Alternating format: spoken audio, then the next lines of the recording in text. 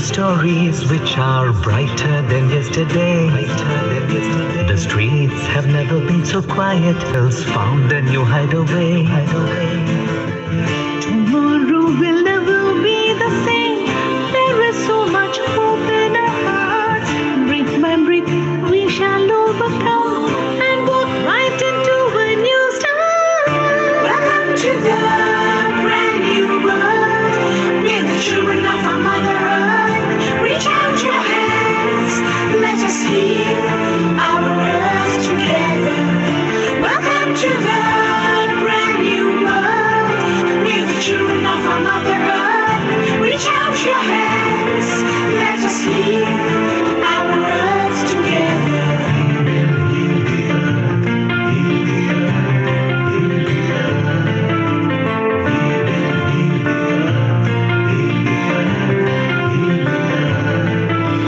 Birds are flying strong and fearless. Green is greener in shrubs and trees. The skies have never been so clear. Air is purer for us to breathe.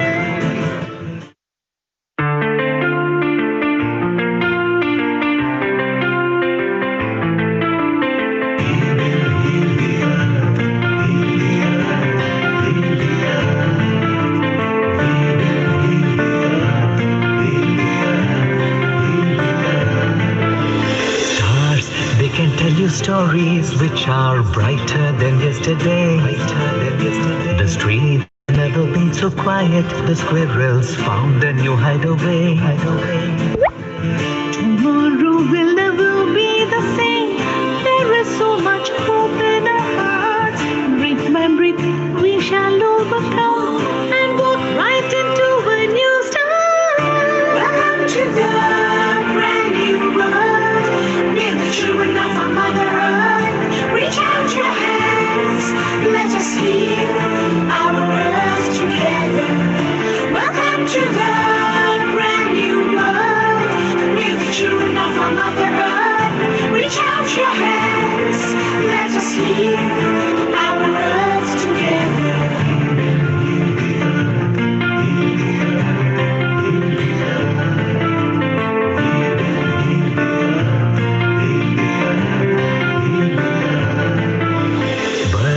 Flying strong and fearless. Green is greener in shrubs and trees.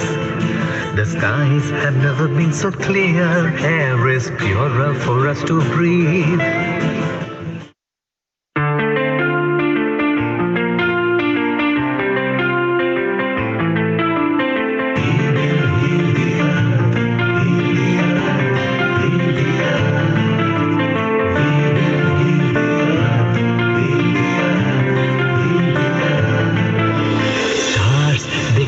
Stories which are brighter than yesterday. The streets have never been so quiet. The squirrels found a new hideaway. Tomorrow will never be the same. There is so much hope in our hearts. Brick by brick we shall overcome and walk right into a new start. Welcome to the brand new world. We're the children of our Mother Earth. Reach out your hands, let us heal our words together. Welcome to the brand new world. We're the children of our Mother Earth. Reach out your hands, let us heal our words together.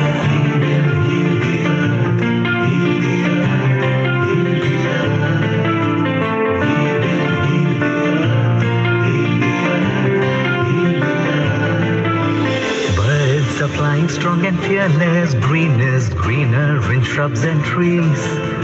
The skies have never been so clear. Air is purer for us to breathe.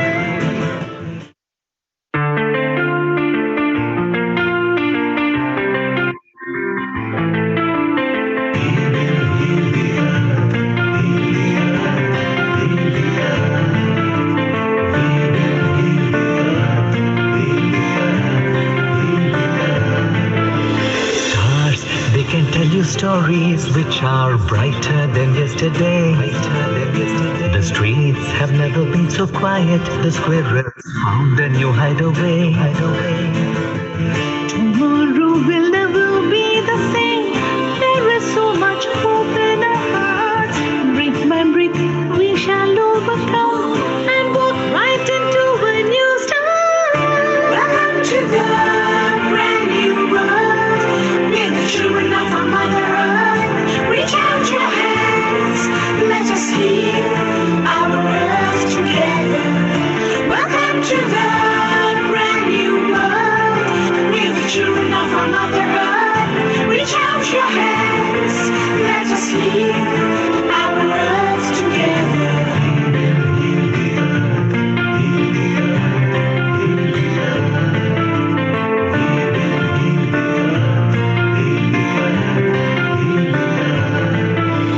Birds are flying strong and fearless. Green is greener in shrubs and trees. The skies have never been so clear. Air is purer for us to breathe.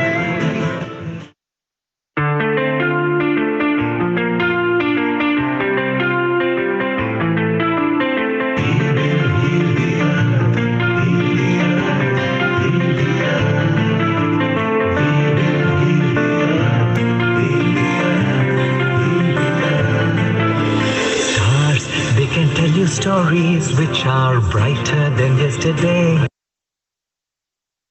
10, 9, 8, 7, 6, 5, 4, 3, 2, 1. A global namaste and a welcome to our Healing Our Earth live show today.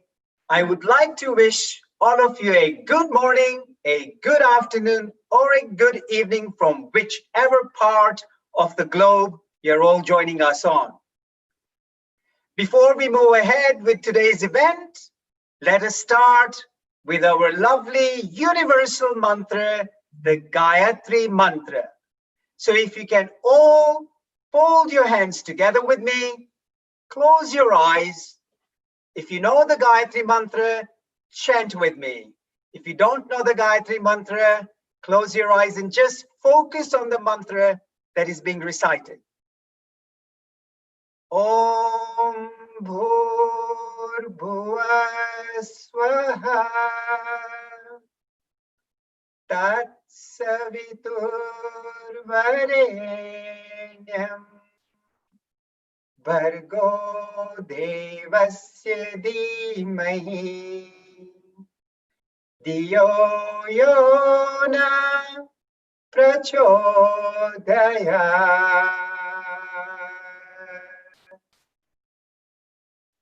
A global namaste to all the viewers on Zoom, on Facebook, on every social media platform, YouTube. Welcome to you all to this 14th online session that we have been doing once a week, bringing on speakers from all over the globe, entertaining people with different music, informing people with the latest information that's going out there, and introducing a wide variety of speakers through all the nations. We have touched 146 countries. Well, just a few more to go. Healing Our Earth is a global project trying to help each and everyone on this globe. My name is Lalit Soda, and I take great pride and privilege in inviting you all to this online summit organized by Healing Our Earth team. And today's topic, what a relevant topic it is, the impact of COVID-19 and the community impact that it has had from the mental, psychological, social, philosophical, medical, and the impact it has had on the community. We have an excellent array of internationally renowned speakers who are going to be enlightening us today on the impact COVID-19 has caused and continues to cause. It's all good and it's all interesting, and we have our first speaker, I believe, who's already tuned in with us. Dr. Sunil Gupta, are you here with us? Yes. Great. So before Dr. Sunil Gupta takes over, let me give you an introduction of who this wonderful gentleman is. Dr. Sunil Gupta is a consultant hematologist, hemato-oncologist, based at Lewisham and Greenwich National Health Service Trust in South London. He trained with a few best institutes in the world, namely King's College Hospital, London, Royal North Shore Hospital in Sydney, Australia, the National University Hospital in Singapore, and All Indian Institute of Medical Sciences in New Delhi. Dr. Gupta is currently leading the clinical research division in hematology in his trust and has been principal investigator of the 10 national and commercial clinical trials. Dr. Gupta is trained and a certified yoga teacher also by the Patanjali Yoga Peeth. Dr. Gupta founded a yoga center called Healthy Living Yoga Ashram in 2017 and runs weekly yoga classes in the Bromley area of South London. Dr. Gupta is associated with Jan Swasthya Sahyog, JSS, a low-cost health service running in Bilaspur in Chhattisgarh. He regularly helps the organization academically and financially. Dr. Gupta was invited to deliver a lecture in the Parliament on the topic of the scarcity of stem cells donors amongst the BAME group in 2018. We have an academic personality with us.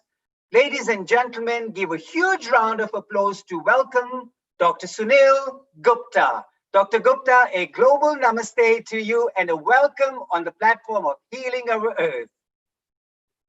Well, thank you very much, and a global namaste to everyone, whichever part of the world you are listening to this beautiful program and channel which has been running for so long. So my global namaste, good morning, suprabhat, good afternoon, or good evening, or might be bedtime, wherever you are in the whole world. And thank you very much to Dr. Lodha for giving quite an elaborate introduction.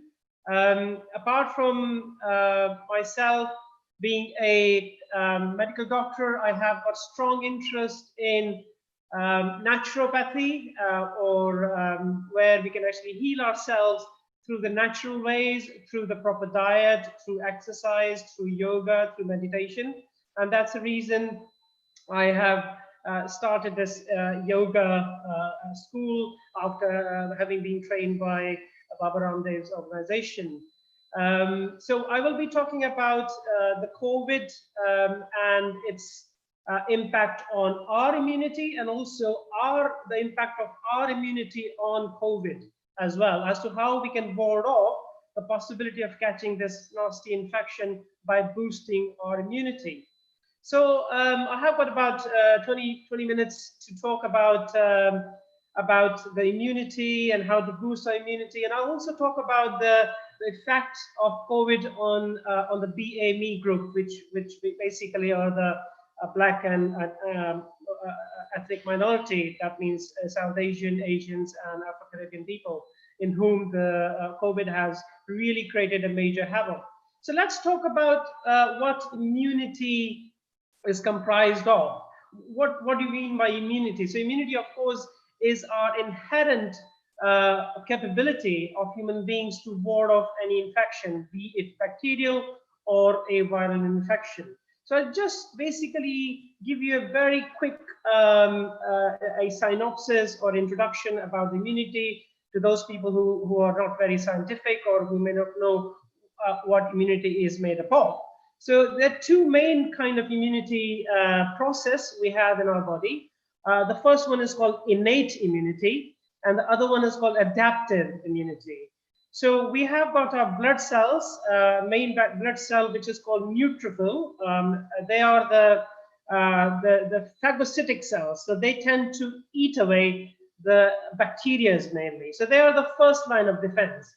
So whenever there is an attack from a bacteria in our system, these these cells, neutrophils, they actually gobble away these bacteria.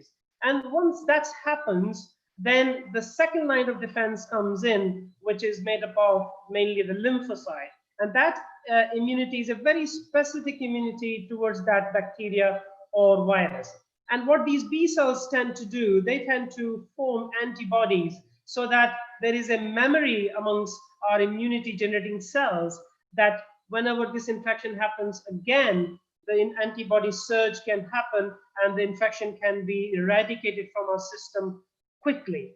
Apart from these two main cells, we have got other cells like macrophages, then we have got things like cytokines, which are the chemicals secreted by these cells, and they also tend to increase our immunity in a different way. So, of course, when this infection happens, as you can imagine, whenever there is a war, there is also a collateral damage in a war zone. And in a similar fashion, we have got collateral damage because of this war between our immunity and the antigens or the bacteria or the viruses. And this collateral damage is called as inflammation. Now, how we actually regulate this inflammation is also a part of the immunity. It is a part of our system. A few people may have overdrive of this inflammation, thereby causing this cytokine storm you might have heard about. And the cytokine storm has been the major problem in COVID patients in whom there is a multi-organ damage, and those patients unfortunately then passed away. So the inflammatory process has to end at some point, not to go into any kind of overdrive. I would like to clarify a few things here about this antibody formation after COVID. So till now, we have not got any proof that those patients or those people who have had infection by COVID and those who have generated antibodies, whether these antibodies are actually protective or not.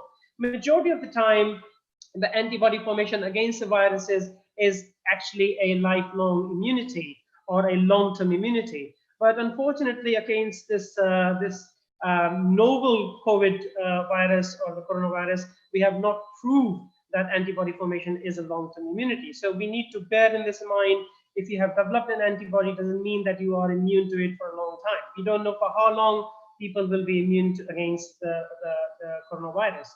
Those people who have got milder symptoms, they generated a lesser response in antibodies, and those people who have got aggressive symptoms, they of course mounted a far more increased antibody formation. Now let's talk about how to actually increase our immunity in a natural way. So I would like to touch upon a gas, a gas in our system, which is formed by various metabolic processes, and this is called nitric oxide. And not many people know about this gas, nitric oxide. It has got far-reaching benefits in our system to boost our immunity and also to reduce blood pressure, because nitric oxide is actually a gas which is antiviral and also a vasodilatory gas. So that means it actually dilates the blood vessels. And the blood vessels, when the blood vessels are dilated, the gas exchange happens better, the oxygen is delivered to the cells better, and also the blood pressure goes down, and we have got a better cardiovascular health. So this nitric oxide is produced or generated mainly in the nose and in the paranasal sinuses. So we have got paranasal sinuses in our bones, in the frontal bone and in the cheekbones. These are the tiny pockets of air sacs where this air, carbon dioxide and oxygen mix, and that produces the nitric oxide. And this nitric oxide is then inhaled into the lungs to cause antiviral effect. So we need to make sure that we are constantly generating nitric oxide in our paranasal sinuses, and that nitric oxide is then inhaled into the into the lungs and then circulate it into the system as well. So one very important way of producing nitric oxide is actually by doing predominantly nasal breathing. So those people who are inadvertently or unknowingly doing mouth breathing must make sure that they are doing nasal breathing. They should actually close their mouth during of course, when they're talking, you don't know how much air they are actually taking in, but when they are silent, when they're not talking, the mouth should remain closed, and we should do predominantly nasal breathing. And the breathing should be slow, deep, and long, right? Ideally, we should be taking about normal breath rate is about 15 to 18 breaths per minute. But if you try to breathe slowly and deeply and a longer duration, it is better. So try to breathe as frequent as possible in a minute. The other ways of increasing nitric oxide production are various breathing techniques. And in yoga, we have got in pranayama, we are very fortunate that we know various ways of increasing the nitric oxide through the pranayama. And I'll tell you a few important pranayama exercises like Bhramri, which is a bumblebee breathing, in which we actually close the sinuses, the top sinus, the cheekbone sinus, and also we close our ear and create a bumblebee or a humming sound. When we create this humming sound and very, very slowly breathe in and breathe out, we create a lot of nitric oxide, and that nitric oxide then we inhale into the lung and cause antiviral effect. And you can imagine if you have got a lung full of antiviral gas, it will kill the viruses. Other breathing is Anulom Vilom, which is like alternate breathing. And this breathing also, we should try to go as slow, as deep as possible. And one of the modification of Anulom Vilom is actually we can obstruct the nose slightly. So when we breathe in or breathe out, we can create some obstruction by pinching the nose here, not blocking the nose completely, just pinching the nose when we breathe in, and we breathe out through our thumb or through the ring finger. So Anulom Vilom by pinching or obstructing the nose is a very fantastic way of increasing the production of nitric oxide. Then we have got Ujjayi, which is the hiccup breathing, like that breathing, that also increases nitric oxide. Then we also make sure that our lung health is good. So lungs are fully expanded. There is no portion of lung which is going into any kind of atelectasis or compression or an area where oxygen is not reaching or the nitric oxide is not reaching. So every now and then, please take deep breaths, making sure that the chest is absolutely fully expanded. That is very important. So in Bhramri, we expand our, sorry, not in Bhramri, the Bhastrika, when we do the rapid breathing or deep breathing, we actually expand all parts of the lungs. We open all parts of our alveoli. So that is important. People who have major problems with COVID going onto the ventilators are the ones who were not having good lung health. That means they had chronic respiratory problems like pulmonary fibrosis, emphysema, bronchiectasis, asthma. It has been consistently seen, and these are the people who got affected the most. So please make sure that your lung health is good by regularly taking deep breaths. Then also talk about the making sure that the back portion of your lung is actually expanded by doing some exercises like Paschimottanasana, which is like a forward bend. So you basically bend forward and touch your toes. By doing that, the back portion of the lung, the posterior part of the lung, is actually expanded and it becomes slightly anterior. And that's the portion of the lung which gets affected, which actually gets a lot of infection in the COVID patients. And those patients actually ran into trouble with ventilator, etc. So I have talked about increasing nitric oxide production. I have talked about how to expand your lung and how to get your respiratory function healthy. One other thing is that breath hold. So breath hold is also called as kumbhaka. It's our yogic name called kumbhaka, where we actually breath hold either after taking a long deep breath or after breathing out. So there is an internal kumbhaka or an external kumbhaka. What actually kumbhaka does, when we hold our breath for about 10 to 15 seconds, we increase the carbon dioxide in our system. And we know there is a Bohr effect. There is an acid-base dissociation curve of the oxygen.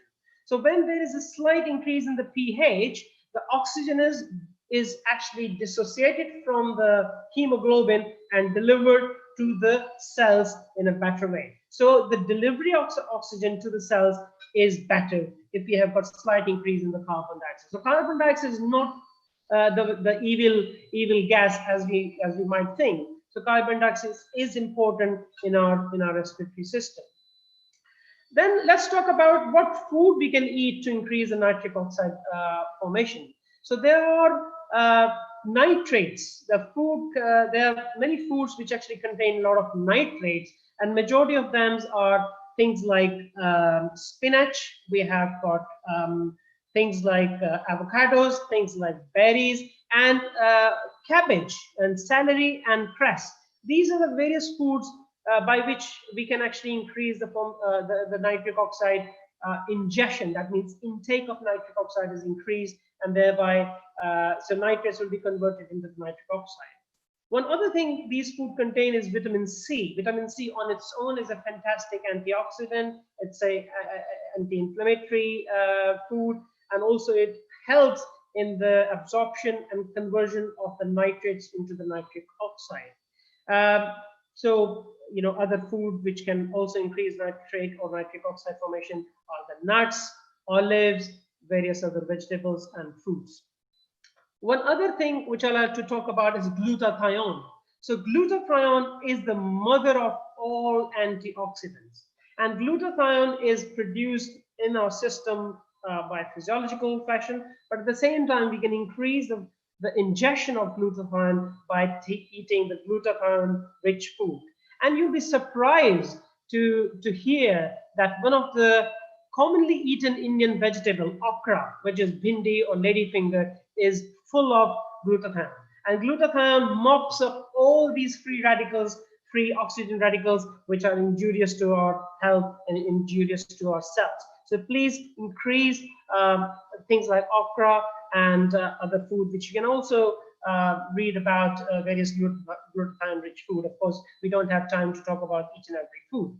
What I tend to do to increase my antioxidant activity and intake, the first thing in the morning, I drink a concoction of apple cider vinegar, 1 spoon, and a ½ liter of warm or lukewarm water.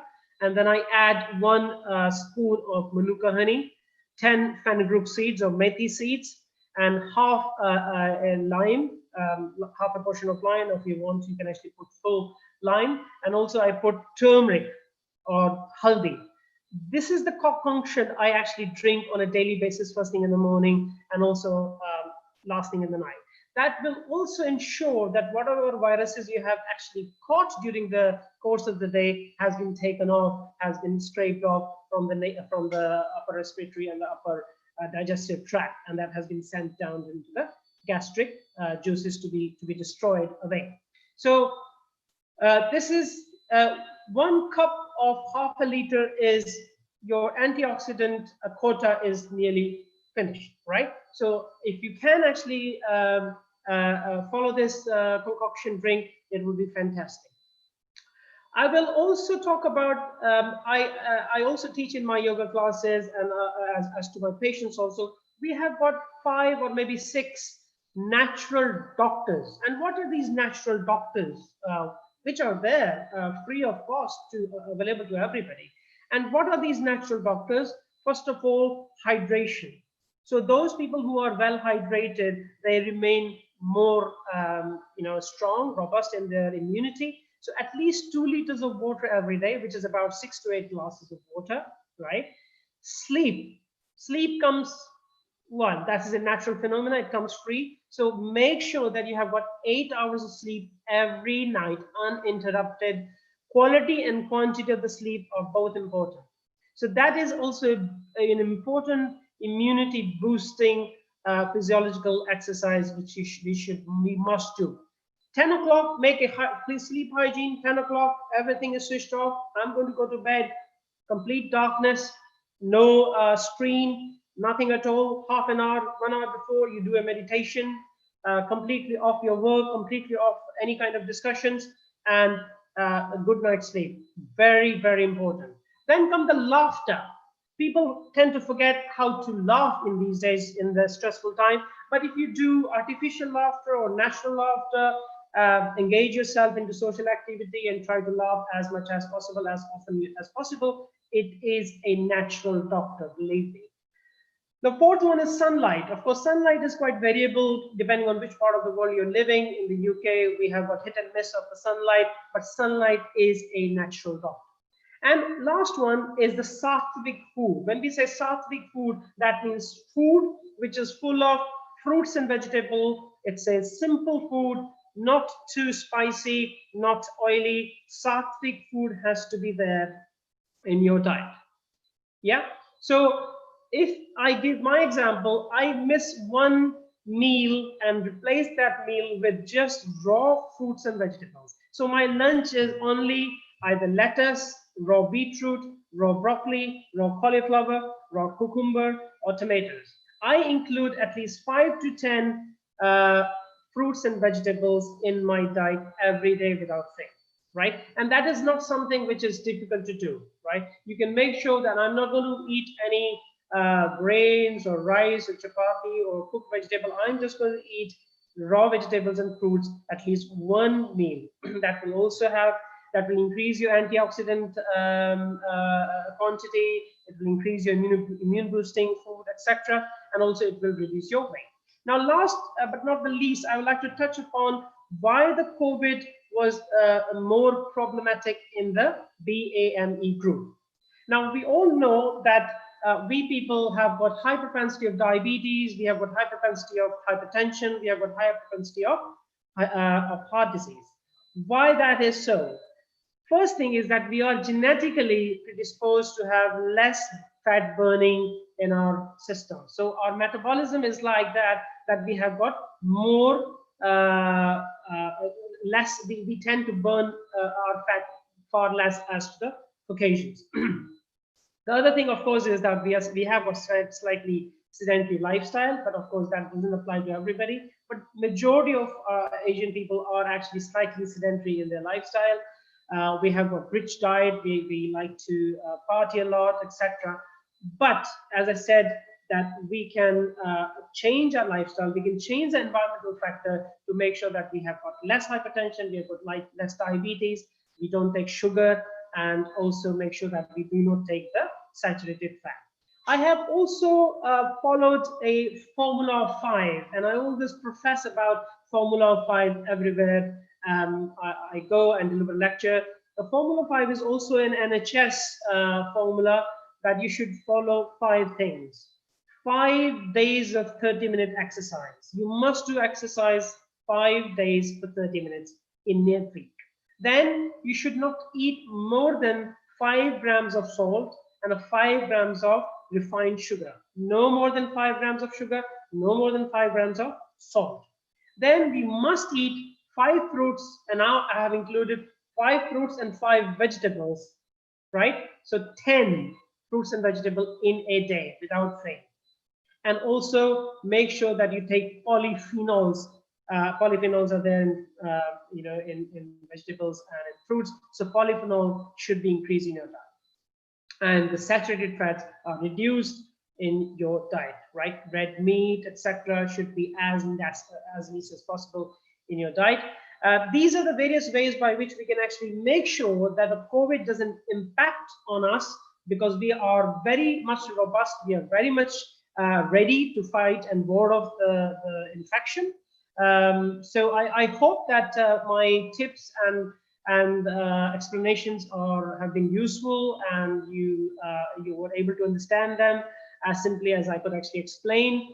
And if you can follow all these very simple, maybe slightly difficult for a few people, but I think they're not very difficult, and you can easily follow in your lifestyle to make sure that you are healthy, you have got better immunity, and you're warding off the infection. Thank you very much for your patient listening. And I'm happy to take questions. My mobile number or my email can be distributed. I'm quite happy to give free advice on any topic you might think of. And thank you very much to everyone. Thank you very much, Dr. Sunil Gupta. That's very generous of you to be giving out your number and your email to give out free information, which is great. And in the COVID climate, I think that's what people are looking for, is trying to get some good information, some solid information, which people can then utilize it for themselves. So thank you very much for that. Just a quick question to you. The question in the chat box that has come up is a methi, which you mentioned, the fenugreek seeds. Is it morning tonic, dry or fresh? So is it something that you would take dry, or would you then put it in the concoction that you have? I put into my concoction actually, but many people have been doing it like they soak the methi seeds overnight and then drink the water of it. But unfortunately, I sometimes forget to actually soak them in the night. So what I do actually, when I make my concoction, I actually put it and let it be there for 5-10 minutes. And I also eat the methi seeds. I don't not only drink the water, but I also eat the methi seeds. I don't think the methi seeds are very palatable. They are slightly bitter. So if you eat dry, it might be slightly bitter taste. So I'll soak them either overnight or maybe 10 minutes should be good enough. Thank you. Thank you. I hope the chat box question then gets the answer. I had a question. You really nicely described the Formula 5. Now, I was trying to jot them down, and I think I got up to 3, and then I lost the 4th and the 5th one. You said 5 days of 30-minute exercises. So every day exercises for 30 minutes, 5 days. Then you said 5 grams of salt, 5 grams of refined sugar. So that makes 3. Ah, that makes 3. Okay. That's where I got my 5 then. And then you started with 5 fruits and then 5 vegetables. Yes, and the 5th formula is try to reduce the intake of the saturated fat. So red meat, you should not try to eat red meat or saturated fats. Try to depend more on polyphenols or polyunsaturated fats in your diet. Brilliant. Dr. Gupta, you have shared amazing information about nitric oxide, about how we can do yoga and increase the nitric oxide, taking the glutathiones and the Formula 5 that you have shared with us. Thank you so much. And before you go, there's a question that has actually popped up once more, and with that question, we'll end your session. The question is ghee a healthy fat or not? That has been a question of debate, because the ghee is actually a saturated fat. It doesn't contain because it is from the animal origin. It comes from cow's milk or buffalo's milk, so it is actually considered as unhealthy. But as long as you are able to make sure that the ghee, you do proper exercise and make sure that you not put on weight, because then putting on weight will cause obesity, it will cause high blood pressure, and then you will actually go into the category of unhealthy person. So if you take ghee, if you like ghee, make sure that you then do double amount of exercise and try to burn it off. Great. I hope that answers your questions on the chat box. Thank you very much, Dr. Gupta. Thank you for spending some time with us on Healing Our Earth. And on behalf of Healing Our Earth team, I wish you a very wonderful day and a thank you and a global namaste. And once again, thank you for sharing such valuable information with us, the audience that is global today. So thank you and have a wonderful day. I hope everyone stay happy and healthy and fit. Thank you and safe. Thank you. Now, ladies and gentlemen, Healing Our Earth is a community channel. It is a channel for all of us. Whoever you are, wherever you are, this belongs to you. Together, we are united and we will slowly heal our Mother Earth. So make sure, spread the word. Healing Our Earth channel is globally viewed. Spread the word to each and every one on the globe to take advantage of this wonderful channel and to get acquainted with such amazing information and with such amazing line of speakers that we have. Moving on to our next speaker, a gentleman called Mr. Nitin or Nick Palan, MBE, a super gentleman who is behind Healing Our Earth. Absolutely full support from Mr. Palan for this Healing Our Earth community. And he is going to be discussing the business impact that COVID has had.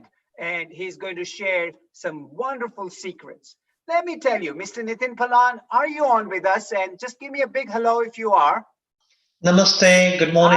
Namaste, Mr. Palan, there you are. So before I hand over to you, Mr. Palan, let me give a little bit of an introduction.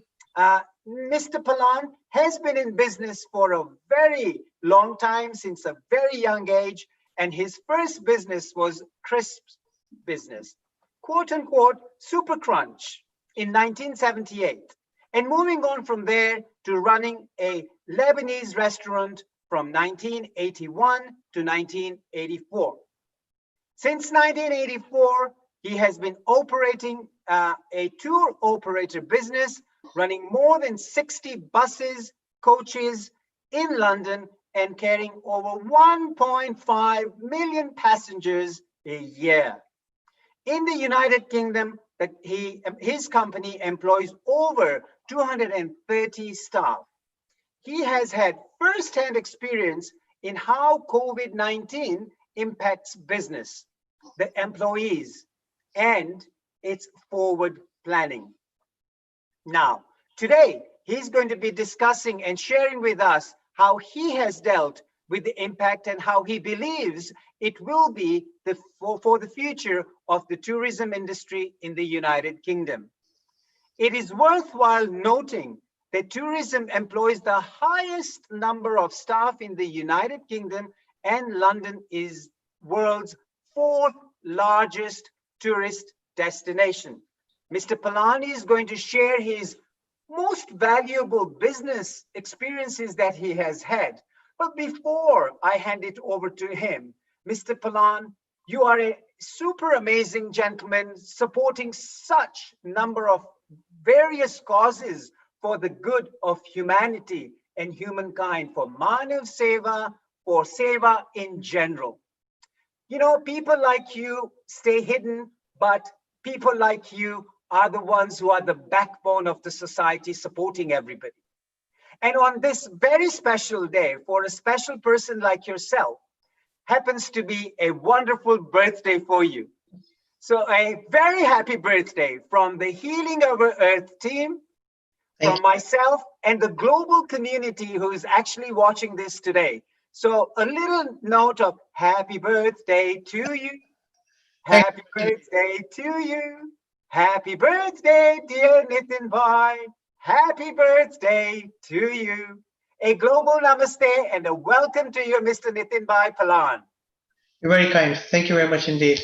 I think your statement was, I'll share my experience with you. How does one have an experience of dealing with COVID? It came from nowhere. We don't know where it is going. We don't know when it arrived and if it's ever going to go.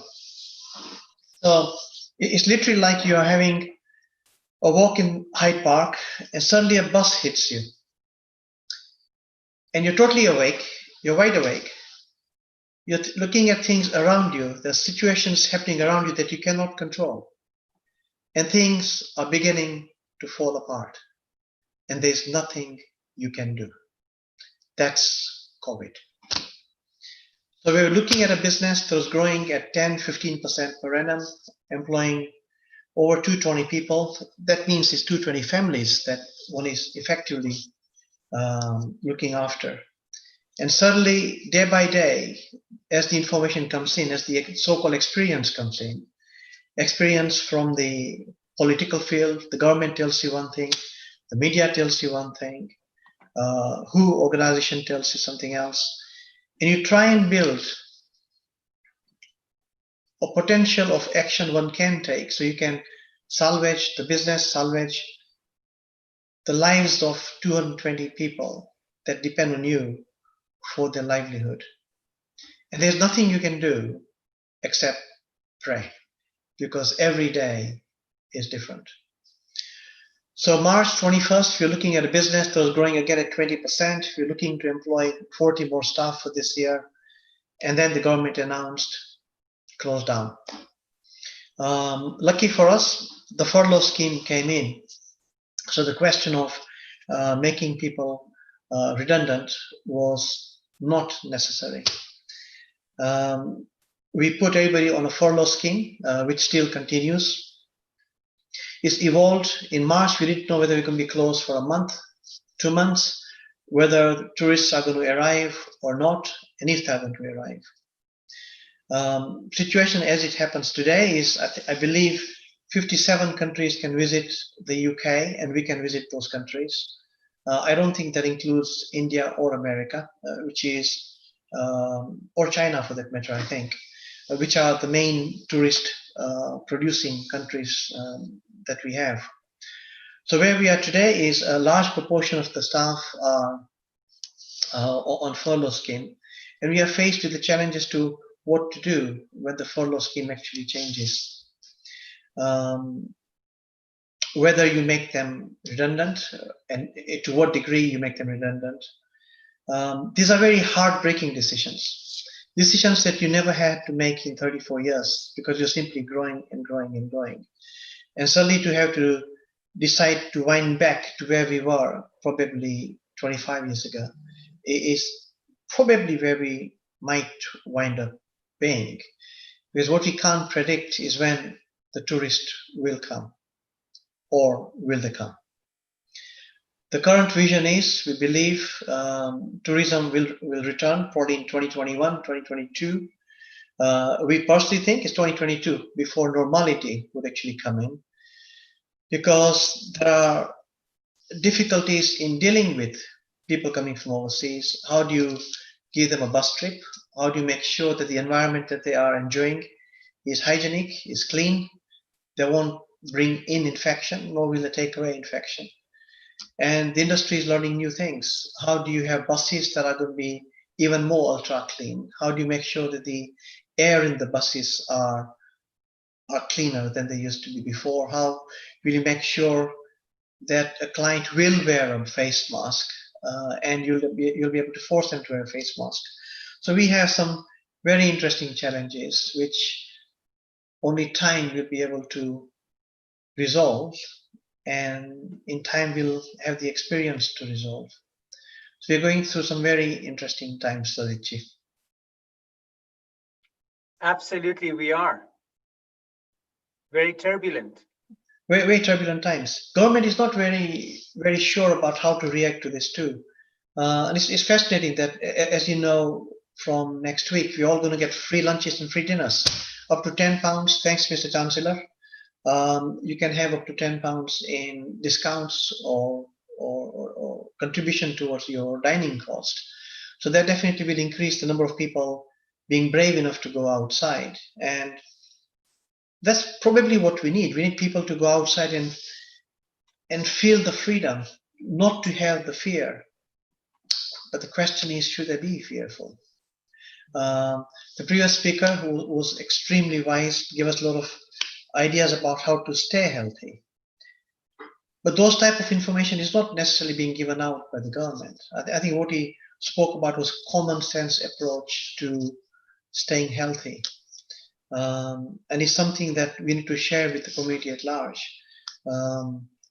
If this is going to be something that's going to stay with us forever, like pneumonia is, like cold is, like flu is, for which, as the doctors will say, there is no medicine, we'll come up hopefully with medicine that will bring down the danger zone. It might not be as bad as it is now, but will it ever go away? We'll need to learn to live with it. I'm not a doctor. As a businessman, we'll have to find ways of dealing with and making sure our clients remain safe and will want to come back. When are you taking your next holiday, Lalitji? I am actually waiting for everything to clear up. Locally, I can take a day off or two, but again, once again, being in clinic, it's difficult to take time off, especially after the 3-month closure of our clinic that we had. So it would be a day off, a weekend off, but nothing abroad at the moment. But I think, how do you say it to someone like yourself, and that's 70 million people in Britain, that it's okay to go out? So you've got beaches in Bournemouth that are full up. You've got pubs that are full up. At one extent, the government is saying it's safe, go across and have a good time. And the next thing that you hear is that it's not quite so safe. You should maintain distances. What level of distance do you maintain? 1 meter, 2 meter? And the latest issue from WHO that came out day before yesterday was this stays in the air, especially in closed area. Guess what? Buses are closed area. So every day is a new challenge. I smile, but I smile because that's the only thing one can do. And it's a difficult journey because every decision that you make, it affects the livelihood of, I repeat, a lot of people. We are talking about a small number of people in Golden Tours, but worldwide, I think there's millions and millions and millions of people employed in the industry, from restaurants to theaters, etc. So it is interesting times, difficult times, but like anything else, I think humanity has a habit of meeting challenges, and we'll deal with this for a period of time. Where we are today, we are in a delicate situation, not knowing what to do over the next 3 months. So we'll wait along for the next 30 days and see if when the airlines bring in people, how that affects the industry, whether people will travel on the buses, will go to the restaurants. But we need all of you to go out in the restaurants. All of you listening to in the audience today, go out to the restaurants tomorrow. Let them make some money. If they make some money, they'll employ more people. If they'll employ more people will go out on holidays. And if more people go out on holidays, hey, my buses will be full. Go out. Nitin bhai, that's a lovely encouragement, and I think that's very true. We all should be very much encouraged, enthusiastic, and letting the economy progress rather than holding the progression back. So as a general population, I think we should all be moving forward, but obviously very, very sensibly in maintaining social distance, hygiene, cleanliness. But that doesn't mean we lock ourselves into the walls of our houses. It means we can go out and enjoy and have a good time, but be very cautious and be sensible about it. Let me share you, once we got hit by the bus, so to speak. Yes. There I was unconscious. What the hell do I do with COVID-19? So various thoughts came along, and the first thought was to put people on furlough. So we created a scheme in the office. So we stayed in touch with the staff, the families, fortnightly calls, WhatsApp groups. In the office, we have a food bank. If anybody gets into difficulties, then they should call us. We had to remember that these are the people that make the business successful, and we cannot let them down. So the desire to be like a family, act like a family, was essential and is still the driving force of our decisions. We are starting in a small way. We had the first buses going out, so from running 60 vehicles a day to running 2 buses a day, that starts today. Is interesting. We found that half the buses are now full. Of the 2 buses were full. So maybe there is a desire for people to come out and see London. London is a beautiful city. Absolutely. So that's the first step. We'll explore more as we go along, look at more creative ideas, look at more walking tours, because that's in fresh air, so not susceptible to potential dangers of COVID-19. Sure. In fact, there is a question that has come up on the chat box, Nitin bhai. The lady asks over here is it possible to book a tour with your bus company by private hire for your bubble member? Yes, absolutely. And I think private hire is probably a lot easier, because then you can control the audience and the behavior much better. So if there's a group of people that can say to each other, yes, you will have a face mask. Yes, you must clean your hands as you go along. Yes, we'll maintain safe distances. Instead of running a bus with 50 seats, practically we'll have 30 passengers maximum allowed on a vehicle at any given time. So I think that'll be a wise thing to do. Marsha, I hope that answers your question. This was a question asked on the chat box. So yes, private hire of bus touring company like yourself, hiring private coaches or buses from you would be a great way to actually get the business going, the economy going, and also entertainment received for the people who are organizing it. Absolutely. And I say to Mr. Chancellor, if he's listening to this conversation, why just the restaurants? Why don't you include £10 voucher even for people going on a tour, on an open top bus tour? So if anybody knows the Chancellor, please give him a ring for me. Tours. I think it's a great way to incentivize these things so that people are encouraged and they want to do it. Because who doesn't like, let me ask you, who doesn't like a tenner off of something, off their bill? Everybody has been through a hard time and everybody would love that little tenner off. And I think that would just encourage the population to take on more and enjoy that. Sure. An area that is not my expertise, but I don't know if you guys watched a series on the cruise company and how they were hit by the industry, by the COVID situation. That's a very interesting human story that we should learn from. The story of people on a boat, because a boat is a country by itself. It doesn't have rules of any particular nation doesn't apply to it until the boat gets to a specific country. So how the industry deals with its staff, deals with its customers, is very much in the hands of the people that run the industry. And living in a close proximity of a boat, of a cruise, small cabins, breathing the same air which is mostly brought in from external source. That's the industry one should look at. But I want you to approach. I want you all of you to have a look at a lot of stuff in a very different way. Do approach COVID-19 as a human story too, as a human experience. How it is affecting, especially the people that work in the industry. How can you support them? So, for example, if it's the if it's the cruise business, where up to 2,000 people are working on a cruise from different countries, all getting different level of wages, doing exactly the same job because they come from different countries. And suddenly they're exposed to the same risk. Did they get the same treatment? Were they looked after in the same way? Same thing with the aircrafts and everything else. I want each one of you as a consumer and as a concerned person to look at the industry and help it get better. Industry is very good, but there are parts of the industry that react to things in a different way, where some of the industry is owned by large equity funds. They react to things in a much more financial way, where there are smaller companies like ourselves, which is run by owners, where our approach is different because we have a closer relationship with our staff, and therefore the approach is different, and what we expect, what the staff expects from us as a family is different. But it has been an incredible experience in learning, in human relationships, and in not being able to predict the future. But I hope you'll all go out on a tour very soon. Yes. In fact, the chat box messages, I'm soon booking my dad's 85th birthday bus tour coming up very shortly. So you've definitely got one customer here. Good. Thanks, Mr. Customer.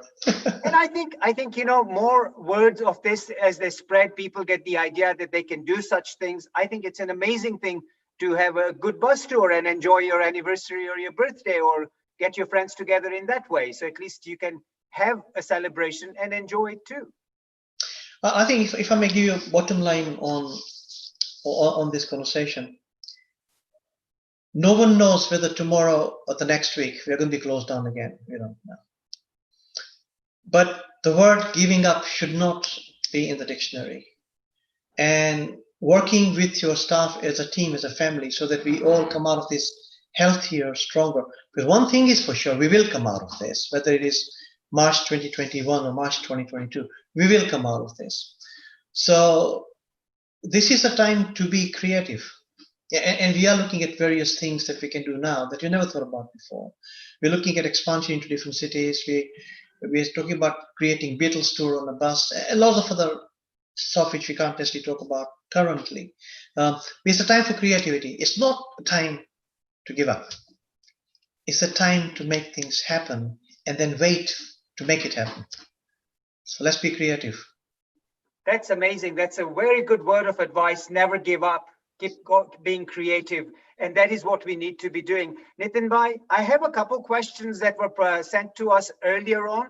A couple of them, you have actually addressed them while you were giving your talk, but I may just specifically ask you, where do you see ourselves after 3 months?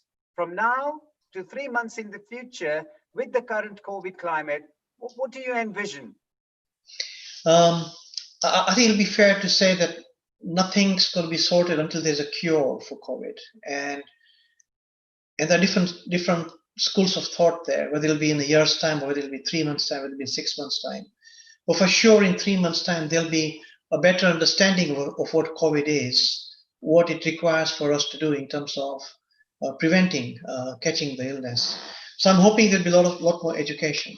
From the government's perspective, I think you're aware that furlough scheme comes to an end in 3 months' time. So it's a question of what level of comfort that we have to go out with the 220 staff, with less staff, etc. My gut feeling is that it'll be a slow start, because we just won't be able to have the capacity. So we won't be able to have 50 people in a bus. We won't be able to have restaurants with 200 covers. It'll have to be half. So if you have got half the number of people that you can deal with, you can only create an expenditure level that goes to a certain way. So we'll have to have the presence on the street. There have to be buses, restaurants, theaters. We'll have to open to say to the human race that we are here. The world hasn't collapsed. But we have to be wise. We have to be careful about how we utilize things. How do we get the wisdom but not the fear? And that's the difficult part. At the moment it's fear, not the wisdom. In 3 months' time, hopefully the fear will be replaced not by stupidity or by arrogance, but by wisdom, to say this is the right way of dealing with a restaurant, or this is what you should expect when you get on a bus. And there is the new life. Whether in 2021 we'll be all going out on the street or on a train or in a public transport all the time with face mask, I think that's a very strong possibility. But then why not? I mean, every time I get a Japanese customer, even 7 years ago, Japanese customer 7 years ago, traveling anywhere in the world, always had a face mask on. Because he was told, she was told, when you leave your clean country, you don't quite know what you're going to get elsewhere. Wear a face mask. Maybe that is the future. But if that's the future, let's embrace it. Let's not worry about it. Let's not fear it. Human beings actually have the capacity to survive. Nothing will survive. So in 3 months' time, do I see things coming back? No. Do I see things starting? Yes. I see things starting in a very, very sensible way, very intelligent way. So it'll be a new way of life. Do I see things coming back to golden truths the way we were 2 years ago, 3 months ago? Yes, but probably September 2021. Until then, enjoy the ride. Don't be fearful. Be wise. And don't Thank you. That's a very optimistic outlook, Nitin Bhai. I would love to address one more question that has come on the chat box, and the person says, from a tourism perspective, Londoners generally don't enjoy London as much as they should. Good. Do you have any plans on targeting the local communities to enjoy the city whilst in this situation? How interesting. Very, very, very intelligent question. Question for you. London is the 4th most visited city in the world. Why? Because it's a beautiful city, great history. The nicest city probably in the world to walk in. You could walk for 4 miles, see things that you'd never see in a car or in a bus. Yes, we are targeting the domestic market. Yes, we are looking at the ethnic domestic market as well.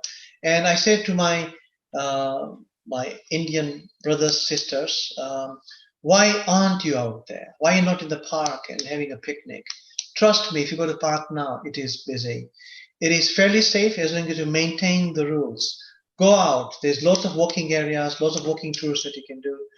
London is the most beautiful city in the world. If I was the Prime Minister of this country, I'll tell you what I would do. I would close all the airline industry and say nobody comes into this country for 6 months in a year, summer. Let the British people enjoy Britain, London. It is beautiful. Don't go on holidays overseas except in the winter. Enjoy London. It's the most beautiful city in the world. Explore. Walking is the best way to explore. So many parks, so many things to do. My wife and I are out most weekends discovering different parts of London, Holland Park, Kensington. Um, the walk from London Eye to the Tower, beautiful on the embankment. Go and enjoy. Feel free. Be wise. Absolutely. You know, you say walking is the best way to explore a city, but particularly a city like London. Walking then also gives you the best form of exercise that should be for a healthy body. So that's recommended. Earlier, we had a speaker who was recommending 30 minutes of exercises 5 days a week. Now, if one can just explore walking 30 minutes a day, come on, that's all enjoyment and all exercise being done at the same time. So you kill two birds with one stone. Nitin Bhai, you've given us some amazing information. Thank you very much. We'd love to hear some last few words from yourself. If you were to give us top 3 tips today from your section, what would you share with us? I think, well, whether you mean top 3 things to do in London. Top 3 tips of your business through the COVID, through how you're going to face this challenge and move on. What would you share with us? Humanity, respectfulness. Never forget who made you. So, and sure, you have to keep the business alive. You've got to make sure there's enough wealth in the business for the next 2 years. You'll need the money. That's number 1.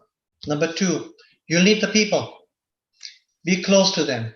Communicate with them. Make sure they understand what the issues are, and trust me, they do understand, and trust me, they'll support you. I've got staff saying to me they don't want to be paid, they're happy to be paid 1 day a week just to be involved in the business.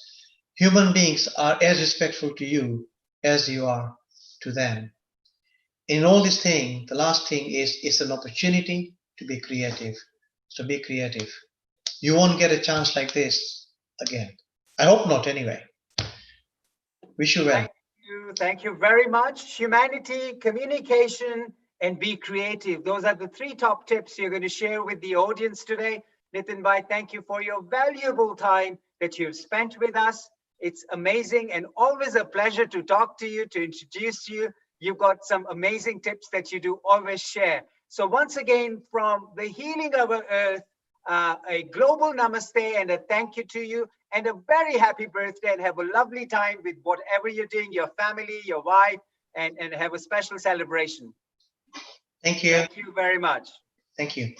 Lovely. That was a lovely conversation with Mr. Nitin Palan, who is the MBE in the United Kingdom. Lovely information that he has shared with us. And once again, a big thank you for being a big support for Healing Our Earth community. Moving on, we are catching our flight to India to talk to Dr. Tuhin Kanti Biswas. First of all, may I say, Dr. Biswas, are you on with us? And if you can just acknowledge that you're here. A global namaste to you, Dr. Biswas. Namaste to go, everybody. Good. Now, just before you start, Dr. Biswas, let me give you a general introduction. You are a professor qualified in Ayurvedic, and you graduated from the BAMS, the postgraduate MD in Ayurveda, and PhD in Ayurveda under the University of Calcutta.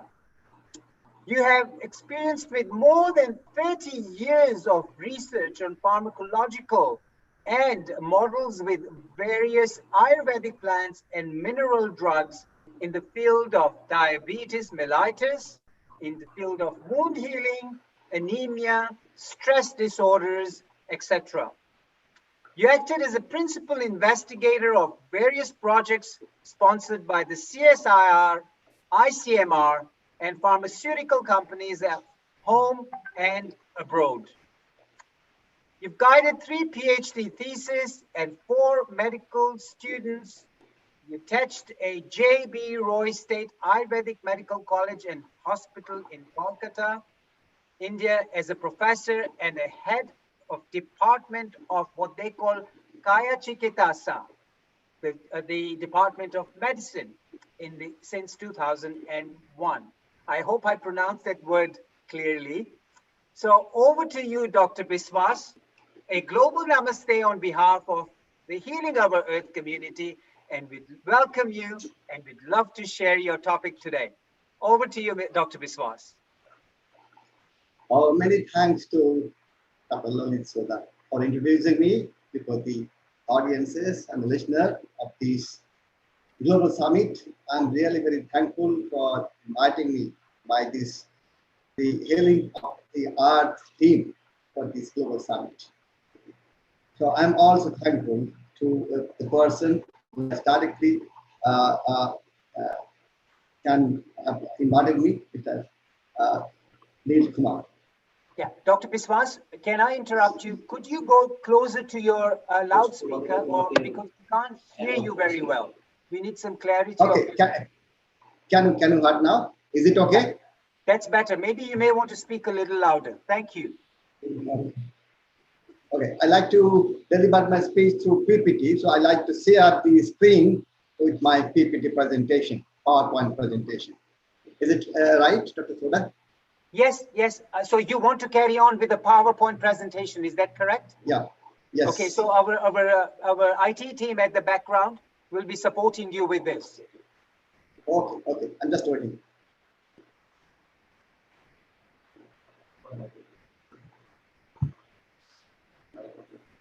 Gentlemen with the IT team, would you be able to assist us with the PowerPoint presentation, please? He has already been informed that he can share screen. Please go ahead. Sure. You can go ahead and share your screen, Dr. Biswas. Okay. So can you see the PowerPoint slide from here? Not at the moment, no. Dr. Biswas, you need to look at the bottom and share the screen. I have shared it, but it is showing that host disabled participation screen share. So if you kindly make me able, it is now in disabled from your end. Bear with us for a moment. Yeah, I'm waiting.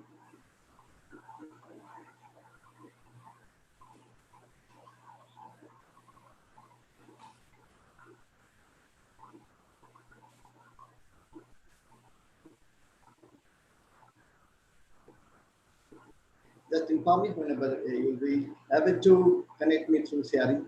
I'll just go through directly.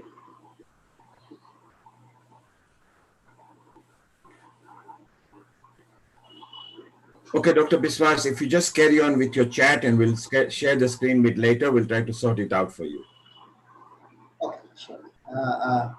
What we are trying to discuss here regarding the role of the Ayurveda on the mental health. And you know that Ayurveda is one of the very ancient science of medicine of the world. I'd say it is the most ancient one. And there are so many descriptions regarding the mental health apart from the physical health maintenance. And you know that in Ayurveda, we mainly discussed on more about the prevention and promotion of health than the cure. If you go through the Ayurvedic references regarding this fact, we can easily observe that there is mentioning in text like Charak Samhita that Swasthasya Shastrakshanam Aturasya Vikarakusamam. It is a language in Sanskrit language. I'm sorry that I think that everybody cannot understand, but the meaning of that particular verse is that, first of all, you go for the prevention of the disease, then promotion of the health, and that should be first and foremost, then you go for the treatment or the cure of the disease. And that promotion and prevention of disease can be done in the various ways. We call it as that the Rasayana Chikitsa or the immunomodulation, a very old and the most important, most applicable theories, which is being ever accepted by the different parts of the world. And there are so many issues which is included in this particular part. In the aspects of the mental health, this is also applicable, the prevention part. And also the other part is the curable part. And we can also see that apart from the mental, there is also so many other physical diseases where we can also interact with that of the part of the prevention and the promotion of the health. Now, these preventive part aspects, which has been described long back, about 3,500 BC was the time when it was first mentioned, which has been accepted by the World Health Organization in 1979. And there it is mentioned that the prevention is better than the cure. This is the most important part that I will discuss. I'll also discuss regarding the other part like the mental issues. What are the mental diseases that can be occurred, particularly in this very grave situation of the COVID-19 that we are facing in every part of the world. We need, apart from the fear from the disease, fear from the transmission from one person to the other person, we have the scope to the minimizing the mental stress, which is a great problem, particularly for the COVID-19. There may be a problem of the stress disorders. Everybody of us are now facing the stress disorders, which is the most important in current scenario. Because due to the COVID-19, we may have facing the problem of the disease. We may having facing the problem of the death due to disease, have the severity of disease, as well as the other part, the socio-economical part, the unemployment, the economical breakdown. As you know that everywhere in the world we're facing a great challenge of the economical breakdown that we'll discuss and how we can combat it through the Ayurveda. There are so many ways by which. Can I get the connections? Yeah. Can I interrupt you for a second? You can actually screen share now, if you may, with your slides, please. Okay. Many thanks, Dr. Subodha. I'm just sharing. Thank you.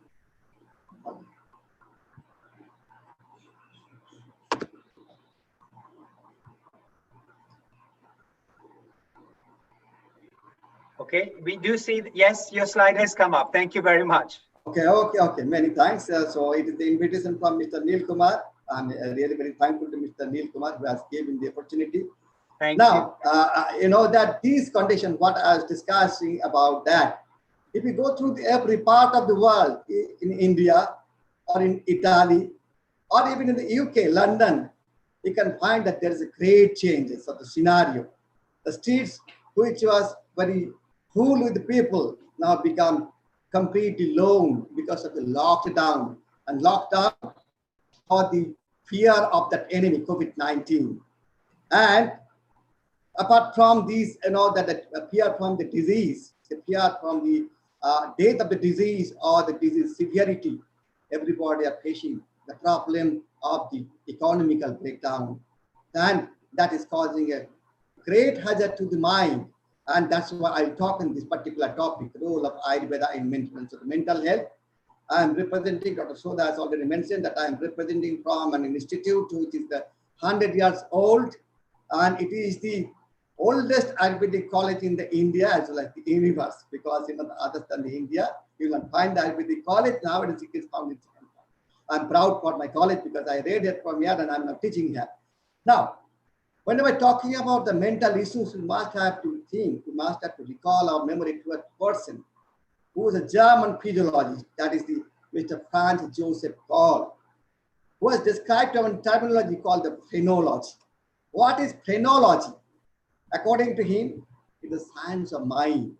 He has described that the brain is have some bumps of some different mental activities, some cognition, perceptions, and you know that higher activities like speech.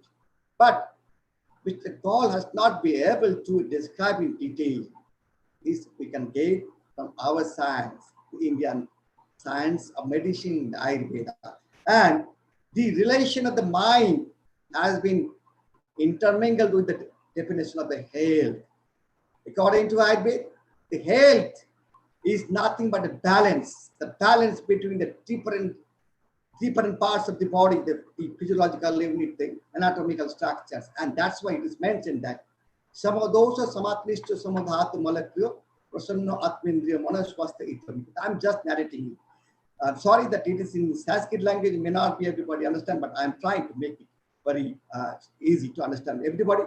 Health is nothing but a harmonic state between the physiological, enzymatic, and anatomical factors, as well as the factors like psycho-behavioral factors are also involved here.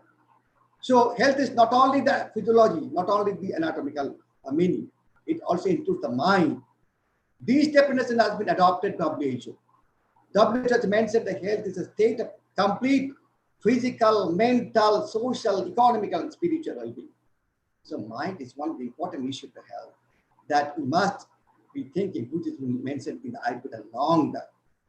The question is that what is the mind? If we go through again in Ayurveda, there is a very specific meaning of the mind. Mind is a factor which is residing in our body, which is helpful to attain the pain and the pleasure. In our language, it is mentioned that sukha and dukkha. But the most important factor that is being done by the mind is that acquiring knowledge, knowledge from the external environment, knowledge from the objects. These have been again discussed in recent definition of Wikipedia. It's a set of cognitive faculties, which includes consciousness, imagination, thinking, judgment, etc. Very close to the definition of the mind as mentioned in the Ayurveda. There are the diseases mentioned in the Ayurveda on mental disturbances in series, starting from psychosis up to the compulsive neurosis. In this journey, it includes schizophrenia, dementia, stress disorders, anxiety, depression, which is the most common issue nowadays in this COVID-19 situations, which include the illusion, hallucination, paranoia, delusions. And this has been mentioned according to Ayurvedic language like Unmad, Apusmad, Monovic, etc. I'm not going in detail about that language. Now, to treat these diseases, there are so many hospitals, institutes, or the same sectors in the India. This is one of the important institutes in the Kerala of the India, where only the mental diseases are treated by Ayurvedic way. This government Ayurvedic Research Institute for mental diseases. Apart from this, there are also so many others. Now the question is that out of the all mental disorders, in this particular issue of the COVID-19, we are facing the most important issue, the stress disorders. What is stress? If we go to the definition of the American Medical Association, stress is nothing but the interference with the disturbance of the person's mental and physical well-being. And that everybody is facing, not only in the, during the stage of the COVID-19, every time we are facing the stress because we are running in a life which is running and running. That stress has the twin brothers. One is the anxiety, other is the depression. Both are important issues of the stress. The anxiety can be described as a disorders, which is composed of two factors. One is the fear, other is the anxiety itself. Fear is the reality, which is nothing but the emotional response or the perceived imminently. But anxiety is a future threat which is anticipated by one. Sometimes the anxiety and fear may be overlaps. And that causes the most dangerous condition, which is now facing now. Otherwise, the depression and anxiety is related with some associated factors. Age is important factor. The individualism is important factor, lifestyle, but I will emphasize mostly on the socio-economical situations, which causes the anxiety. We can measure the anxiety by so many scales scientifically evolved, and that is the Hamilton A scale, where 20 points are there.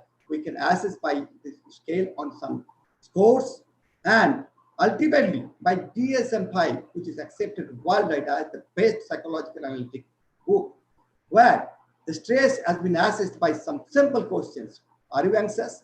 Are you stressed? You have to work a lot than your ability. You have to think more than what is to be done normally. Are you relaxed or unable to relax? Are you in the tension? So by this we can understand anxiety. I can understand the depression. Depression, on the other hand, is nothing but the disruptive mood, dysregulation. And whenever it becomes very extreme, we call it the major depressive disorders. There are 9 points by which you can understand the major depressive disorders. That is, you are depressed all through the day. You do not feel the pleasure. You are losing weight without any important clinical causes. you have suffering with the insomnia, hypersomnia, restlessness, fatigability, you're feeling yourself worthless, or you are not able to concentrate to a particular work. Sometimes you may lead for the suicide. Out of this 9, if 5 points are satisfied, we can call these as the major depressive disorders. Likewise, the anxiety, we can also assess it by Hamilton depressive scale. There are 21 points by which we can assess it. But to be very close about the understanding about the depression, we can assess it by simple question. Are you feeling sad for the whole day? Are you unhappy whatever you are achieving in your life? Are you depressed? You feeling low mood? You like to cry but cannot. But from inner side, you are feeling cry. So both this depression and anxiety has very specific entity. Sometimes we may not understand it, and that may be coexist. Both the anxiety and depression may coexist with the multiple features. That is, decrease of leisure, impaired ability, feeling of fatigability, loss of enthusiasm, poor sleep. Sometimes what is also important is that decrease of the sex drive. But the most important part is that unexplained headache. Headache associated with pain in the cervical region, lumbar region. We may be confused that it is a cervical spondylosis or lumbar spondylosis. No, it is the combination of anxiety and depression. There are some biological factors which are controlling this stress. One, the cortisol, or the DHEAs. Both are releasing from one important gland of the body, adrenal gland, which is situated just above the kidney. And this adrenal gland, which releases the cortisol on stimulation from the pituitary gland. And again, the pituitary is controlled by the hypothalamus of the brain. We call it the HPA axis, hypothalamus pituitary adrenal axis. And whenever this axis is stimulated, there is excess of the cortisol, and that causes stress, both anxiety, depression. Other component is DHEA, dihydroxyapatitosterone sulfate. Main function of this is to production of the estradiol and testosterone. But apart from this, it can also control the memory enhancement and reduce the depression. So very simply, if the cortisol is increased and DHA is decreased, then there will be the stress. There will be the stress, and the target for controlling the stress is to that reduce the cortisol and increase the DHA. We can assess the stress by simple perceived stress scale accepted by WHO. The severity of the stress, according to that, we can go for treatment. Is there any remedy from Ayurveda? Yes, there are the remedies. This is the plant, which is very marvelous and very important, potent plant to control the stress. It is mentioned in Ayurveda that it can control the stress, it can increase the memory. And the most important component present in this plant is alpha-acerone nassaldehyde. Another important plant, I'll say, this is the divine plant of the universe. It is called the Indian ginseng. Multiple activities. The most important component present in it is within life. We have performed a detailed clinical study with this particular plant in our institute. It is going on, and we found that this particular plant could be able to decrease the cortisol as well as the increase the DHAs. That's why you can call that ashwagandha or Udana samibara. It is the novel anti-stress drug of the universe. Now come with another issue apart from the stress, schizophrenia. Now becoming very common in every part of the world, which is nothing but the perversion of mental attitude, intellect, consciousness, knowledge, memory. These are mannerisms or perversion of the conduct. In modern medicine, we call that there is hallucination, illusion. And the schizophrenia, behind the schizophrenia, there are some important causes. The important cause is controlled by a gateway, the glutamate pathway. The glutamate pathway is a complex pathway where there is involvement of the NMDA glutamate receptors, which controls the particular part of the brain like the amygdala, cortex, hippocampus, etc. And if that pathway is reduced, there is chance of schizophrenia. So we can activate this pathway. We can activate this NMDA receptor. Yes, again, if we can consider the Ayurveda, we have that key to open that NMDA receptor. And that receptor is nothing but a combination of treatment. One is on the way of the pacification, and the other is the biopurification. Biopurification is called, according to Ayurveda, as Shodhan or Panchakarma. One of the important Panchakarma treatment is the Sirodhara, that is the dropping of some medicaments over the forehead, along with some drugs. A detailed study was carried out with this combination of treatment, with 72 patients of schizophrenia, where the Sirodhara was given with the Brahmi oil. I mentioned about the Brahmi, and other is the Manus Mitra Patakam, one drug which is composed about 73 ingredients. And these showed that very potent, significant result of the schizophrenia, and it is proved that it can open the NMDA receptor. And it is published in the Journal of Alternative Complementary Medicine in 2012. Now come to the other issue. Our older peoples, the suffers with this particular issue. This is nothing but Alzheimer's disease, where the brain becomes atrophied, shrinking, and the inner part of the brain, what we call the ventricles, become larger. And this causes the shrinkage of the brain matters, and person undergo the loss of memory. What is memory? How we can understand the memory? Memory is a cognitive storage place of the experiences, past experiences and knowledge, which is being achieved by the mind. There are three types of memory: sensory memory, short-term memory, and long-term memory. Sensory memory particularly belongs to that particular sensory information which may not need any stimulation. But the short-term and the long-term memory obviously requires some stimulation. The short-term memory may persist for 20 seconds maximum, but we can reserve it into the long-term by converting it by means of the practice of the same theme, repeated rehearsal. Long-term memory is deposited in our mind for a long, if we can practice it. So problem lies with the long-term memory, and that resides within the hippocampus, the part of the brain. So whenever there is loss of the long-term memory, there is a problem. And that may be the amnesia or dementia. Amnesia depends upon the trauma. Now we are facing a trauma of the COVID-19, where this COVID-19 by social, by economical trauma is causing loss of memory.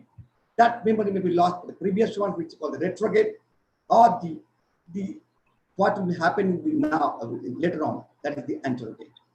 But problem lies on dementia in Alzheimer's. There is complete loss of memory, both the past and present, this retrograde and anterograde, everything. So that is to be controlled. Why it is occurring? Because in the brain, during the old age, there is deposition of a particular protein, which is called the amyloid protein, beta amyloid protein. That beta amyloid protein is not a beneficial protein. It's a toxic protein. If it is deposited in the brain, it will cause the loss of memory. And if this deposition goes on time after time, that will cause the complete dementia as occurs in the Alzheimer's. And then we need to have to see that whether there is any way to control it. Yes, again, there is the plants, ingredients, so many. I'm just giving some of the examples. Dacapamone and the Brahmi. It's a unique plant mentioned in different texts like Charak Sangita, Bhava Prakash, etc. And which is reported that it not only it increases the intellect, memory, but also controls some other psychological diseases like schizophrenia also. And particularly these plants have the potentiality to increase one biochemical factor in the brain, which is called the acetylcholinesterase, which is done by this particular plant. Another important plant is Celestra paniculatus, Jyotismoti. And Jyotismoti, again, it is mentioned in Koidap Nigantu and Bhaprakash Nigantu that increases the Sriti of the memory.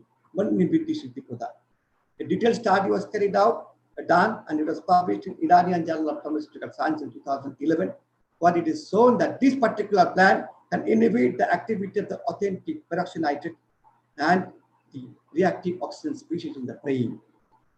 Another important plant, the most important plant for the mental diseases is the Central Asiatic Armand. Interaction Chigisatan. It has been described that it has the most prominent activity on the increasing the intellect. A detailed studies was carried out on this Alzheimer's, and it is proved that block the beta amyloid protein. And we have also tried with this combination of these three plants in our hospital with the patient. I'm just showing one picture. This lady who was completely suffering Alzheimer's, forget everything, and after treatment these three plants, she regained all of her activities. She is a good singer. She could recite the very good poem. And this lady regained her. I'm just showing a short video of this particular lady.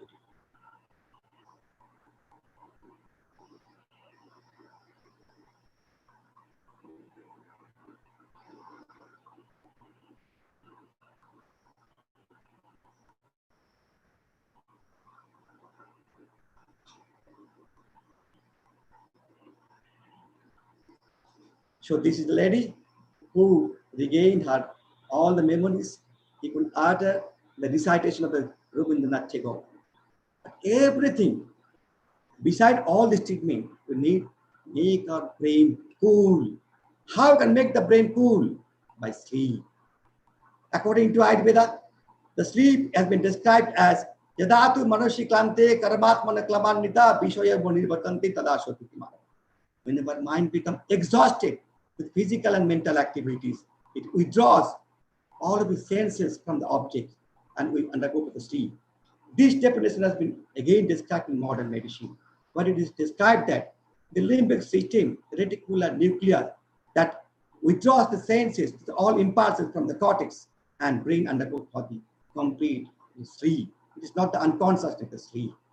And sleep can be assessed by some scale, which is called the Pittsburgh Sleep Quality Index. And this is most important assessment of the sleep. And that can be induced. In modern medicine, we give the sleep, but that has some adverse effect like the hangover.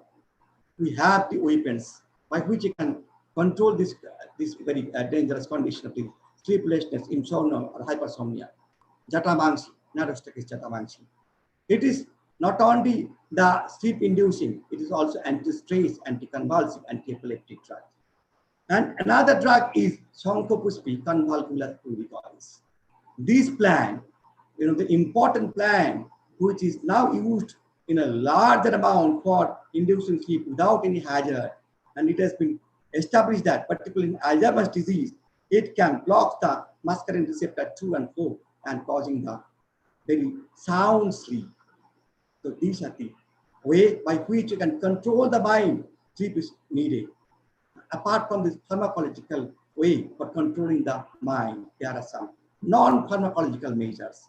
I'll discuss very shortly what are the non-pharmacological measures by which you can control the mind, mental stress, mental diseases. Just go for the maintenance of quality of life. How can maintain the quality of life? This is again described in Ayurveda, Dinacharya, or daily regimen. We have to awake very early. We have to do activities in according to the routine as described in Ayurveda, one after another. How far we'll do, how extent we'll do, and then how we apply it. Ritucharya, what will be done according to seasonal changes, or how to do the behavior with your co-friends, your colleagues, the other persons, and how to make your mind pleasing. How to make your mind pleasing? This is the way by which you can make the mind pleasing. Yoga. Yoga Chitta Vritti Nirodha. There are 8 parts of yoga. And one of the important part is pranayama. If we can do the pranayama, we can control the mind. We can control the stress and we can achieve the happiness, which is the target. Loka samasta sukhina bhavantu. Let the entire world be happy. If the world be happy, we'll be able to achieve our goal to control the mental disease. It has been described in detail about that in Ayurveda. So thank you everybody for giving me the opportunity, and all the listeners. I don't know whether they have understood well. And finally, I must convey my thanks to one of my senior who is residing in Canada, Dr. Vishal Mukherjee, who has encouraged me to deliver this speech. Many thanks to you. Over to Dr. Soda. Thank you very much, Dr. Biswas. That was a very, very informative talk, talking about the twin brothers of stress, anxiety, and depression. Some important points that have been picked up on here. I'm sure the viewers will benefit from your talk. Thank you very much, Dr. Biswas. A global namaste. And once again, a thank you from the Healing Our Earth community and spending your valuable time with us and enlightening the audience today. Thank you very much. We've got a flight to catch back to UK now. We have our United Kingdom speaker awaiting us. So once again, thank you, and we'll move on to the different part of the globe right now. Have a pleasant day, Dr. Biswas. Thank you very much. Okay. Dr. Biswas. Moving on to United Kingdom now. We are back from Calcutta to London, and we have with us an amazing speaker who's going to share his knowledge on COVID-19, Professor Vic Kotecha. So are you with us so that just we can get a hello from you? Hi, namaste. Okay, yeah, global namaste to you, Dr. Kotecha. Lovely. Before we start, we'd love to give you an introduction so that the viewers and the audience know who they're listening to. Dr. Kotecha actually graduated from Cardiff in 1984 and started his training in the ENT, ear, nose and throat in Manchester as a senior house officer and a registrar. He then moved to Sussex University to complete his thesis in ototoxicity before joining the Royal National Throat, Nose and Ear Hospital as a senior registrar. Professor Kotecha was appointed as an ENT consultant in 1995 and have helped in establishing the sleep disorder unit at that hospital. In 2004, they were awarded the Hospital Doctor Team of the Year Award for Sleep Medicine. Professor Kotecha is an examiner for the MRCS at the Royal College of Surgeons of England and an assistant editor for the Journal of Laryngology and Otology. He is the immediate past president of the sleep medicine section at the Royal Society of Medicine, and this has been going on from 2009 to 2011. Here we have a very academic personality who's going to be sharing his knowledge on this platform on Healing Our Earth on today's topic, COVID-19. So, Professor Kotecha, a global namaste and a warm welcome to you on behalf of the Healing Our Earth community. Welcome, and the stage is all yours now. Thank you very much, Dr. Soda. A global namaste to all the viewers. And I'd like to thank Healing Our Earth Organization Committee for allowing me to participate and share my views on COVID-19 and BAME. I would like to do a PowerPoint presentation, so I hope that I'm sharing my screen with you now. At the moment, we can't see this screen share, but if you go ahead and share the screen, let's see what the IT department is. They will be assisting us in doing that. So Great. Can you see my screen? Absolutely, we can. Thank you very much. Okay. So you may be wondering, why is this ENT consultant who deals with ear, nose and throat problems going to talk about COVID-19 and BAME? Well, as Dr. Soda mentioned earlier on, and Mr. Palan mentioned earlier on, that life became very different from the third week of March when we went into lockdown. And I was equally affected because I was not doing any elective ENT surgical procedures or indeed any clinics. At that time, it became apparent that this COVID-19 is here to stay, and it's affecting specifically the BAME community a lot more than what one would expect. And as a result, that instigated my interest in looking at BAME and to really look at this in greater detail, and I'll continue to do that. So I'd like to share some of my thoughts and vision about what happens between COVID-19 infections and the BAME community. COVID-19 is a global problem, and as of yesterday, approximately 13 million cases of COVID infection have been reported worldwide, and more than 500,000 deaths. This is a huge amount. And even if you look at UK as a country, we've had more than 44,000 deaths. And in the last 24 hours, 148 deaths were reported, which means it is still here and not gone. Now, although our infection rates are not as high as others, our death rates in the UK are a lot higher than expected. So we are losing something like 657 people per million population. And this is the second highest death rate compared to the rest of the world, and Belgium is above us. However, when you look at the infection rate worldwide, United States comes top of the list with more than 3 million. India is not that far off with 821,000. And although UK is down the order at about position number 8, in terms of the death rate, it's the third highest. But what I must emphasize that no race or country is exempt for this dreadful virus. Now, when you want to talk about BAME, it makes you think historically about great celebrities like Mahatma Gandhi, Nelson Mandela, Martin Luther King, who were talking about dealing with ways in which to reduce the amount of race discrimination and segregation in the world. It's interesting how these leaders have fought hard and tried to express to the world that there should be equality everywhere. Now, just from a personal perspective, I was in my clinic a few months ago. This was before the COVID came into being. And I had a 4-year-old child who's white in origin with his grandmother sitting in my clinic.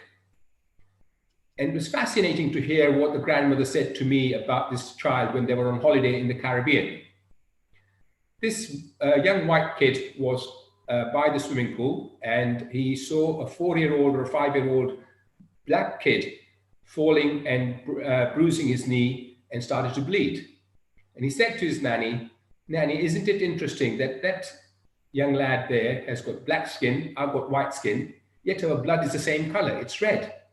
So if a child who's 4 or 5 can understand this equality issue and the similarity in human beings, why can't adults?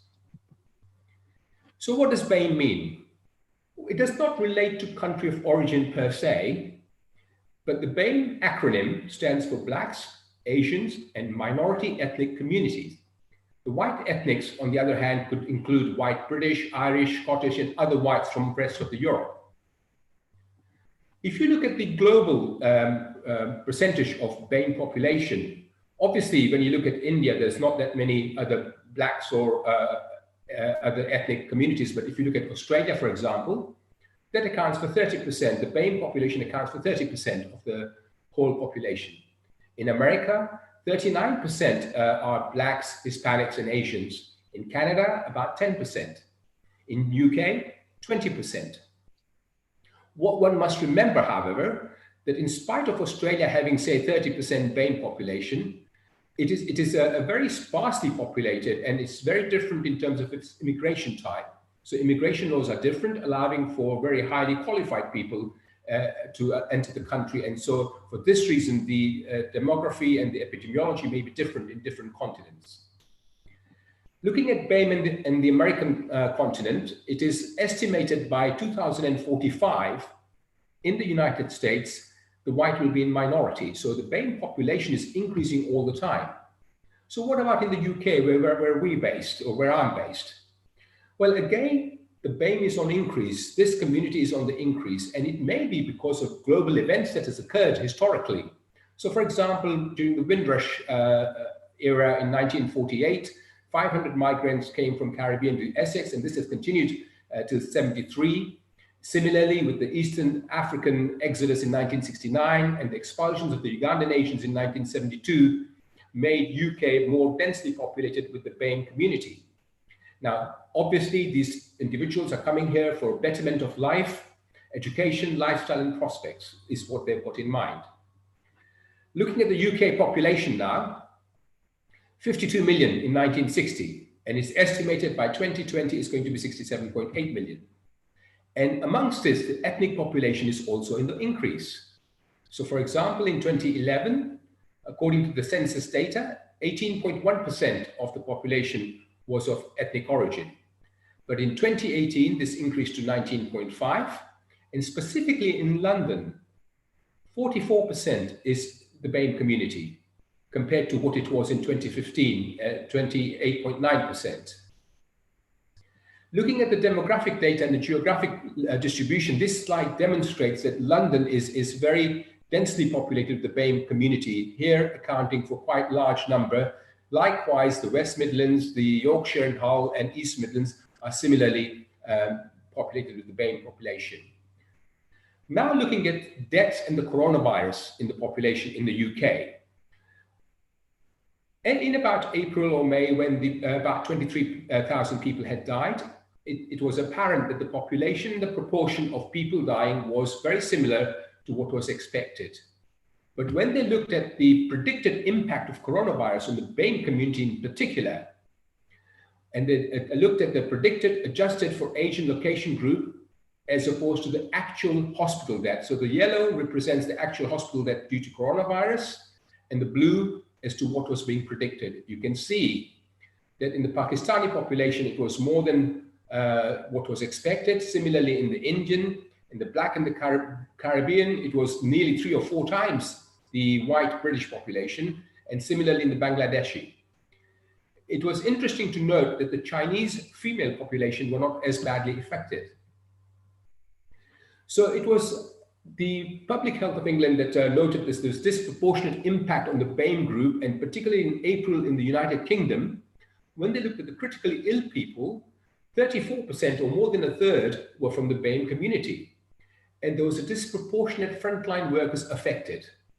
This was thought to be a lot of different factors, and there were multiple family members, specifically in the pharmacist and the medical profession, where a lot of the family members were in the same profession, and because of the extended families, a large number of infections and deaths were seen.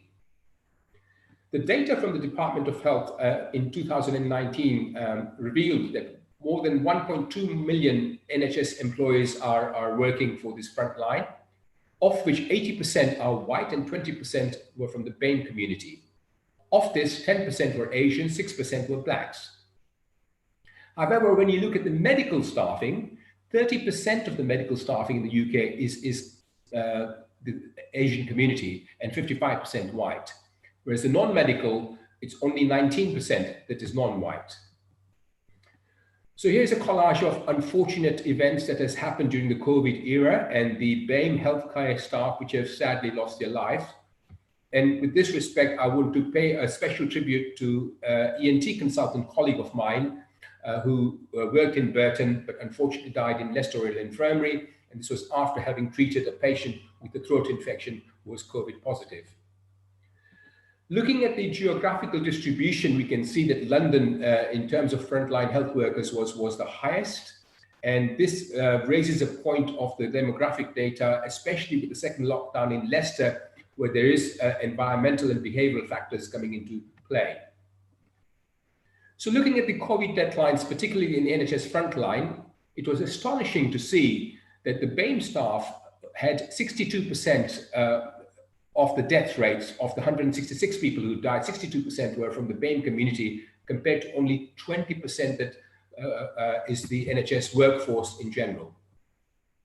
So why is it? Why is the BAME population so prone to being affected by the COVID virus? This is a very complex, multifactorial event, really, because you've got social factors, cultural factors, behavioral issues, economical, inherent genetic factors.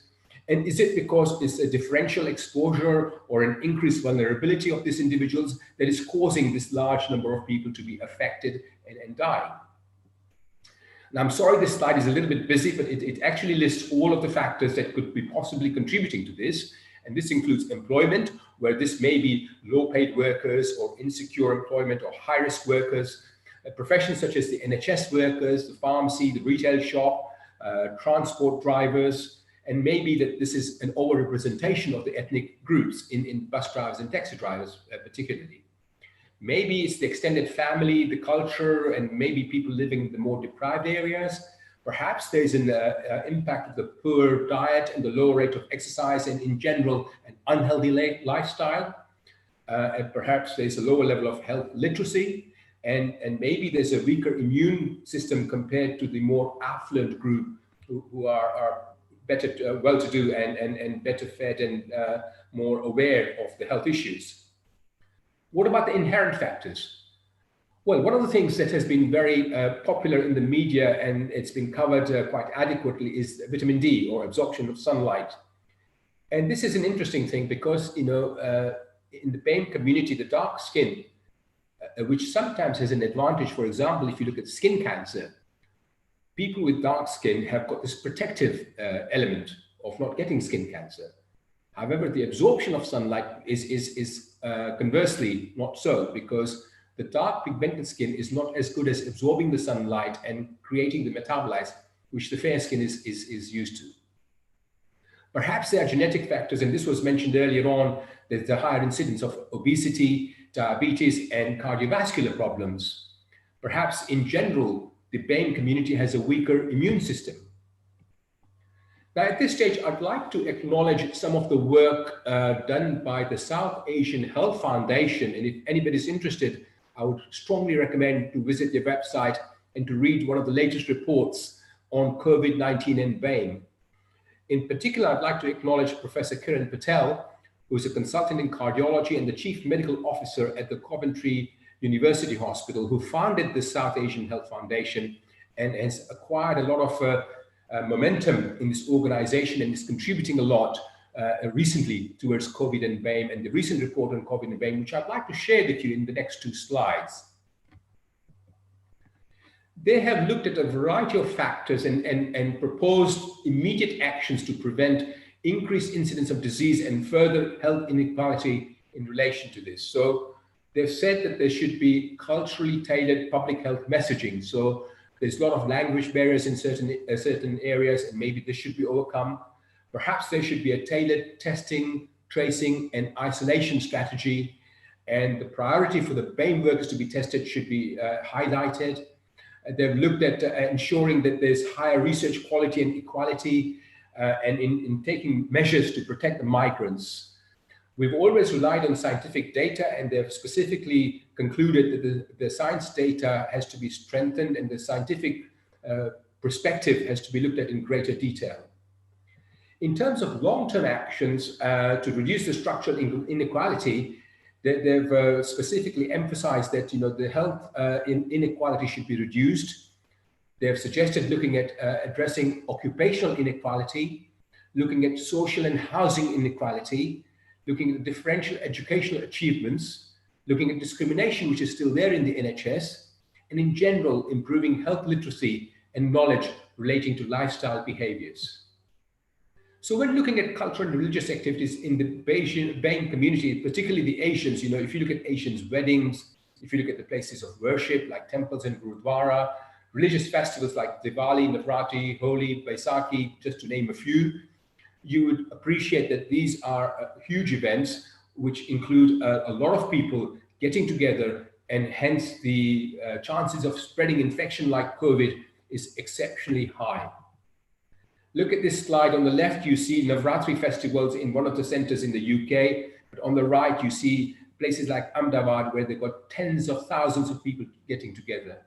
Now, perhaps in the fear of the second spike of coronavirus not far from us, we have to be very cautious about these forthcoming festivals. We've got Navratri and Diwali coming, and this is going to be a very different scenario as is other things like travel, which Mr. Palan alluded to earlier on. So to conclude, ladies and gentlemen, there's no doubt that there's an increased incidence in the BAME community. There's no doubt there are multiple factors, various factors, but are there correctable measures for the second pandemic? Yes, there are. The Public Health England is encouraging faith leaders and community leaders to talk to the communities individually, to link up with Public Health England and help them understand what the problems are and how to overcome them. And a personal plea for you guys, we have got a COVID-19 questionnaire, which is on the website lcnl.org/survey. And if you know anybody from the BAME community who has been affected, they could go and log on to this website and fill in the questionnaire for us to understand this better and to help the medical fraternity with this and to help our community in future pandemics to overcome the problems that we are facing now. I've been assured by Healing Our Earth Organization Committee that the lcnl.org survey will be available on the Healing Our Earth website in the very near future. And so this will include a more global audience rather than a more local community that I targeted in the very first instance. I would like to thank you all for your attention. I would like to say to you, keep healthy, stay alive, and a global namaste to all of you. Thank you very much, and over to you, Dr. Soda. Thank you very much, Professor Kotecha. Thank you for enlightening us with such amazing statistics that you have come up with the BAME community and all the hard work that everybody has been doing to help the community and to people at large. So thank you very much for that. Just a quick couple questions. You discussed a little bit about the South Asian Health Foundation. Their main purpose of creating this organization is to help identify why the BAME community and what can be done. Do we have any information on that? So the South Asian Health Foundation was founded originally in 1999 by Professor Kiran Patel. And at that stage, the aim was to look at the South Asian population in the United Kingdom who were suffering more frequently or more commonly with diabetes, with cardiovascular problems and obesity. So in general, it's a health foundation. So they're looking at health issues or health related issues.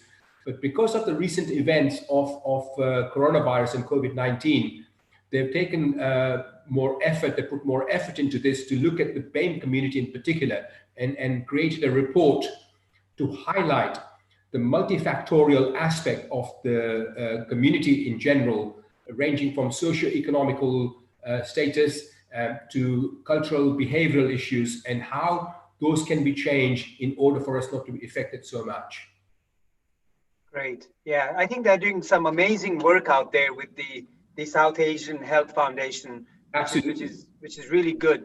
Now, a personal question to ask would be, you being a person who is in physical contact with patients, treating them, doing surgeries, what kind of precautions do you as a surgeon have to take when you are with your patients? So that's a very important and a very pertinent question, Lalit. You know, when the COVID crisis first started, we were not taking this very seriously and we were lacking in PPEs. This is the personal protective equipment.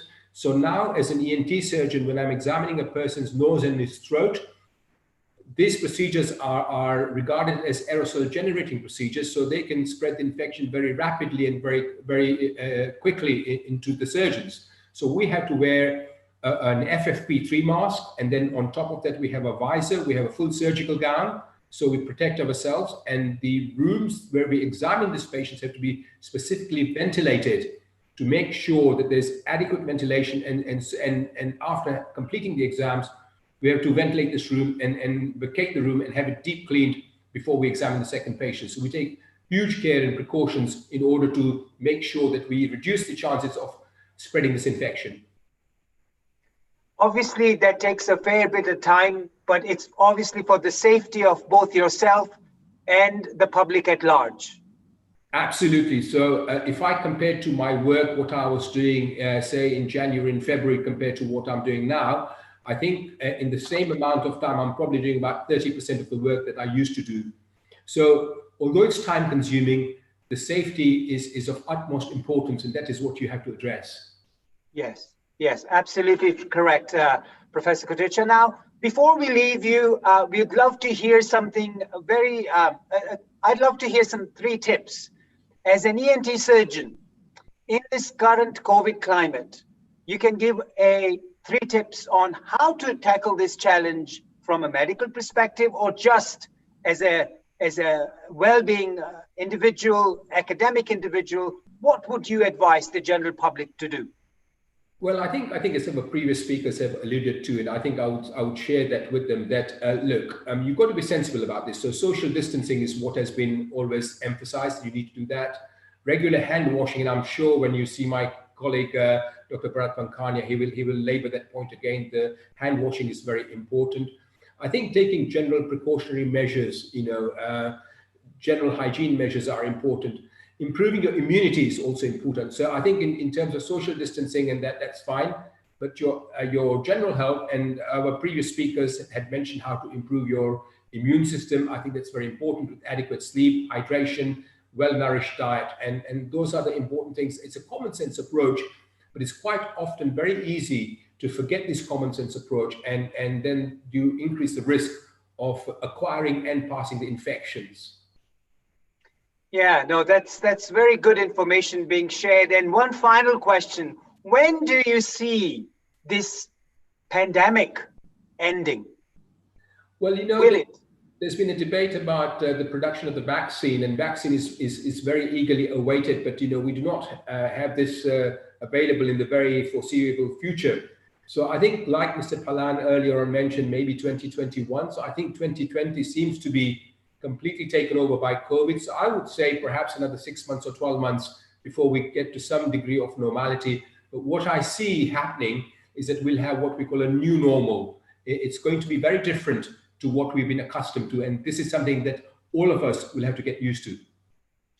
Great. Thank you very much for sharing that valuable information and amazing statistics that you had on your slide, Professor Kotecha. Thank you for sharing that. Those figures mean a lot. There's a lot of research that has been done, and I'm sure more work is being done with the BAME community and COVID-19, and we really look forward to listening to more updates. As you all are aware, I just wanted to make sure that the global audience is aware this is a monthly seminar that will be hosted by Healing Our Earth community on current updates on COVID-19. So I think this kind of information, this kind of statistics will be very, very valuable moving forward. So thank you very much on behalf of the Healing Our Earth community, Professor Kotecha. Thank you for your valuable time. A global namaste to you. And from India, we've got a flight just waiting to catch from London to India now. Thank you, Professor Kotecha. Thanks very much. Thank you. Okay, so here we are in London. We are flying into India. We are awaited with an amazing homeopath who is a globally renowned personality himself. I just want to make sure Dr. Batra is with us. Can you say hello, Dr. Batra? Namaste Absolutely. to you. A big global namaste to everybody. Thank you very much. So now, before we move on with Dr. Batra, we have just a little bit of his introduction. This little gentleman, as I call him, he's about so high, but this guy moves mountains. Let me say that. Dr. Batra is synonymous with homeopathy. The man behind the brand, Dr. Mukesh Batra, with his qualification of LCEH, FHMA from the United Kingdom, FSRH Medicine from London, MDH from the United States of America, and the FBIH from the United Kingdom. He's an homeopath of international repute, a pioneering entrepreneur who has revolutionized homeopathy across the world over the last 40 years. Dr. Batra is the founder, chairman, and managing director of Dr. Batra's group of companies, which encompasses the world's largest chain of homeopathy clinics, daycare aesthetic centers, and health and wellness products. Dr. Batra envisions extending wellness and care to 10 million patients by the year 2020, only a few months to go now. Venturing beyond borders, Dr. Batra has played a stellar role in legalizing homeopathy in Mauritius. In the Middle East, he has succeeded in establishing the first ever corporate homeopathic clinic in Oman. In England, Dr. Batra's clinic is the only homeopathic healthcare corporate to find a spot in the sacred hub of the medical excellence in the Harley Street of London. Dr. Batra is also very well known for his charitable and philanthropic work that he does. As I said earlier, a very little man, but moves mountains. Let us all welcome Dr. Batra on Healing Our Earth platform. Dr. Batra, a warm welcome to you on behalf of the Healing Our Earth community, and we'd love to share some interesting stories about homeopathy and COVID. A warm welcome to you, Dr. Batra. Thank you very much, Lalit. And thank you for your very warm introduction. Let me say that, COVID-19 has changed all the goalposts so that 2020 just may not happen any longer. But it's always nice to be hopeful. And thank you for your wonderful introduction. Thank you. You're welcome. As the previous speakers have always said, never give up. Keep plugging. This is just a little hurdle that we have to all climb through. Absolutely. Yeah. So a little bit about homeopathy, and if you don't mind sharing, Dr. Batra, share your homeopathy with us a little bit, and then we'll venture into some specific questions about COVID and homeopathy. So when did you start practicing homeopathy? Why a homeopathy interest? Can you share something of that history with us, please? So I passed out from the Bombay Homeopathic Medical College in 1973. And I'm sure that, some of you may not even have been born by then. But, and I took to homeopathy really because my father was a homeopathic doctor. He was the principal of the college. My mother was an allopathic doctor, and she was one of the few early doctors from the Lady Harding, one of the few lady doctors in India, And, I'm actually a product of mixopathy in that sense, So it was the easiest thing for me to do was to actually get into homeopathy college and to start practicing homeopathy. But I then branched out on my own, and then, of course, had very difficult times because at that time, homeopathy was not as recognized as it is today, not as popular. Now according to World Health Organization, it's growing 25% back to back all over the world. But at that time, you really had to prove yourself, and it was not very easy to be a homeopath at all. So it took a lot of courage, took a lot of determination. It also took, changing 3 buses to go to my place of work, no holiday for 9 years. And ultimately, then I set up my own brand in 1982, my first computerized clinic. And then, as they say, the rest is history. We now have over 225 clinics in 6 countries of the world, and hopefully growing. And what was inspiring you to grow so large and spread homeopathy to all the different parts of the world? So, if there is a mountain, then you need to climb it. It's as simple as that. And you did it because it was there. I'm saying, according to World Health Organization, there are 86 countries in the world where homeopathy is legalized. And in how many countries are we? Only 6. So, I'm reminded of that, little, poem, the woods are lovely, dark and deep, but I have many promises to keep and miles to go before I sleep and miles to go before I sleep. So Robert Frost. So, we are nothing at all. We're just trying our best to actually get into different countries. There are different rules, regulations. It's not very easy. It takes almost 2 to 3 years to set up a brand over there in a new country. So we are trying, and we have a long way to go. Great. Well, as they say, keep plugging on, eh? Yeah, as they say in Hindi, they say "Lage raho munna bhai." That's one of the dialogues from one of the Indian movies. Yes. But really, I think it needs a lot of perseverance. As they say, perseverance is the key to success. So you keep trying. And ultimately, I think it's also, I just wanted to make available an alternative system of medicine, and a complementary system of medicine to every part of the world.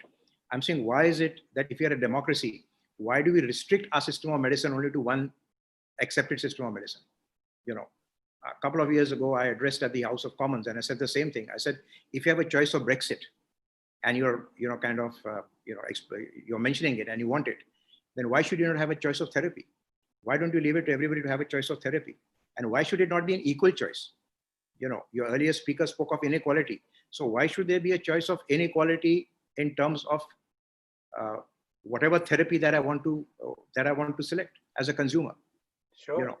And why should I not decide whether I want to do osteopathy or homeopathy or any other pathy?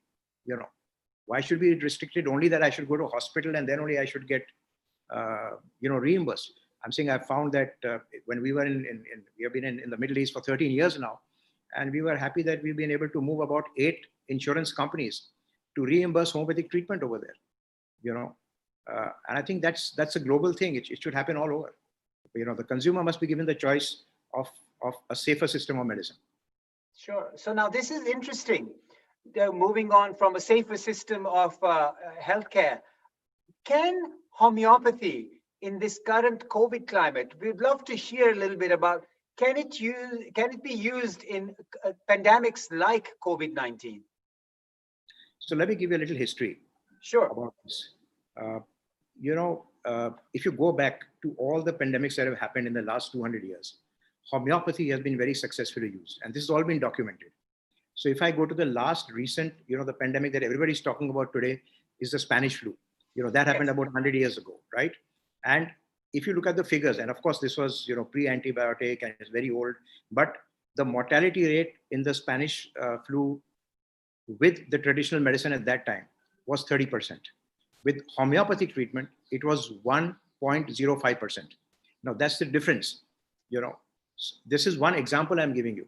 Similarly, in Cuba, they had leptospirosis, and it was spreading. So what did the government do? They turned to homeopathy. They made a homeopathic medicine, and they gave it as a preventive to lots of people. And they found that more than 2.3 million people were below the median, those who took homeopathic medicine. Similarly, in India as well, Andhra Pradesh government, one of the states in India, there was Japanese encephalitis, viral encephalitis, brain fever, and children were dying. They distributed 1 million doses of belladonna, homeopathic medicine called belladonna, and not a single one child developed, brain fever after that. So there are examples already. Recently, also there was bird flu in India.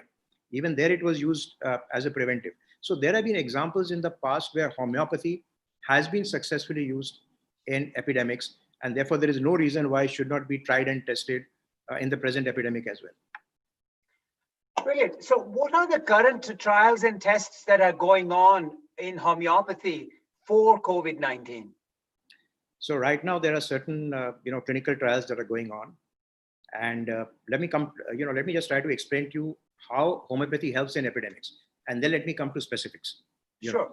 Yeah. So in terms of philosophy, there are two parts to an infection. On one side, you have the virulence of the virus or the bacteria, which is the strength. How strong is it? On the other side, you have the immunity of the host. Now, what homeopathy believes is, if the immunity is strong, then the virus doesn't affect you. It just passes away. If the immunity is low, then the virus will affect you. And depending on how low your immunity, the attack will be that much more virulent. Let me mention here, Dr. Soda, that we all have more than 1 million bacteria and viruses in our body, and they don't affect us. So this fear of a virus is unfounded, not to the extent that we are making it to be. It's always good to be careful, and one must be careful. And I insist that yes, one should, practice hygiene and all the measures that are required. But the fear that we have, the panic that we are getting out of this is unfounded, because there are so many good bacteria as well. There are good viruses as well. You take probiotics, for example, you take prebiotics. So it's not that all viruses are harmful. I remember my pathology professor, when I was studying medicine, used to tell me that, you just take one extra bread for the worm, just to keep him happy and quiet, and nothing will happen to you. You can happily coexist, So this is one part of the story. The other part is the immunity building. Now, how do you build immunity? You can build it in two ways. One is you can build it specifically against the present virus, which is the COVID virus. And the other is you can build general immunity. Now, to build immunity for the present virus, Dr. Samuel Hahnemann, who founded homeopathy, was a German MD doctor, said in his book, The Organon, where he said that there's something called genus epidemicus. So what he said is that if you study the first early symptoms of a few early patients, and you then match it to a drug, and you can then give it as a preventive for that particular epidemic. Please understand that these could change over a period of time. So if the epidemic comes a second time with different symptoms, it will need a different medicine. All right. If it's a different symptoms in different regions, which also we find happening even presently, then it could be a different medicine. Now the Ayush ministry, which is the ministry for Ayurveda, yoga, homeopathy, Unani in India. And for the last 6 years, there's a separate ministry dealing with that. With a group of doctors, studied 33 clinical studies, and they then came out with the medicine arsenic alp 30.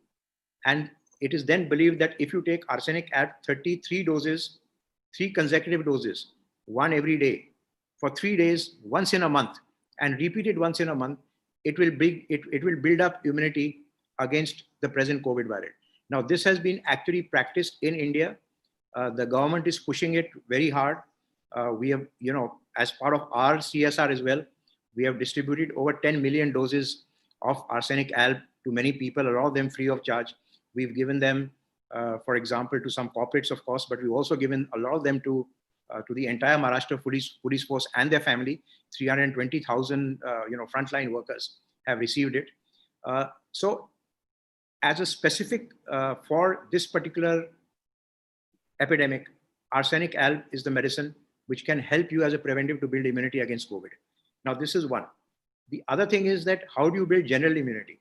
Now, general immunity you can't build overnight. General immunity you build over a period of time. So to build general immunity, you want to make sure that you go to a qualified homeopathic doctor and that you take treatment, which is called a constitutional treatment, which depends from person to person, is very personalized. And according to that, you then build your immunity over a period of time. So that then, if the next wave strikes you or comes, any kind of virus comes in, you don't get affected that easily. So this is how basically homeopathy works. So you build specific immunity against the specific COVID, which is arsenic alb 30, and you build general immunity, which is by taking a constitutional medicine, by actually consulting a homeopathic doctor who will take your proper case and give you a specific, kind of a bespoke medicine, which is only meant for you. Great. So with this arsenic alb 30, how long has that been consumed by the patients for it to be proven to be effective? So like I said, that this is started somewhere January end, and the doses is just one dose for 3 days consecutively. And so once you take that, then you repeat it every month. So for the last 2 or 3 months, this has been taken regularly by groups of people, and they have built immunity. And in those areas, there has been a less, or even there is some trials which have been done in Baroda, in Ahmedabad, for example, in Gujarat, where then frontline workers were found to be resistant, and there were lesser number of deaths and mortality, and lesser number of infections with people who took this. That's amazing. Now, this is a medication that is available in India. How about globally? If people are listening to this information session here today, where can they get a hold of this arsenic alb 30? It's available at any homeopathic chemist, and it would also be available at Boots, for example, or anywhere else. Okay. Any of your chemists, yeah. Yeah, and is this something that your group of companies is manufacturing, or is this something that is? No, we are presently, we get it with Swiss collaboration, but we are looking at actually manufacturing this as well as in India, and we are awaiting, license and procedural delays, and once we overcome it, maybe by this month end or beginning of next month, we should be having it. Brilliant. Thank you for sharing that valuable information about arsenic alb 30. I think that is something there's as we say, a specific preventative immunity that we can build up ourselves for this particular COVID-19. Moving on, Dr. Batra, we talked about this present pandemic that we have. Have you personally had any in-depth experiences with the previous pandemics at all? And have you dealt with them yourself? Well, yes, I'm presently kind of semi-retired, so now I'm not into active practice, so I wouldn't like to make any claim right now. But even presently, like I said, we have about 400 doctors in the company and over 225 clinics, and we have experiences of even having treated some COVID patients in different countries as well, successfully, I might add. But the numbers are too little to actually make any claims. So I wouldn't like to say that until it's actually clinically proven. Similarly, in the earlier epidemic, when we had bird flu in India, we gave about 900 doses of a similar medicine, preventive medicine for bird flu to all our patients in Jaipur and in Delhi, because it was more prevalent in that. And we have no recorded, case coming back to us falling sick with that problem. So we have had that experience of it being successful. And I'm saying a little bit of more clinical research in the present one will actually, make sure that going forward, we have a very scientific method of proving to the world that homeopathy actually works very, very well in case of epidemics, and can actually be thought of as a very safe and a very cheap cost-effective system of medicine.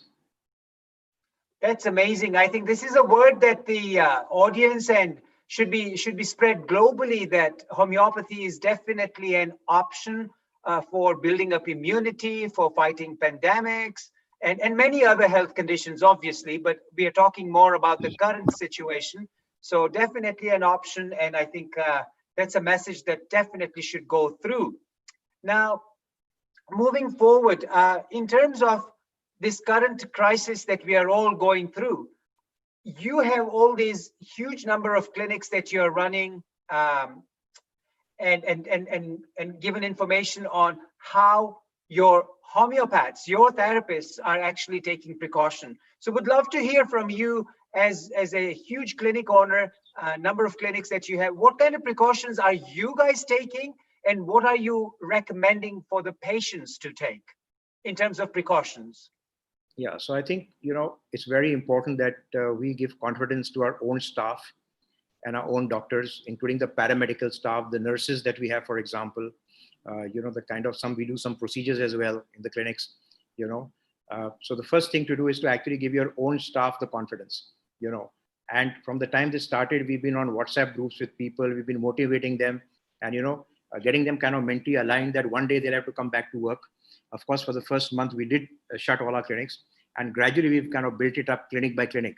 Now, today we have about 120 clinics which are actually functioning almost normally, And what is important is, of course, that we follow all the protocols that are recommended.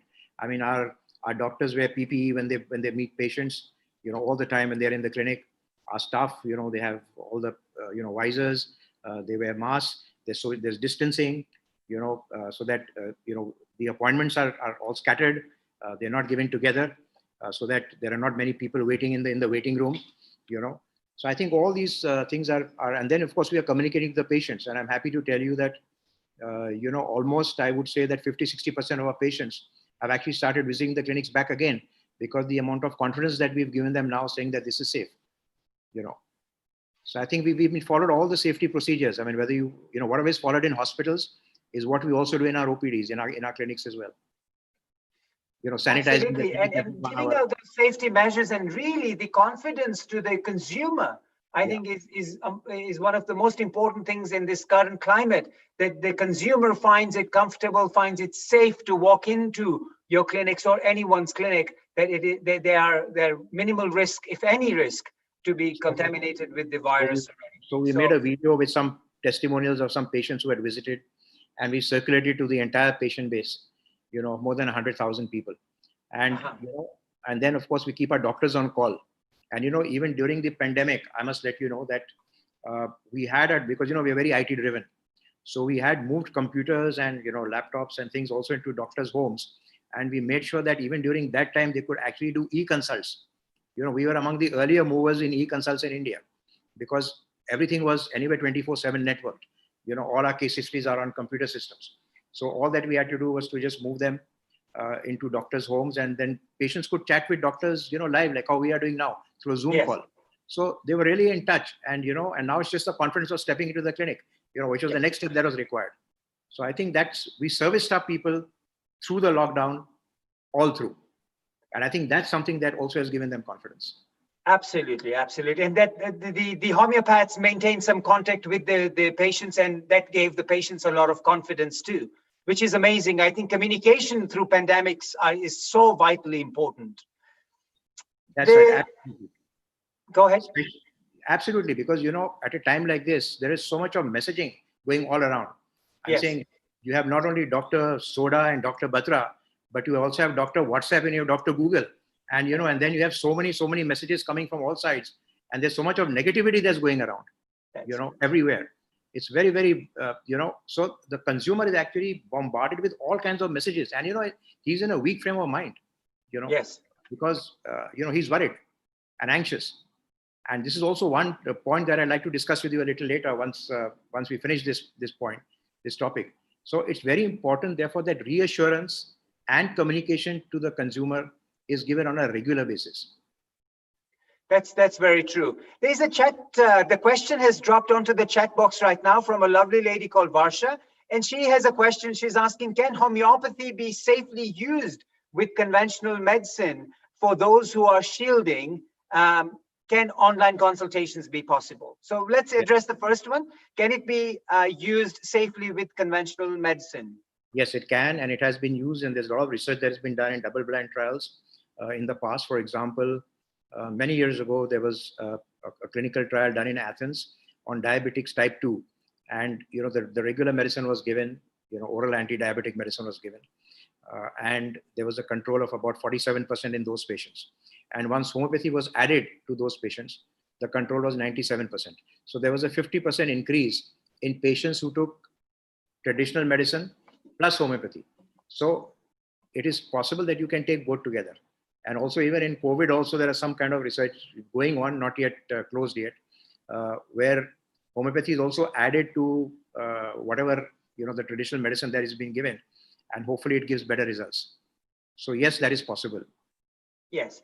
So Varsha, I hope that answers your question. And her next question was, which we talked earlier, I think, for those who are shielding, can online consultations be possible with your clinics, Dr. Batra? Yes, it is. We already have doctors, available on our website, drbatras.com, and one can chat with them regularly from any part of the world. Of course, I would say that it's very good, and then you can get medicine by courier delivered to your house. For some time that was also not possible because of the lockdown, but now that's happening. So any part of the world, within 3 days or 7 working days, you can get your medicine courier to your house as well. So it's possible that you can do that. But just to let you know that, of course, if you ask me whether there's a difference in physical consultation and e-consultation, yes, there is. Because when you see a doctor face to face, and now today, even our doctors also avoid physical touch. So the touch and feel of clinical medicine, is actually missing in an e-consult.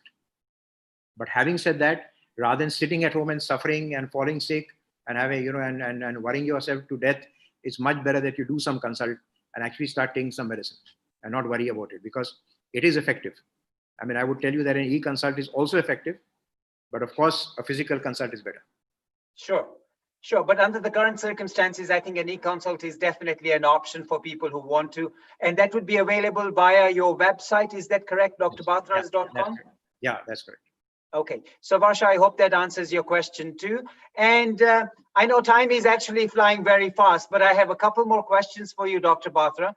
One question would be, I understand, and from the great limelight, I have found out that you are actually authoring a book. Is that correct?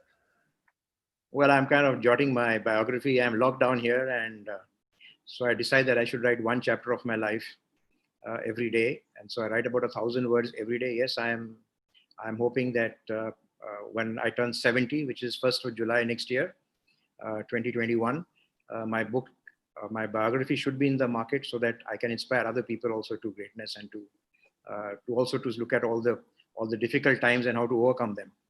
And yes, so it's an inspirational book, or a book on homeopathy, or what? If you can give us some light on it. Okay, now you're probing, but I am.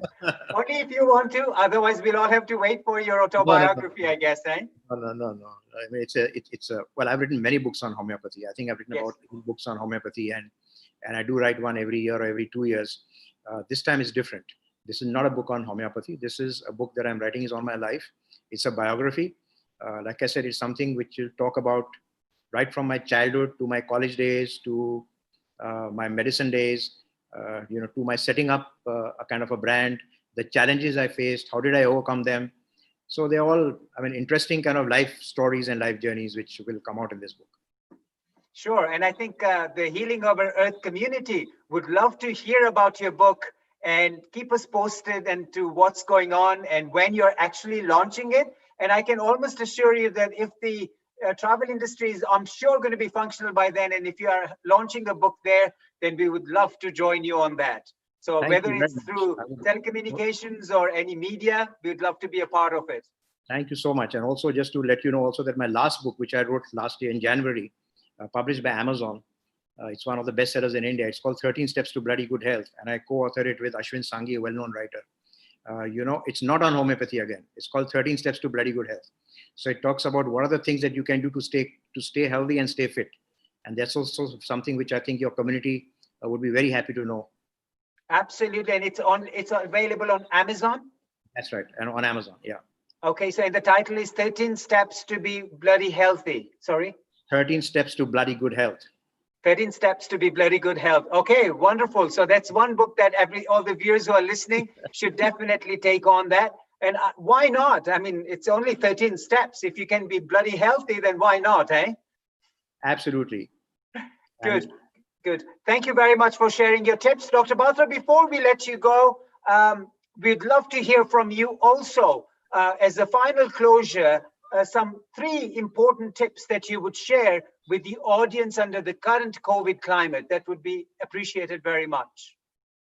I think the first tip that I would share is that this has really taught me the independence between economy and health and the interdependence. This is something which people never imagined, the difference between life and livelihood and how closely they are related. You know, as they say in Hindi, jaan hai to jahan hai. So it's important that, you know, you first keep yourself fit, you know, where we found that in most countries, the healthcare system was wanting, you know. And I think this is the first thing that comes to my mind, that increase in healthcare spending and building up infrastructures for pandemics like this is something which is very important. That's the first message that I would like to give. The second message, of course, is as part of this, you also saw in the earlier program that a lot of this has happened because of inequalities. So you'll find in countries where there's financial inequality, when people are clustered, you know, in small areas, when they are, you know, like migrant laborers in India, for example, those are the ones who are most affected, you know. So inequality at some stage has also to be addressed by governments and by people. And also comorbidity. So you'll find, for example, that all the people who are now, you know, dying are people who had diabetes or obesity and so on and so forth, hypertension. So it's very important that you need to correct all this. So again, this can only happen by building immunity over a long period of time. And finally, what I'd like to say really is that health is self-governed. You know, no amount of governmental kind of pressure can actually make you healthy. So this is something that you have to take, you know, in your own hands. Start taking care of yourselves. You know, nobody is here to take care of you. And if you start taking care of your health, for example, you know, if you really are going to not look at the way you eat, have a healthy appetite, a balanced diet, exercise, sleep well, you know, have good mental hygiene, not just physical hygiene, but also mental hygiene is very important. You know, positive thinking, don't have negative thoughts. I'm saying if you follow all these things, I'm very sure that you'll be healthy, you know.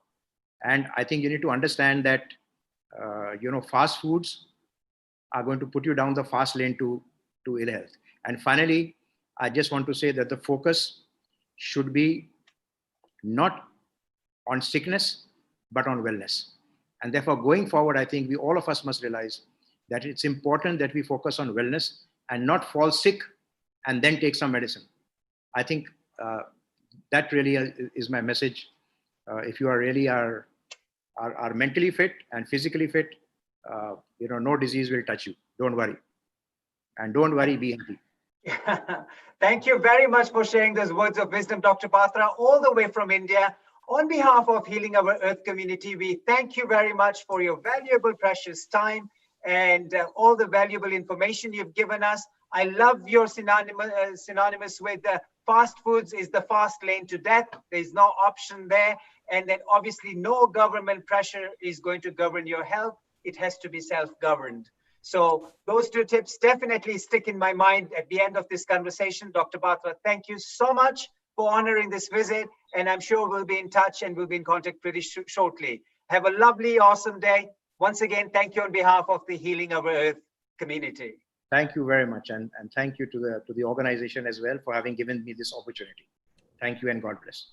Thank you. Thank you very much. Now, time moves on and my hosting time comes to an end.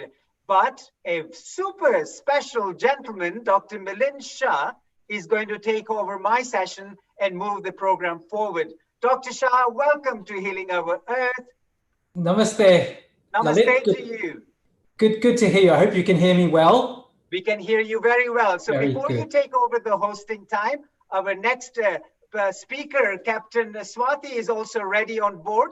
But let me give you a quick introduction, Dr. Milind Shah. So for the benefit of the audience right now, Dr. Milind Shah is an NHS doctor for many years and is a GP partner in a large practice in London, serving a variety of patients. He follows up a range of long-term patients from children, teens, adults, with a particular interest in the elderly and end-of-life care. From a spiritual background, the work is deemed as seva, as service, with an emphasis on communication skills and compassion and understanding. Ladies and gentlemen, let's invite the next host for this event on Healing Our Earth community, Dr. Milind Shah. Welcome on board, and I hand you over, and I'll step down now. Thank you, Milind. Namaste. Welcome to everyone. Welcome to the globe, wherever you're watching. A big namaste and welcome to you. As Lalit said, we've flown, which is a very good theme because our next theme is all about flying to India. We've been in England and now been in India as well. Lalit, on behalf of everyone here, thank you very much for your fantastic hosting. You've been around. Stay on for a few more minutes and do come in as needed. And just before we introduce Captain Swati, I mean, how's it been for you the last few hours? What have been the poignant takeaways for you? Oh my God, Milind, we have had some super amazing speakers touching on the values of life, the impact that COVID has had on businesses, and how we should be practicing humanity, how we should be looking after each other in this pandemic, how to control the spread of this virus. We've had some amazing statistics that have been brought up with the BAME community and COVID. I think the information session, as soon as we started the show this afternoon, has just been information jam-packed. It's been exciting. It's been flying from London to India, back to London. So it's amazing. The Ayurveda gentleman Dr. Biswas was also sharing some top-class information. So all the speakers have been wonderful, and we've had an awesome time. Thanks, Lalit. Indeed, I caught Professor Kotecha's presentation, and really, I think we've been getting some very high-quality information as well. Absolutely. Do stay on. I'd love to chat with you more, you being also in the medical field, the osteopathic field as well. And I know you've started back at work as well. I think you and I actually share a few patients. So they've said, oh, we're going back to see Dr. Soda. So I think hopefully you've been looking after a few of my patients as well. Excellent. I'm a chiropractor, but we have chiropractors and osteopaths working in the same clinic with us. Good.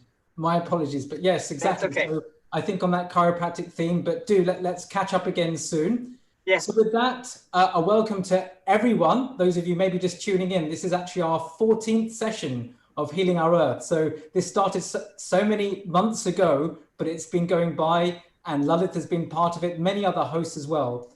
Do log in to healingourearth.com. Have a look at the Facebook page or the Twitter. You'll see who the speakers have been today and the sessions coming up. So there are some sessions on well-being, on music, on harmony.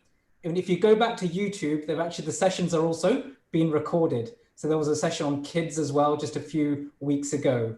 So a warm welcome. And really, Healing Our Earth is a community channel. What is the whole point? There's no any other motive here except let us together heal the planet together with various speakers.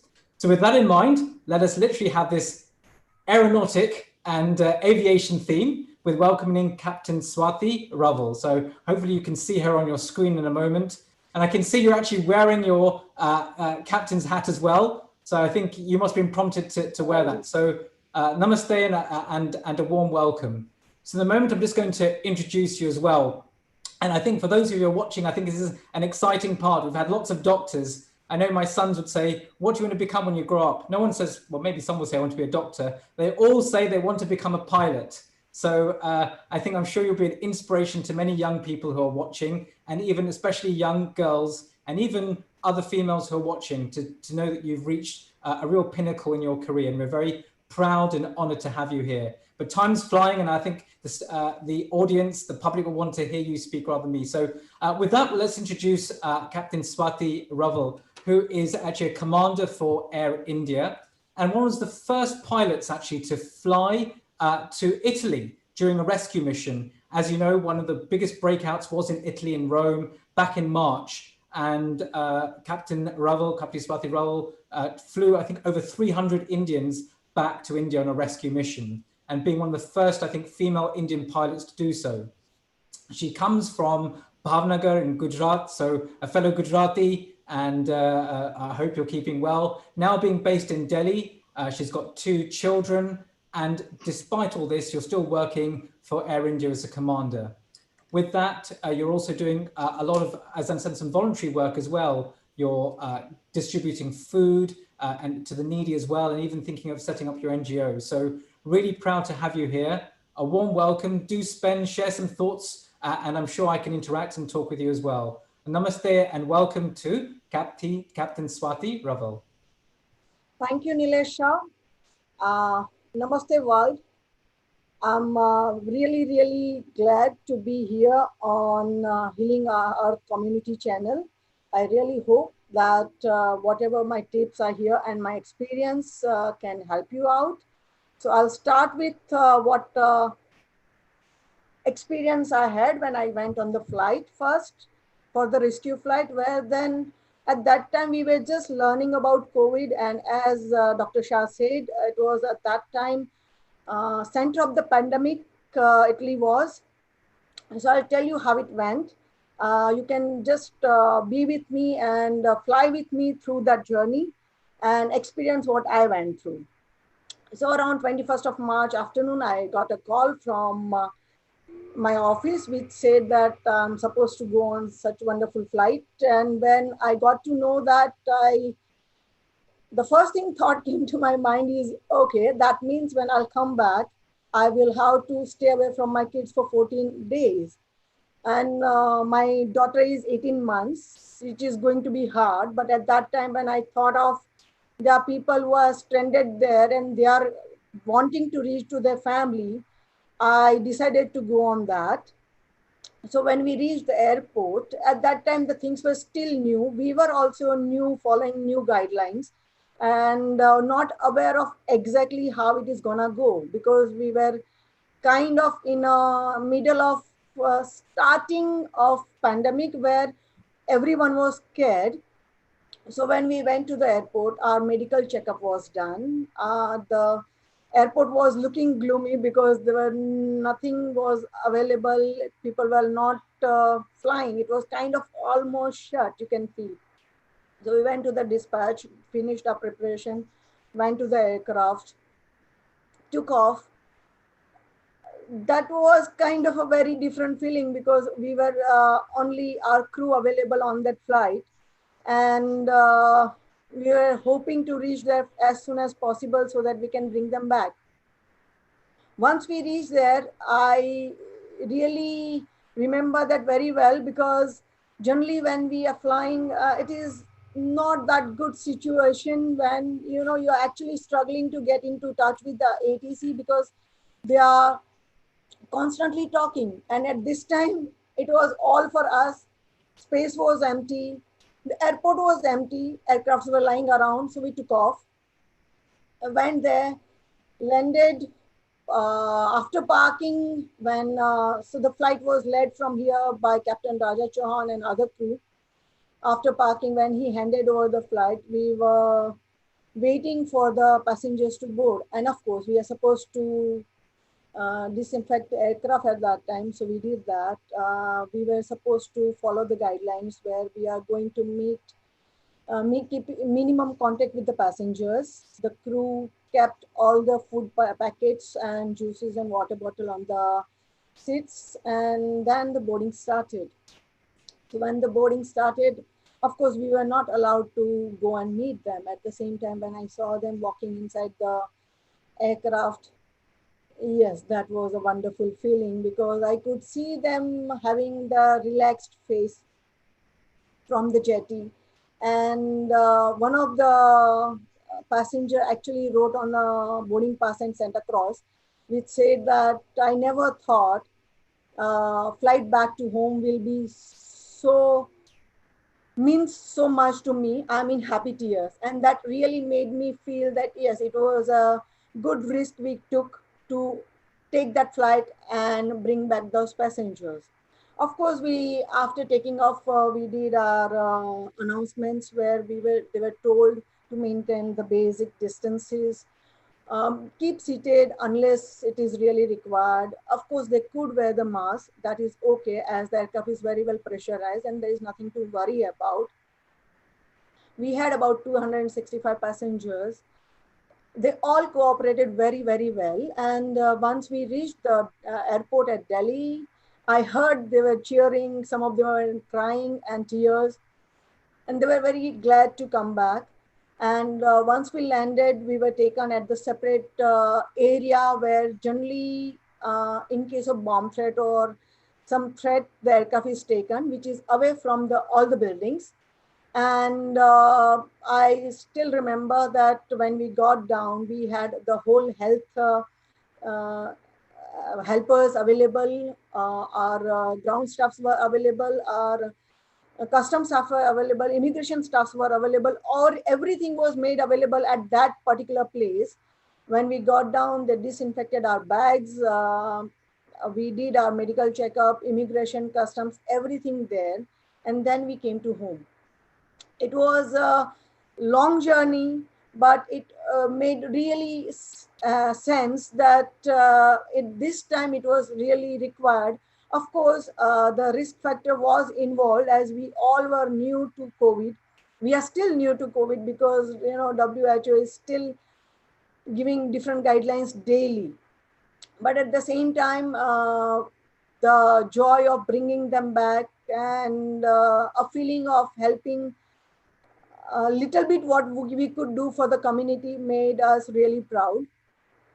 And now I think I should go ahead with, since the skies are open up and people wants to fly, it's a good idea to have a couple of tips with you, which really help you to keep yourself safe, because all we are talking about is keep the contamination minimum so that the COVID virus does not affect you, right? So I will break down it in stages wise, which will help you out in a manner that you can plan the flight accordingly. Now, different airports, different countries has different regulations. So I would really Captain suggest. Swati, just to come back to you, that was Yeah. I just thought it was so interesting. I wanted to just ask a bit about the actual flight back, and then I think I'm sure plenty of people watching are going to be asking about tips for travel, etc. But Sure. you spoke so nicely about this trip back in March, bringing back these 263 people. The gratitude. He said that they never thought a flight back to Delhi would be so emotional, and so on, and the seva that you did. I mean, have you flown since then? Have you flown a plane? Yes, I have been flying after that. It's been a couple of flights. Most of the flights are cargo, and because when we go for a passenger flight, our regulation says currently is that we will have to go through the COVID test. So before the flight, about 2-3 days before, we do the COVID test. Once that result comes and it is negative, then we are supposed to take the flight. You go to a different station wherever you are planned. Then you come back, you do the COVID test again. And again, after 5 days, you do the COVID test. And once that comes negative, you fly again. So yes, it is, you take about, one flight takes about 15 days for individual person to complete, because when we go out, it also, we stay there about 48 hours and come back. So yes, I have been operating a couple of flights after that. So, that is under Vande Bharat mission. Yeah, so it is taking a bit longer. So the turnaround time, you have to have repeat COVID testing. It's a bit like, there was actually a professor of ENT on here before, and like us as doctors, we are working flat out, but actually the amount of patients we can deal with because of the turnaround time. So I think it's similar for you as well. And you mentioned after this flight, whether you had to actually go into quarantine so you couldn't see your children. Did that actually happen, or what happened? Yes. So actually, I thought I'll skip that part because that is the family issue. But yes, when I came home, so first thing what had happened was when I saw my kid. And generally, when you come home after 5 days, my son is 5 years and my daughter is 18 months. So my son wanted to hug me. I could not tell him. I just told him that, no, beta, mama has just come back from flight, so you can't hug mama. Mama has COVID. That is all I could tell him, because it is very difficult for him to understand why. But yes, he does understand COVID because he has been at home last 3 months and not going to school. And after that, of course, we had planned one special room where I will be going in and just close the door. Everything was done by me inside. And it was like a jail cell, you can say, where the food is given under the door, And yes, it was, I think that was the tough time for me, which started. After 2 days, till 2 days, my daughter didn't even know that I was there in the house. And when she saw me, it was really difficult for me to shut the door on her face.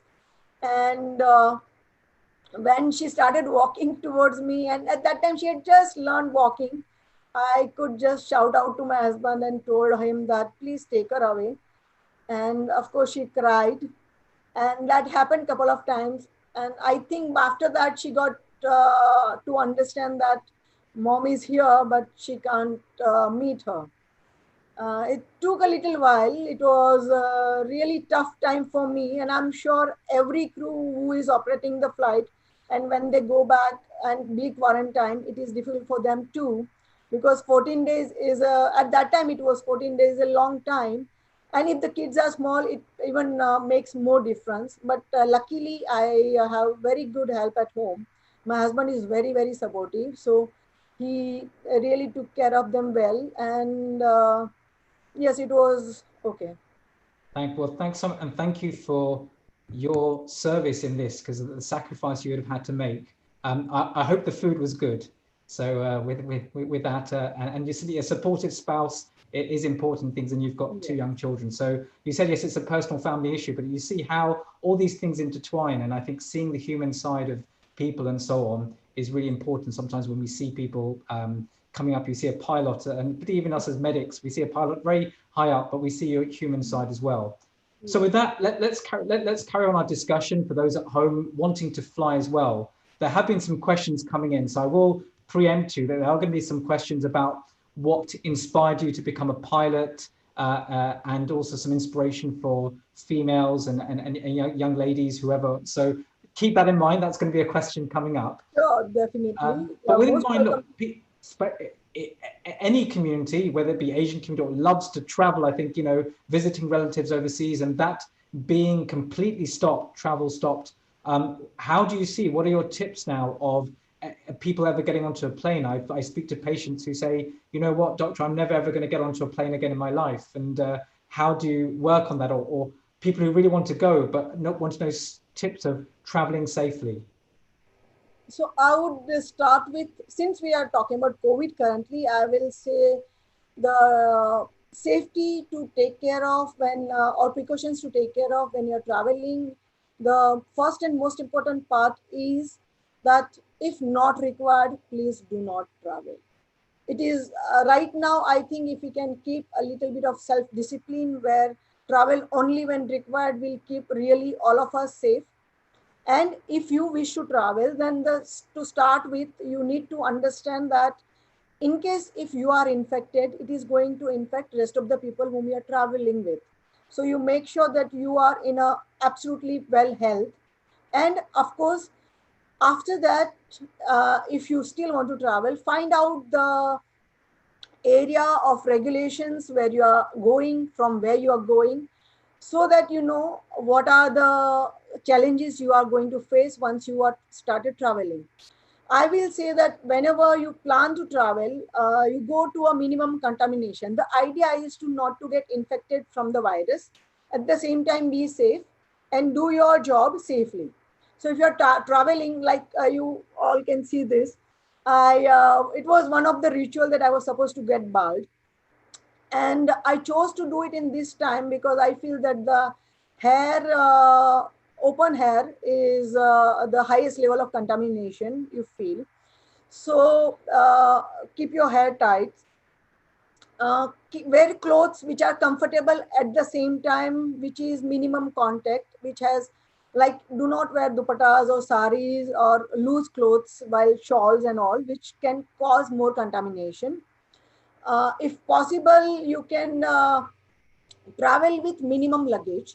That is highly advisable, because anywhere you are traveling, if you are checking in, checking out, everything is going to be its own consequences, right?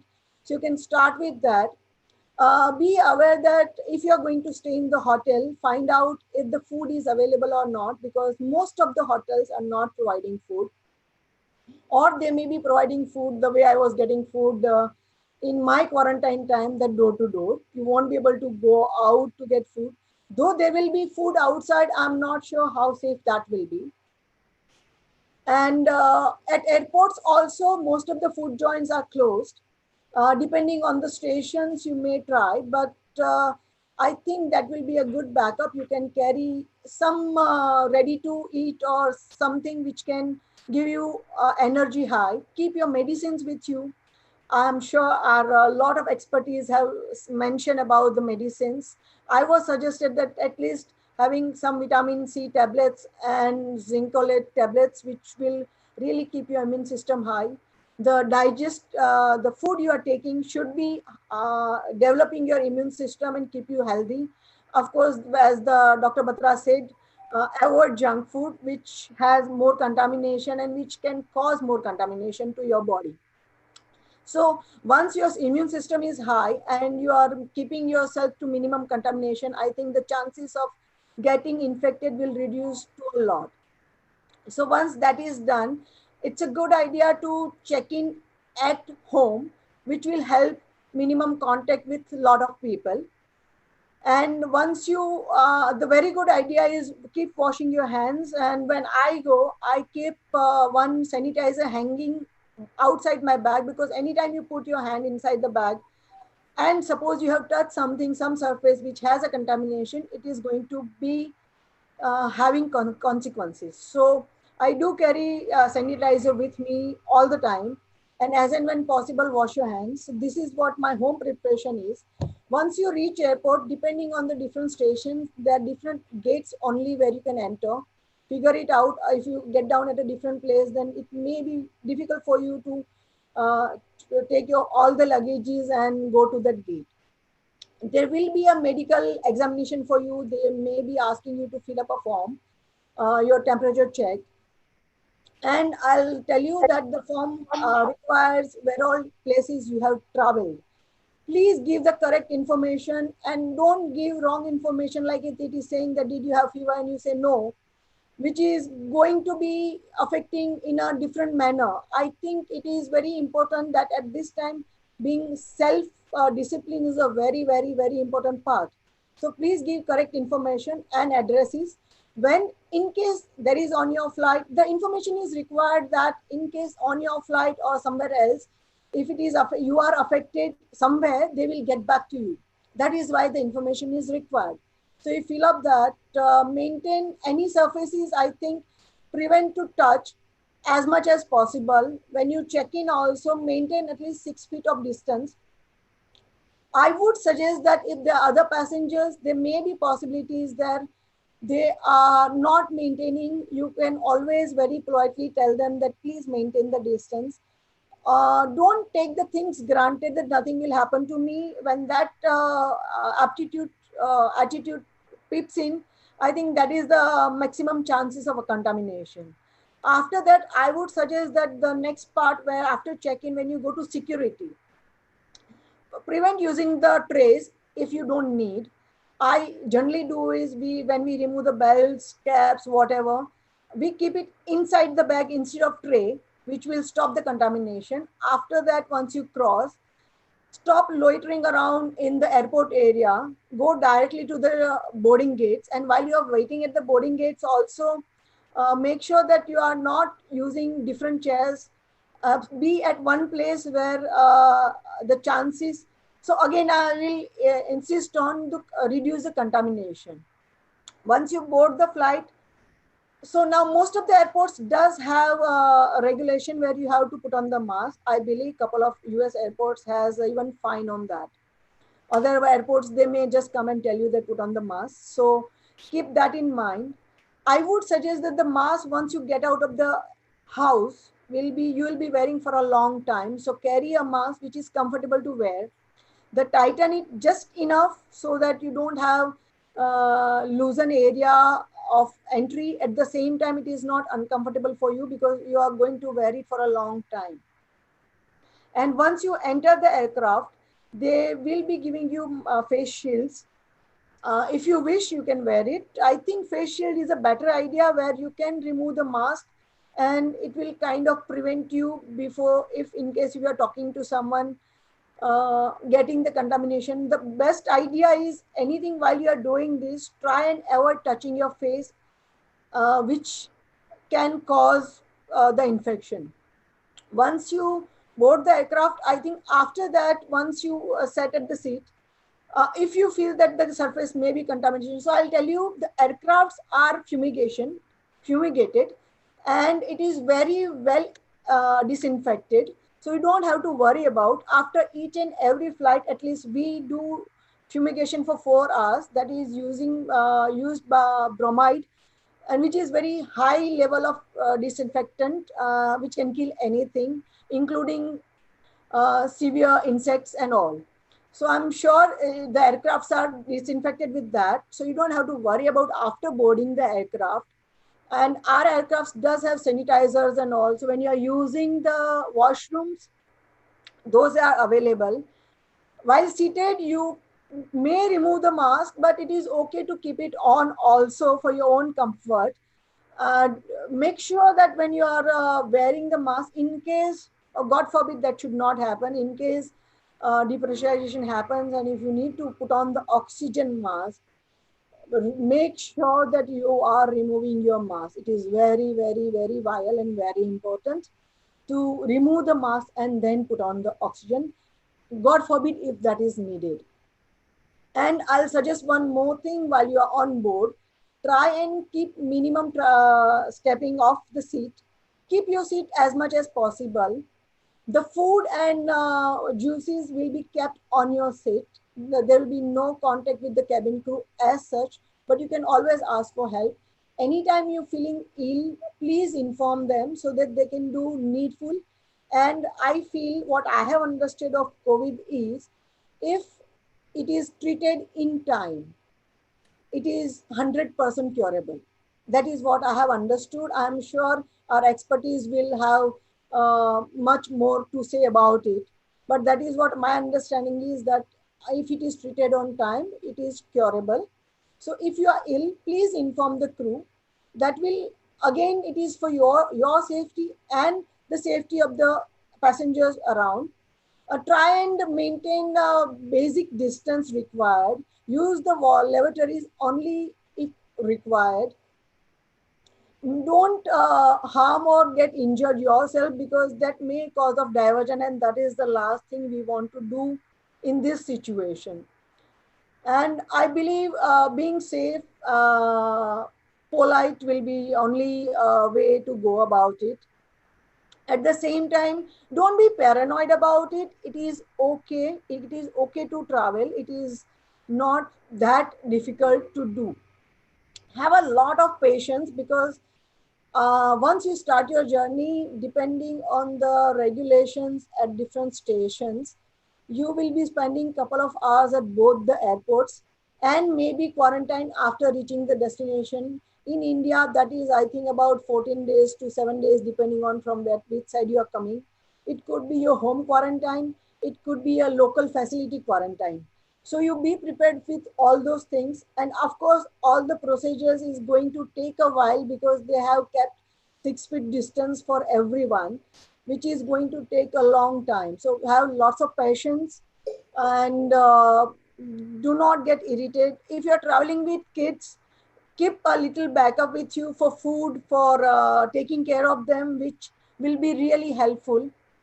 Make sure that you keep checking on them, that they are able to breathe. It is not an issue for them, because most of the time when you feel it, it is fine. The kids, when you put on the mask and they are scared of having COVID around, they won't be able to figure it out. They won't be able to tell you. Keep them hydrated. will really be helpful for yourself and them. And I think once you reach the station again, anyone who needs help, please help them out. Let's keep the humanity alive in all this situation, because that is the most important part right now. And any questions you have, shoot please. Thank you so much, Milind. Thank And you. over to you, please. Thank you so much for so many tips you've given us there. And actually, we're almost out of time, but we will answer that question as well of your advice and inspiration for young people who want to start off in aviation. But let's just reflect just for a minute. I know we've got Dr. Pankania and Lord Gadia ready as well. And I think they'll be interested in this conversation as well, because it sort of links on as well. That I think what you're saying is that, look, travel when only necessary. I think you're obviously in India at the moment. We can, and Dr. Pankania may tell us a bit more, but I know cases are obviously spiking, rising. We've had some very high profile cases of COVID in India recently. And what we're seeing in England, where I'm at the moment, is actually almost a slight easing at times and almost an encouragement to now go out and do something. So you've got sometimes people a bit confused, especially here in UK, who are saying, well, shall I get onto a plane? Shall I travel? What I'm picking up from you is that, look, if you do want to travel, do travel with a lot of patience, be organized. It may take a lot longer than before. And you've given some very good tips there as well, particularly about traveling with kids, because as I know, I think pre-kids, I think travel was quite good fun. I think with kids, you have to be that much more organized. I usually have a rucksack full of tepla, and all the tepla get eaten, usually by me rather than my kids. But I think all those things are needed, you know, as you say, just to be organized. So with that in mind, we have actually one of our hosts in Healing Our Earth, actually, Shivali, is also in the aviation industry. And she's also, you know, very passionate about this and saying, look, if there are people who want to get involved in aviation, whether to become a pilot or various other professions, what advice would you give just sort of on that theme? So I will feel that aviation is a very good industry. It's very well grooming. I'm not sure after COVID though, but I think it's another 2 years, maybe it will be again on wonderful place. You should definitely join it, but only join the area, the sector which you are passionate about. And that, because I will tell you one thing, that flying is fun, flying is glamour, but it is also with a huge responsibility. So you cannot just take it lightly. And if you are joining it for money, there are a lot of sectors which will give you much, much, much more money than aviation. But so if you have passion and if you can do justice to it, yes, flying is a good job for you. Thank you so much. And as you say, it's also a form of seva. The service you're able to do to bring people back and also connect people. And as you say, in the next couple of years, I'm sure things will pick up again. And yeah, I was going to ask you about the hairstyle, but I kept quiet. I was waiting for you to say something. And I think that the haircut does suit you. I think you still look Thank you so much. A very excellent pilot. So with that, on behalf of everyone for Healing Our Earth, I've actually got one final point, because I know we've got to go, but actually, how do you prepare yourself for a flight? I think it's important. We've had surgeons here, all of us in the medical field. Each day we prepare ourselves to see patients or a clinic. Before you start your flight, just your personal, any particular things you do each time, or what do you do to prepare yourself for a flight? So for me, what I do is like currently the aircraft I am on, it's a long sector flight. So we directly fly to US and back. And since it's a long flight, other than the packing stuff, I mentally prepare myself, plan at home that I'll be out for 5 days. So how the things are going to taken care of. And of course, the sleep cycle, I change a little. And it's more about mental preparation, where you are telling yourself that now you're going.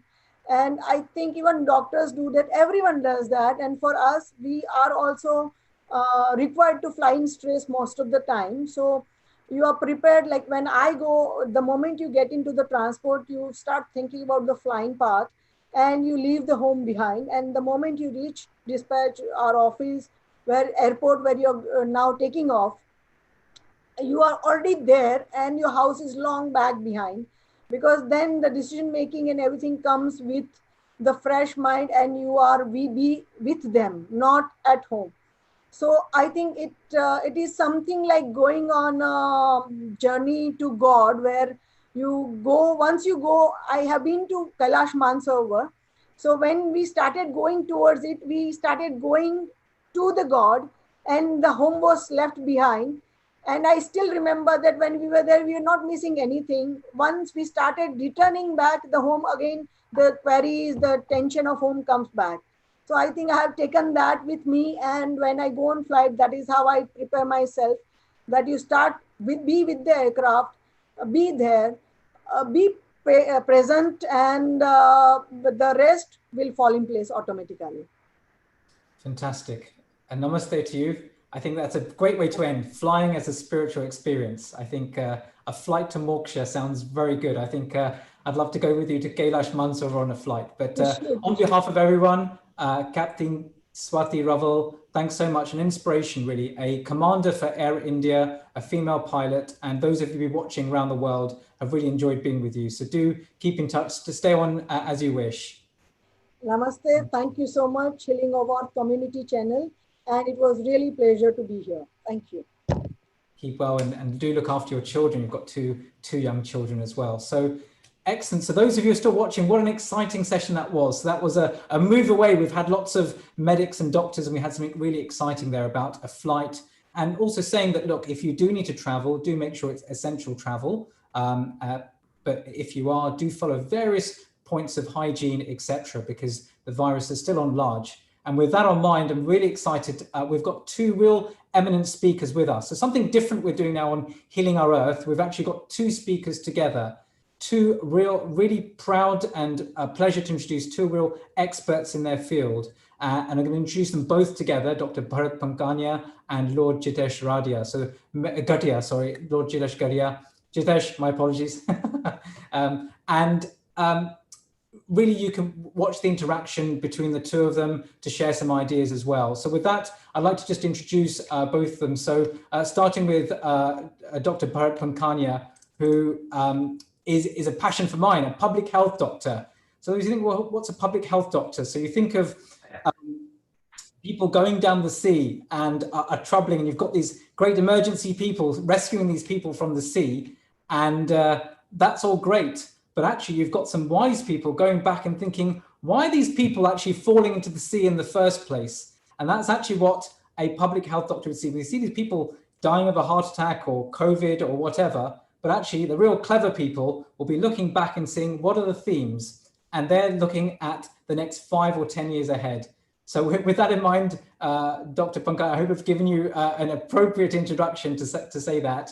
And having worked in public health myself, I'm really interested. So Dr. Pankania, just to give you a bit of his background, really advises nationally on communicable diseases control at a national and international level, and is a senior consultant in communicable disease. He has done a lot of work in looking back at outbreaks such as the pandemic flu, influenza, SARS, Ebola, and I think appears actually on national television as and commenting on national guidelines. He does some very interesting work in looking back, a major plan of testing exercises, web-based surveillance. So do look up, even go to our website, healingourearth.com, and do read his background as well, because it's a real pleasure, Dr. Bharat, to have you with us. And along with you then, we've got Lord Jitesh Gadia. Many of you know, so Lord Gadia was actually on our inaugural session. We did, the whole Healing Our Earth started, as you know, with a global Gayatri mantra. And on that day, I remember we were there together actually with Lord Gadia, who shared a really inspirational speech and spoke at that time of what was happening. And that was 3 months ago. So it's great to have you back on. Jitesh, have you been on since, or this is your second time on? No, this is my second time, and I'm looking forward to it. Fantastic. And I think last time you had this really inspirational Om background, and this time you've got your study behind you, so that's great. So again, those not knowing Lord Gadia really is in the theme and in the field of finance, a real expert in that field, is an investment banker, a businessman, and a member of the House of Lords, and really a board member of UK government investments, and really advising the UK government on various aspects of finance. Lord Gadia serves on the boards of various companies. Please do read up his write-up really, and has been involved in some very prestigious companies, etc., graduated from Cambridge University and attended the London Business School. So those are sort of the backgrounds. What we envisage now, I think, with Dr. Pankania and Lord Gadia is an interaction between the two of you. We've got an hour together. We've just gone past, well, it's about 3:15 UK time. We've got the next hour together. So please use your time. Let us explore together the theme of COVID, whether it be from an economic, from a public health point of view, wherever you want to go. So I'll hand over to both of you, whoever wants to take off first, and let's enjoy and learn from your expertise. Well, thank you, Milan, for those kind introductions. Namaste again.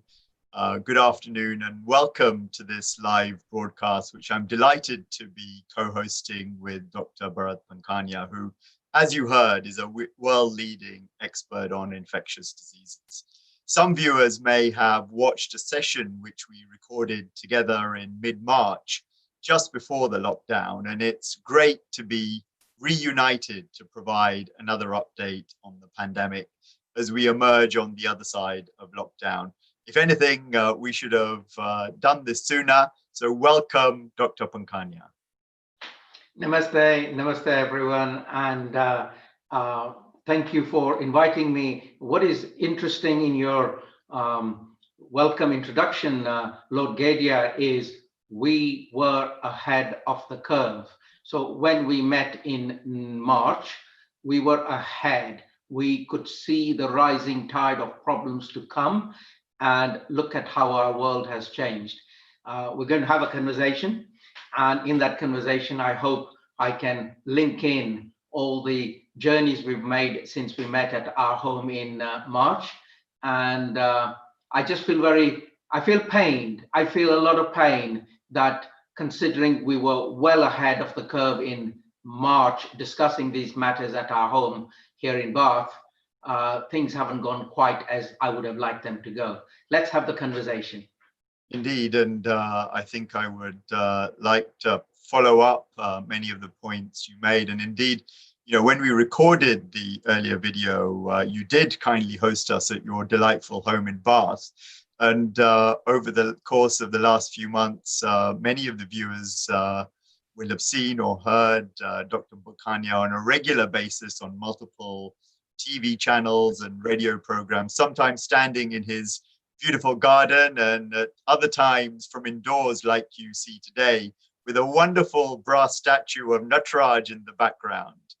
But can I, before we do move on to the substance, can I just begin by commending you, not just for the sheer stamina you have shown, but also for the clarity of your public health messages, and also for the other selfless activities you do alongside, including distributing Gujarati vegetarian meals to those less fortunate in your local area during the weekends.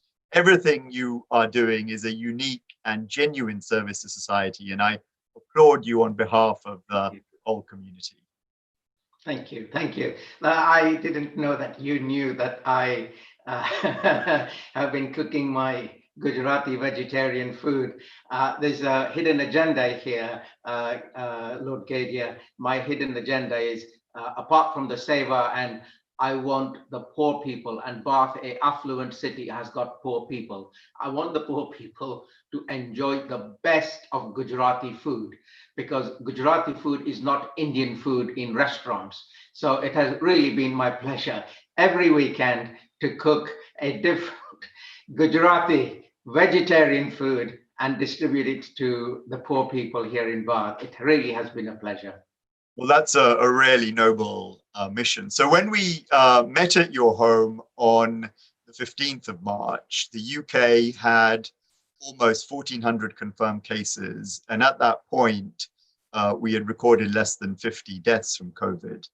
In the ensuing 17 weeks, we now stand at over 65,000 excess deaths, according to the Office of National Statistics.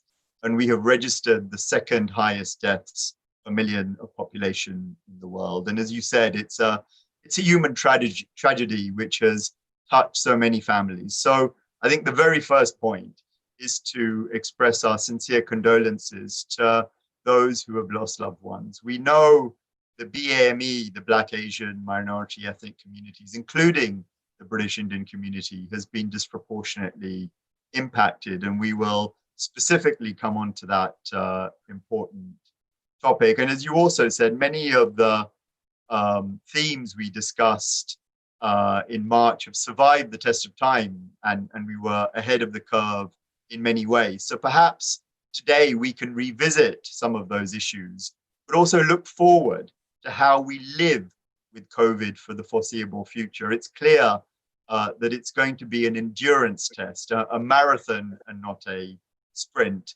So I've identified 9 themes. So let's kick off with the first and discuss what we have learned about transmission and immunity since March, and maybe begin with the role of droplets and aerosol transmission and what that means about being in confined and crowded spaces, and indeed the importance of ventilation. Yeah, thank you. Very important subject. So we've had the line that this is droplet spread. And by droplet spread, we meant droplets coming out from your nose and mouth, heavy droplets coming out, landing on the floor and contaminating surfaces. So the root of infection was a direct hit from myself having a conversation with you if I were infected, and my droplets as a spray coming out and hitting you on the face, nose, mouth, and infecting you that way. Or I contaminate a surface and your hands touch that surface, and then you introduce your hands to your nose and mouth and get infected that way. So that has been the majority belief. Having said that, in my introduction, I was introduced by Dr. Shah as somebody who does blue sky thinking. So I think the unthinkable. I think about what else could be the matter. And I've always been one of those awkward guys, shall we say, awkward in a nice way. I'm always thinking of what if it goes wrong? So I proposed and I said it about March when we were talking about the Diamond Princess docked in Yokohama Harbor in Japan. I said so on BBC News Channel that I think there is an additional mode of transmission going on here in this confined space. And I said, we have an issue about crowded places and a confined space and air conditioning and sewage systems, and we need to look into it. And very interestingly, about 5 days ago, the WHO said, we think that there is an additional mode of transmission as well, an aerosol mode. We knew for a long time that the tiny droplets, which probably don't have a lot of virus in it, remain airborne for up to 3 hours, especially in a confined space where there's a lot of people. So I believe that in a confined environment, there may be at play 3 elements of virus transmission. 1, the direct heavy droplets, face-to-face conversation. 2, the contaminated surface. And 3, possibly, maybe, to some extent, an additional factor, aerosol transmission. And what I mean by that is these tiny droplets travel a lot further than the 2 meters safety distance that we've all got accustomed to. So where do we go from here? Well, if this is fact and it is scientifically verified, we need to take additional measures in confined places where aerosol transmission may also be at play. What are these additional measures that we can take? The additional measures would be limit the number of people. So more people equals greater dangers. So we've had offices, workplaces, pubs, clubs, etc., all limiting the number of people. I would want to say we develop a formula for reducing that further, or keeping it to a minimum. So limit number of people. Second point, you continue with all your normal hand hygiene and infection control, which is 2-meter separation, etc. And then finally, one more, very important.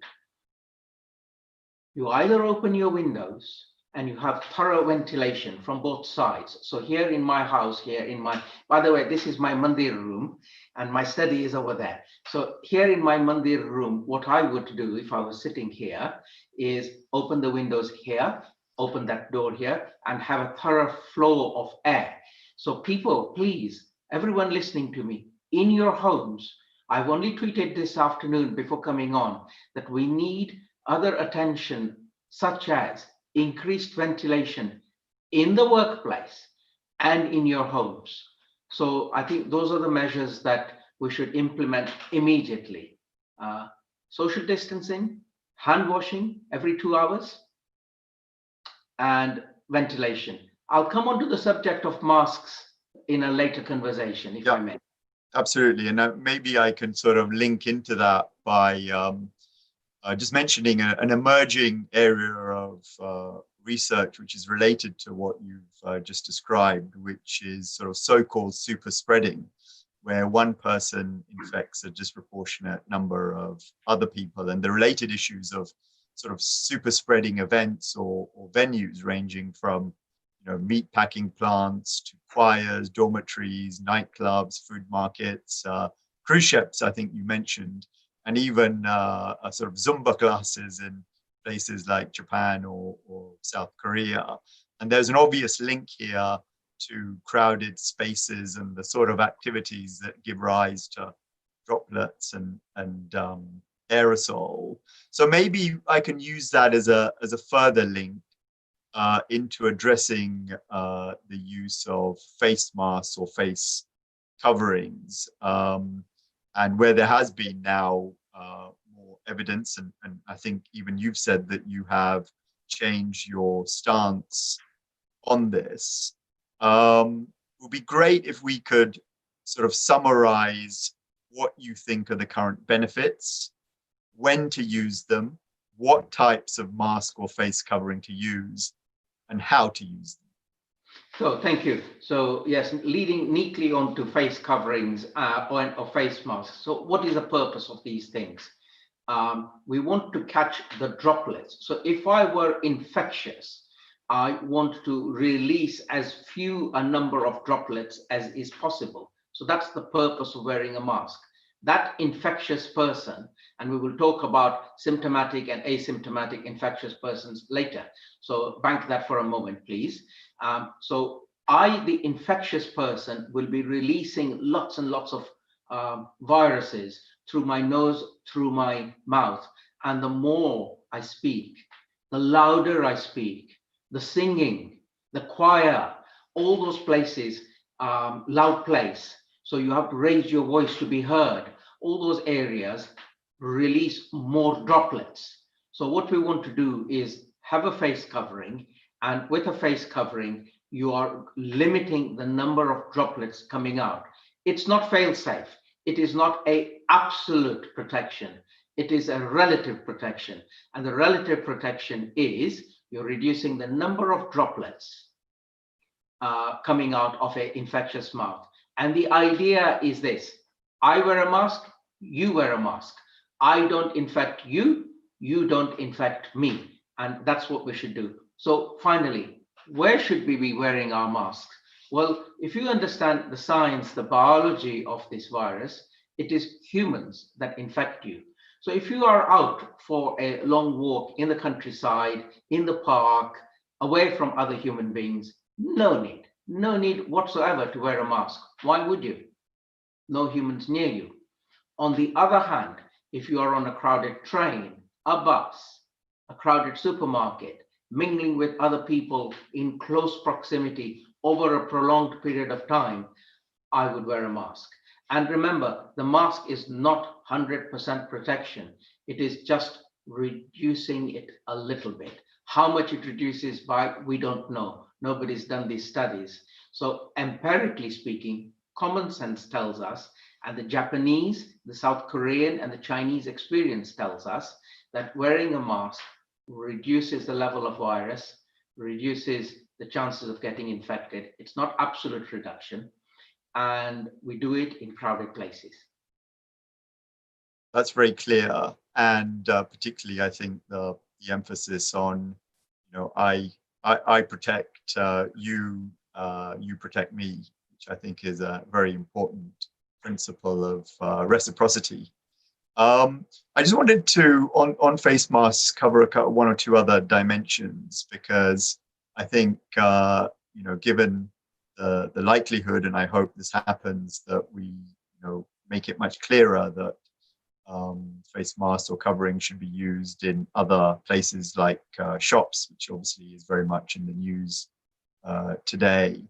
What types of mask should people use? And I think, and you've commented on this publicly, I think that there is a point here that we should probably just point out to people that don't use ones that have valves, and if you could explain that.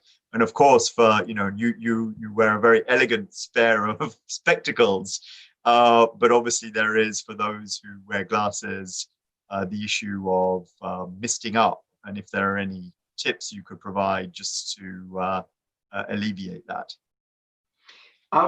Lord Gadia, I'm very impressed that you know a lot of my public announcements that I have made. I'm very impressed.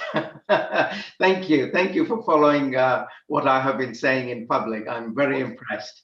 Well, I follow you on Twitter, so and actually I think at the end we will just remind you of what your Twitter handle is, because I would definitely urge everybody to add you because it's always very informative.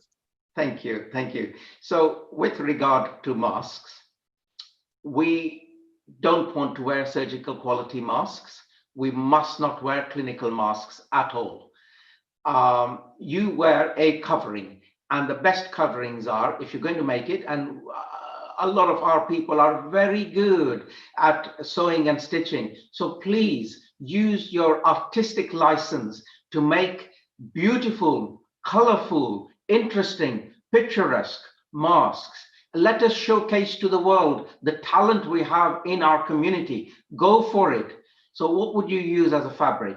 On the outside, you want it to be a tight weave, water repellent type fabric. On the inside, so it's usually 3 layers we want. On the very inside layer, you want it to be absorbent. So it is absorbing the secretions from your mouth.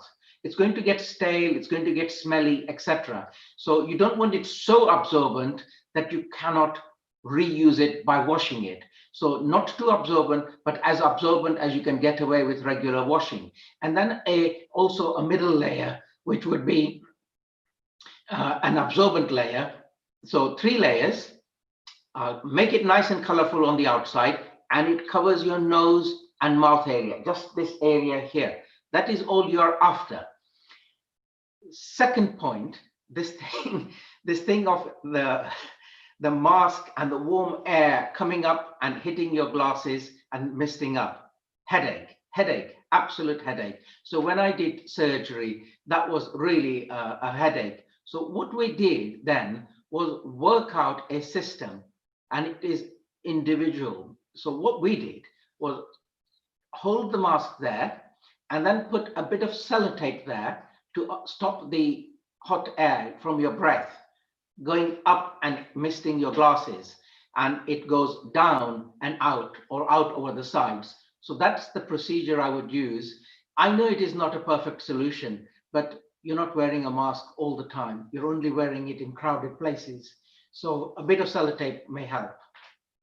I think those are great tips, and I think as we increase the prevalence of wearing a face mask, I think those will be really valuable. Now, you mentioned asymptomatic transmission. There's more research coming out on that. It seems that anything between 40 to 80% of infections occur from individuals without symptoms. Can you just summarize for us what we now know about this and what the implications are? Yes, thank you. So our viewers, our listeners may be aware that in 2002, 2003, a new virus emerged, and we called it the SARS virus, severe acute respiratory syndrome. It is part of the coronavirus family, and the SARS-CoV-2 that we are dealing with today is related to the SARS that arrived in 2002, 2003. The reason why I'm dwelling on this is as follows. When you got the infection with the SARS virus, 2002, 2003 version,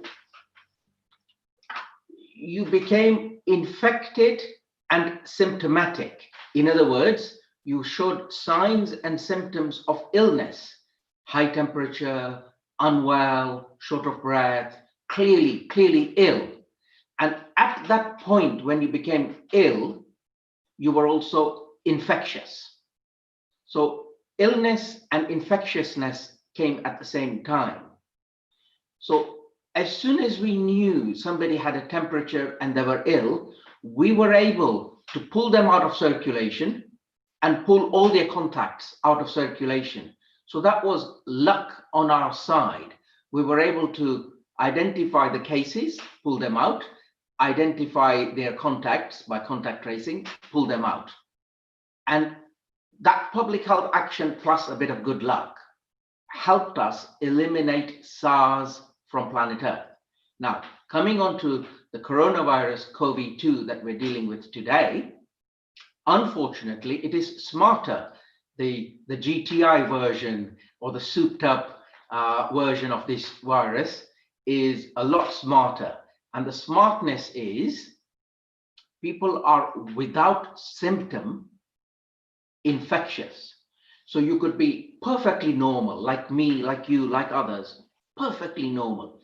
80%, up to 80% of the people are perfectly normal, but they are throwing out these viruses through their mouth and nose. So they are infectious without symptoms. This is very serious because therefore the mental picture in people's mind is, I am okay. I can't possibly be infectious. Therefore, what's the big deal about infection control measures? What's the big deal about being close to you? What's the big deal about shaking hands? And so on. So you can be without symptoms, infectious.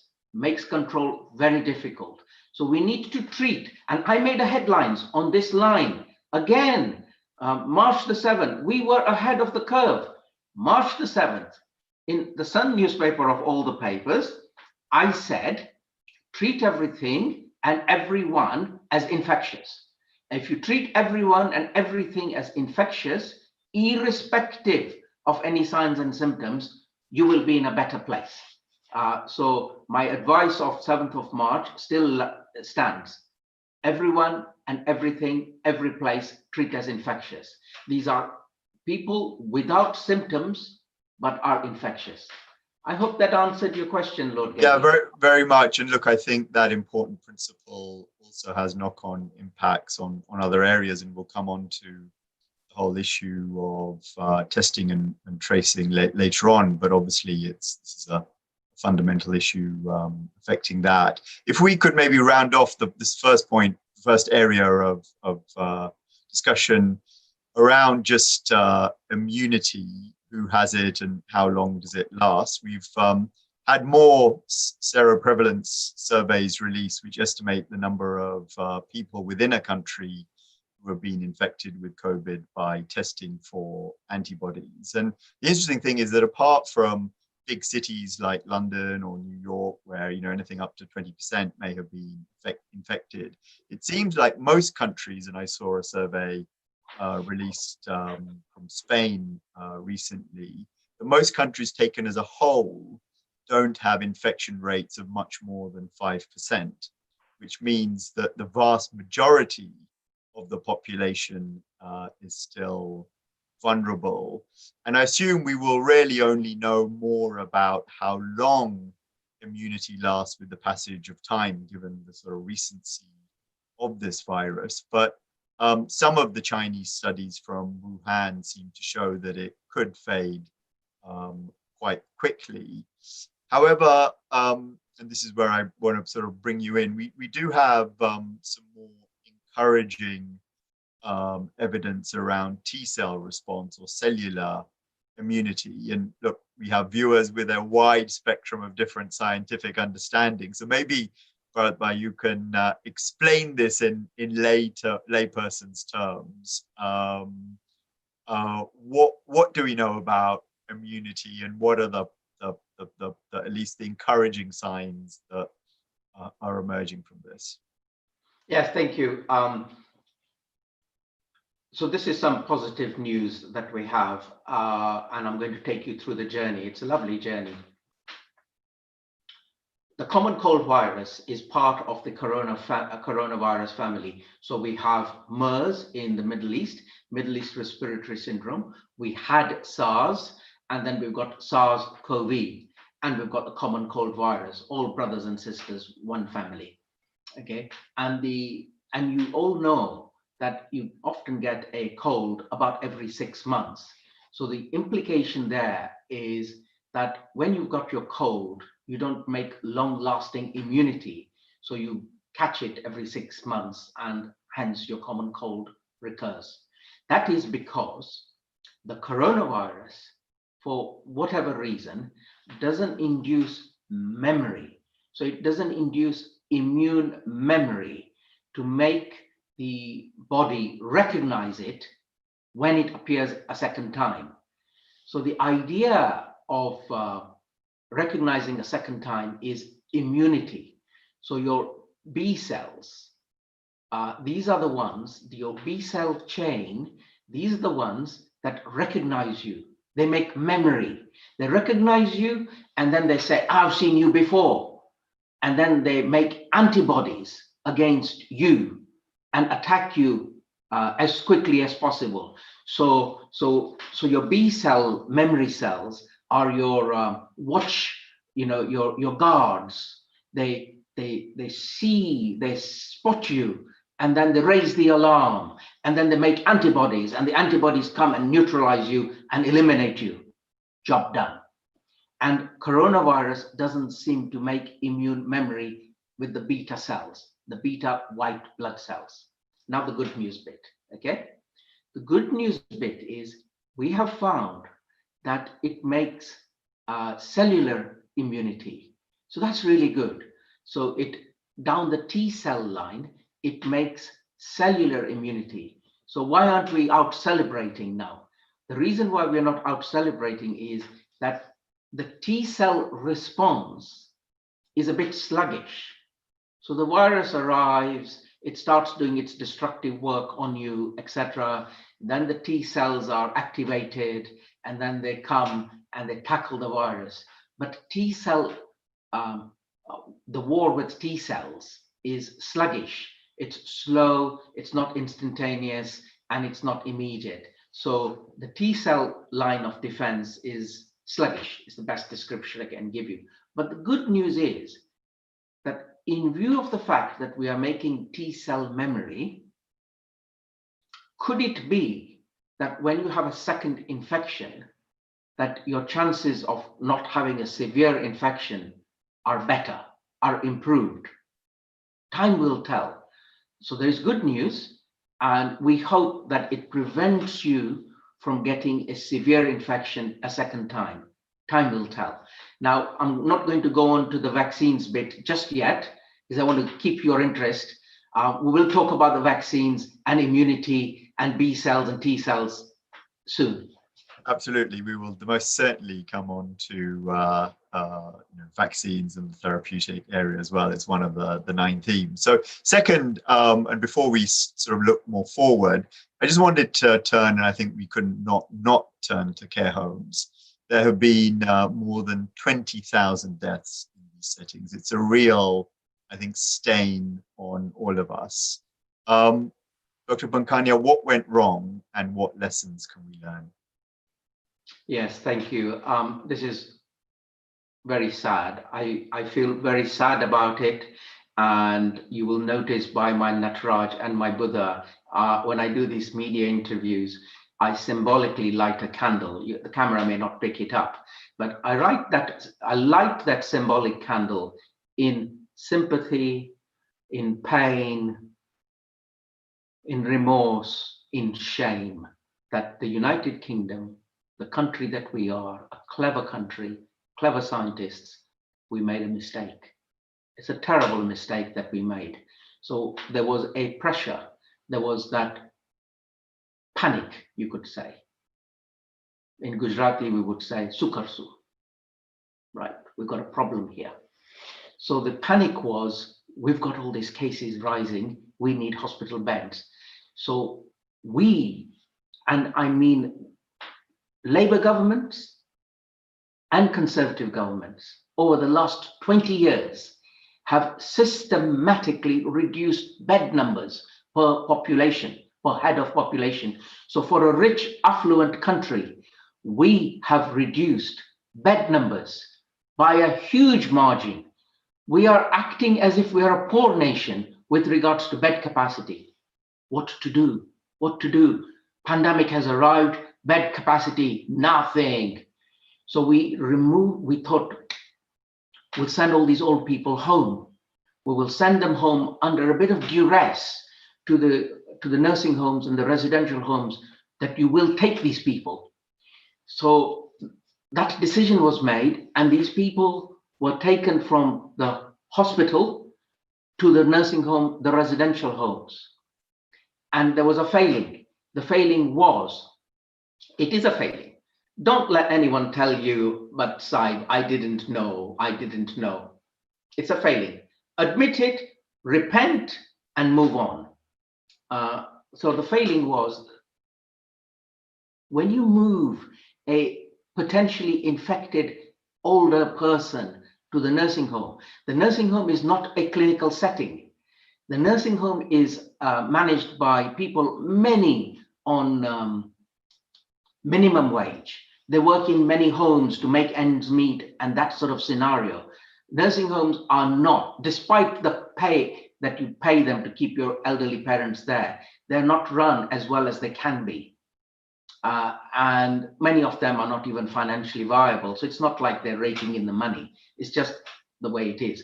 So people got into the nursing homes, they passed the infection from person to person, and a lot of people, a staggering number, over 20,000 in the UK died in nursing homes as a result of a basic error. The basic error was we introduced an infectious agent into a vulnerable environment, and then in that vulnerable environment, the infection spread like wildfire, and that's the result.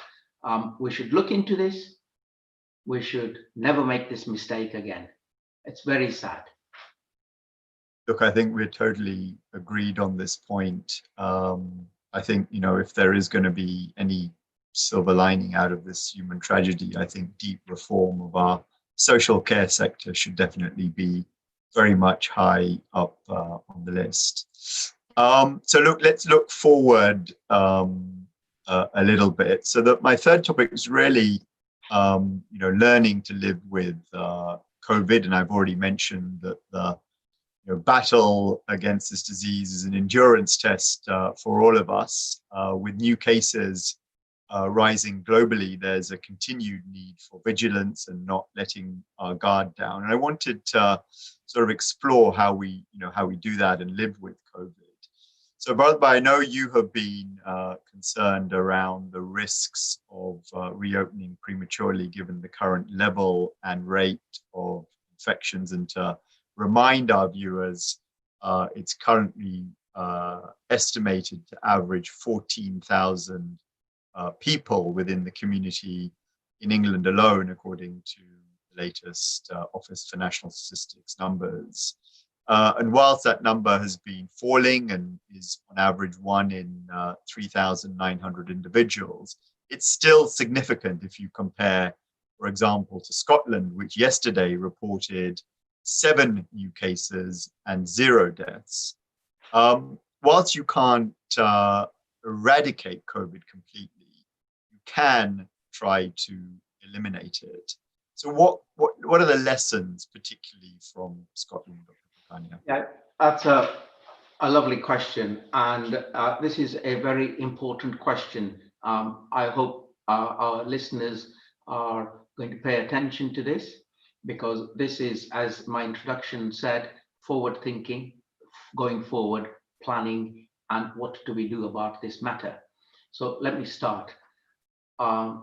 I said at the beginning, when this started to happen, to the media, and remember, I've got 2 minutes in which to get my message across.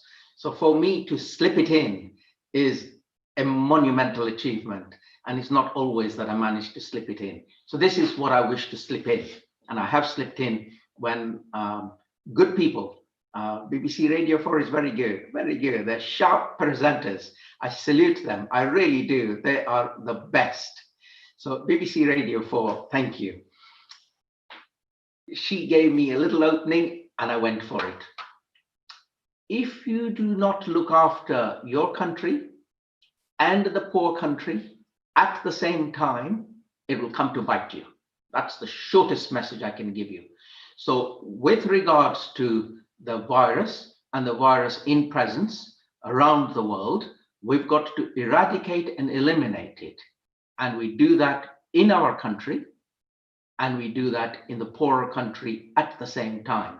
Because if you do not eradicate it in Kenya, in Africa, in Brazil, India, Malaysia, Indonesia, poorer countries, what is fermenting over there, amplifying by a number of people because they are populous countries, then what happens there comes to bite you here.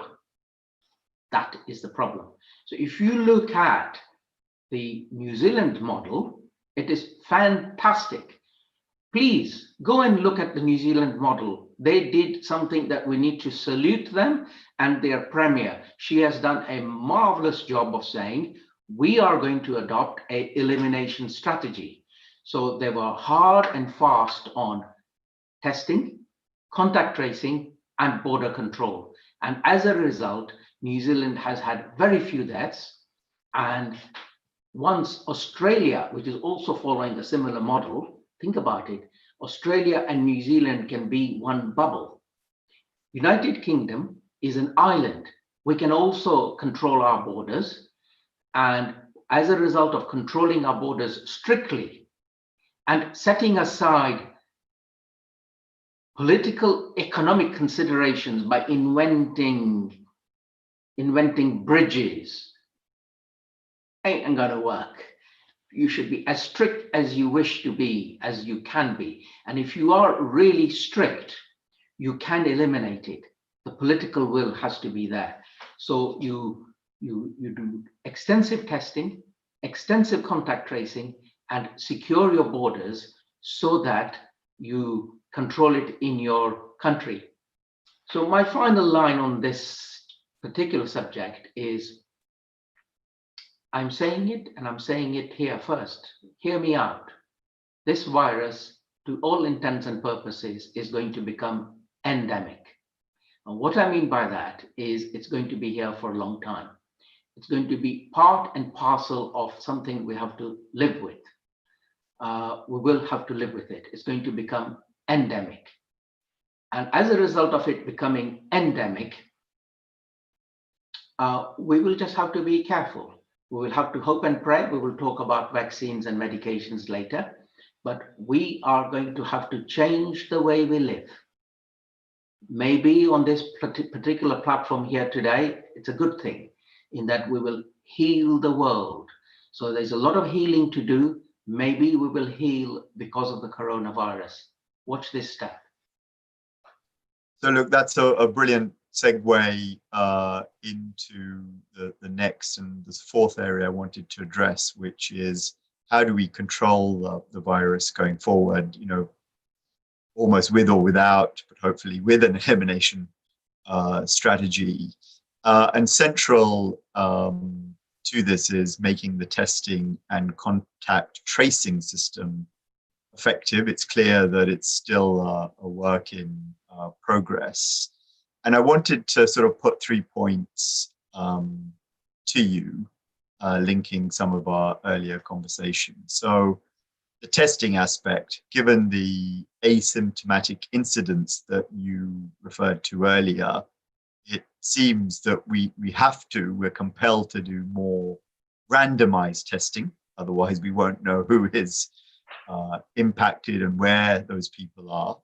For contact tracing, this capability needs to be more, I would say, localized. And I would like to turn to the question of Leicester in a moment, but certainly at the moment, we don't also have an app which creates a gap in the coverage. And the third point is clearly we need public cooperation and trust if we are going to get people to take the measures necessary, particularly to self-isolate. Have I summed it up in the right way? And where would you add and amplify those points? Yes. So recently on one of the media outlets, I could see the presenter saying, this Pankanyat Sahib is always moaning. He said, how many more tests do you want? And I said, listen, we are testing. Numbers are large, but they're not large enough. Let me expand. Lord Gadia has touched on it beautifully, really. He's said it absolutely right. He's on the ball. He is, honestly. So what I'm getting at is we have selective testing. You order a test, it comes in the post, and we don't know. We don't know how good are the home tests. No idea. So people, do a swab. Do you think they're going to do it properly? I don't think so. It's a very uncomfortable thing to do at home. Shove it all the way to the back of your nose. It ain't working. So then the other one is you go to a place, usually out of town, you drive to it and you get your swab test done that way. Now, all those are a selective population. What Lord Gadia was absolutely right in referring to is we need to have localized testing, locally delivered, locally accessible. And when you have your GP practices that we all know where our GPs are, and you could have them testing it, or you could have dedicated staff stationed at your GP practice, set up a little booth and have your tests there. And also in shopping centers and places like that, there you are picking up the true signals. So you test randomly, you test extensively, you test all the population, not only the population who can drive and get tested. I hope I've made my point clear. So having done that random extensive testing locally with local results immediately, you identify the positives. And having identified the positives, you say to them, sir, out, get out of circulation immediately. And then we open up the contact tracing branch and we say, all the contacts of that case, out, get out of circulation. And this sounds like a complicated thing to do. Believe me, it isn't. I'm a master of contact tracing. When I say I did all of this, but when I say I also mean my GP colleagues, my genitourinary medicine colleagues, my public health medicine colleague, my public health colleagues, my environmental health officers. We are all local experts. We do contact tracing every day. Why are you not using us? Why, on the other hand, have you got somebody following an algorithm to follow steps of contact tracing, paying them 10 quid an hour? They're not as good as I am, my colleagues, me and my colleagues. So we should do contact tracing locally by locally run experts. We can supervise the people that we employ. And if you think this is too difficult, I don't think so. Because when we had the pandemic swine flu outbreak, 2008-ish period, we did exactly this locally. So it was the Health Protection Agency then, and we tested extensively with sending of swabs. We processed the results and got them the next day, and we contact traced from home, from the local area. So it can be done. We'll talk about Leicester in a minute. I've got some interesting things to share with you about Leicester. Well, actually, why don't we go to that? And as we know, it is a city which has recorded the highest levels of infection in the UK. And certainly, as we all know, because we all have links into it one way or the other, there's a big South Asian community, around half the population. And in the northeast quadrant of Leicester, which has the highest concentrations of South Asians probably in the whole of the UK, we know that's the epicenter of the outbreak.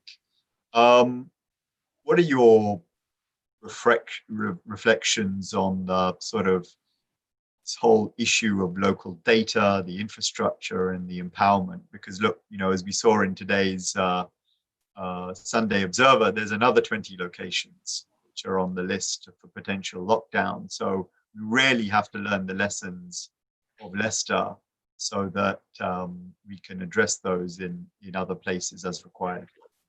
So this is a fundamental of outbreak control and management.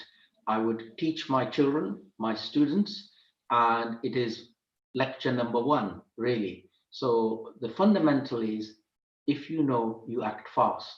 If you don't know, you don't know. Then you act late. If you act late, you have an outbreak, you end up with a lockdown of the whole city. So with Leicester going into lockdown equals failure. You failed, 0 out of 10. Let me expand on this a little bit more. So if you are testing locally, you will know the rising tide of cases coming your way. And you will also know that it is sector A, sector B, sector C. It's factory A, factory B, school A, whatever. But if you are testing locally with local demography, in other words, you do simple, easy things like capture the person's postcode, for goodness sake.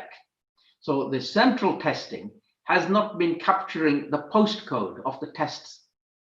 And it is a selective number of tests, as we've alluded to before.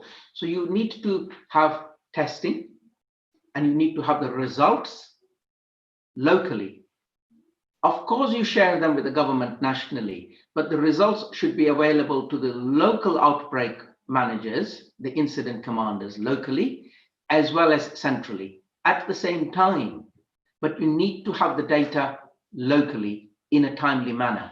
So for you, the mayor of Leicester, to say, I didn't know I had a problem until tier 2, pillar 2 data results were given to me centrally, is a failing. We should not be in a position where you get a phone call from headquarters in London telling you you've got too many cases. You should know about your cases. You should know the nature of the cases and stamp it out. So the analogy is, you have a forest, it's dry, it is prone to fires, and you need your surveillance systems, your spotter, to identify where the hotspots are occurring.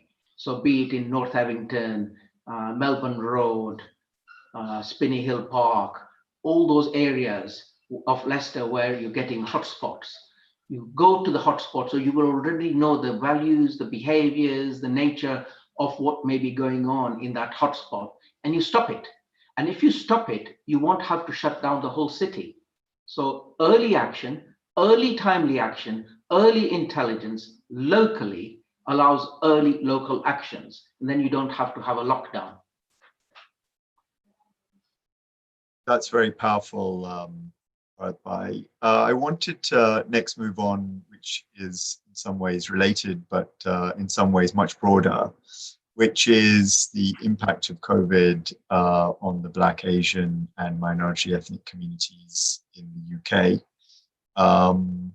We first really got the real data on this from the number of people going into ICU, although actually for those who had sort of had their antennae up and open, it was visible even earlier on. And you know, I remember noting this when you know, one of the first major nationwide alerts was at Norfolk Park Hospital in Harrow, which is located in the heart of a large Asian community in northwest London. And if you look at the COVID deaths by ethnicity, and you will have pored over them, it's really quite a stark picture. So for South Asians, something between 2.5 to 3.5 times more likely to die from COVID, with the highest risk category being Bangladeshi and Pakistani men.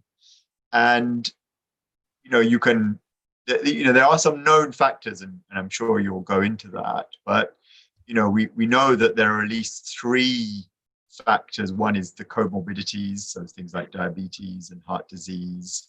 There's the social and cultural factors, particularly the high number of multi-generational households. And then there are, if you like, the socio-demographic, the types of occupations held by Asians make themselves more vulnerable. 30% of medical staff are Asian, and 44% of NHS staff are BME. So that gives you, a clear explanatory factor. But even if you seem to remove all of these explanatory factors, there's still an unexplained difference. And so it would be really interesting to get your take on this, whether there is any genetic factor, and indeed then linking that to, back to some of our homes in, South Asia, or for people in Africa or the Caribbean. There doesn't seem to be as much incidence at the moment, and I would stress at the moment there. So how do you sort of put this conundrum and pattern together? Yes, thank you. It's such a delicate and important topic. And what it is highlighting is poverty kills. So we have known for a long time that poverty kills. And we have our Black, Asian, ethnic minority groups. And a lot of them, we have very, very successful BAME people as well. But we also have a lot of them in poverty. And when you have crowded homes, when you have poor accommodation, when you have multi-generational dwellings together, there's nothing wrong with it, absolutely nothing wrong. Live with your mom and dad and your grandparents. I would advocate it. It is a good thing to do. Don't give it up. It's just a reflection of poverty. Okay, so poor people also have poor jobs. So the poor person living in a poor household, multi-generational household, will also be the bus driver. They will also be front line in a healthcare setting, the cleaner, the washer, the taxi driver, the restaurant person, the restaurant waiter, and they have a greater chance of getting hit by an infectious person, or it's a bit like Russian roulette. If you carry on playing Russian roulette, eventually there will be a live bullet in the spin of the revolver. So it's similar to that. Repeated exposures, and one of those exposure eventually finds you. There's 1 or 2 items here which I'm pretty sure about, so I'd like to stamp on that. I think there isn't a genetic component to this. I feel we shouldn't go into this genetic area, because there are nefarious people out there who wish to make us separate from other fellow human beings when we are not. We are all fellow human beings, all of us, all races, all cultures. And I don't think there is a genetic component. But what I am interested in, and I haven't got an answer, we haven't got an answer, is could there be deficiencies of certain things like vitamin D? My answer is, I don't know, we don't know. Could there be other deficiencies? We don't know, I don't know. What we do know is we do have a lot of diabetes, heart disease, high blood pressure, and all of those add to our burdens of being severely ill were we to get infected. We are prone to diabetes, and we are prone to heart disease and blood pressure, especially Africans. Africans have a huge propensity to high blood pressure.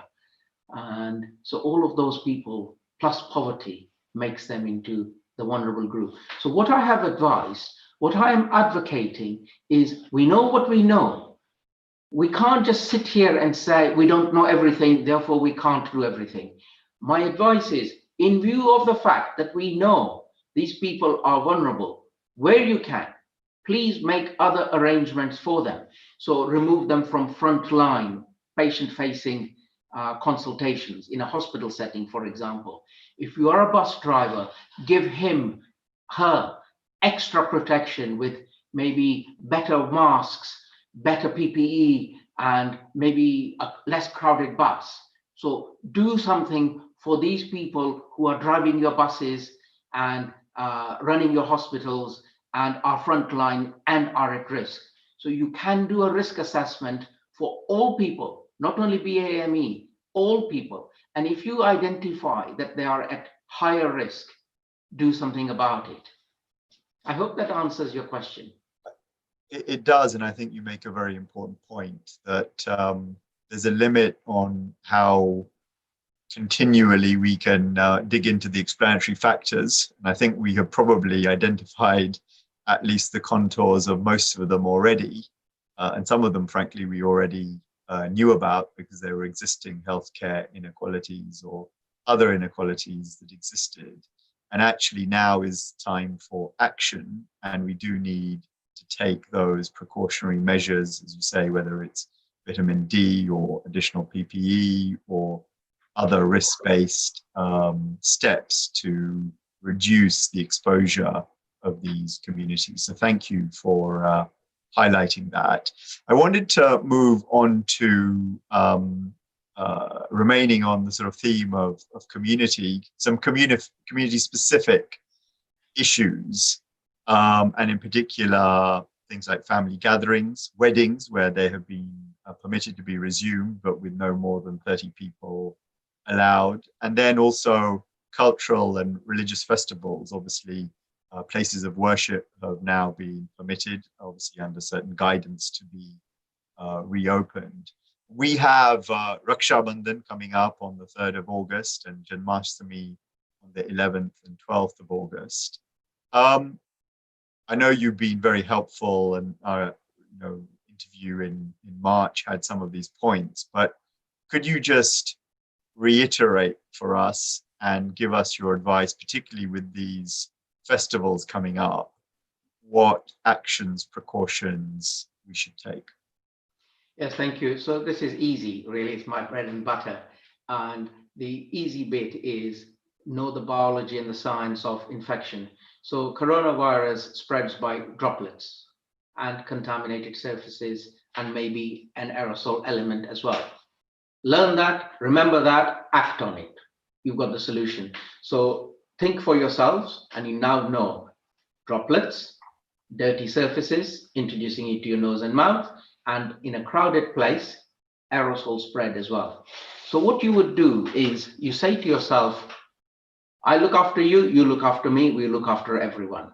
So you're going to have your gatherings, good, have them.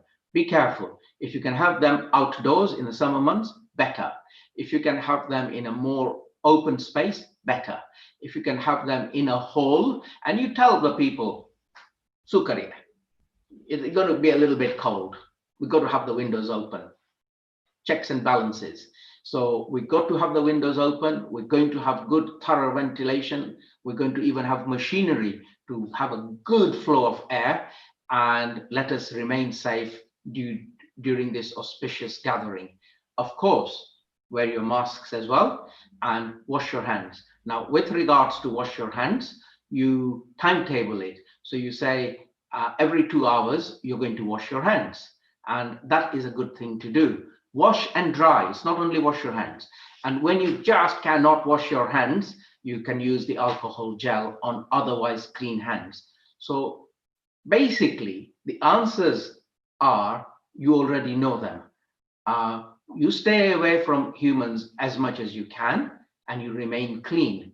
If you cannot remain away from humans at gatherings, for example, Janmashtami coming up, you all want to go to the Krishna Mandir, then you have to understand that numbers into the dwelling will be limited. One of my colleagues' fathers died at the Krishna Mandir, having caught coronavirus disease, infection, and then disease, and he died. So this isn't a joke. This is serious. Few numbers, good ventilation, good hygiene, and we hope for the best. Indeed, and frankly, I think I would say that a lot of the community organizations, the temples, the gurudwaras, darasas, etc., using Zoom and sort of webinars, and I would frankly continue to encourage them to, as much as possible, use those mediums as well, because I think large gatherings, as we've heard, is not actually a good idea. They can be super spreading events.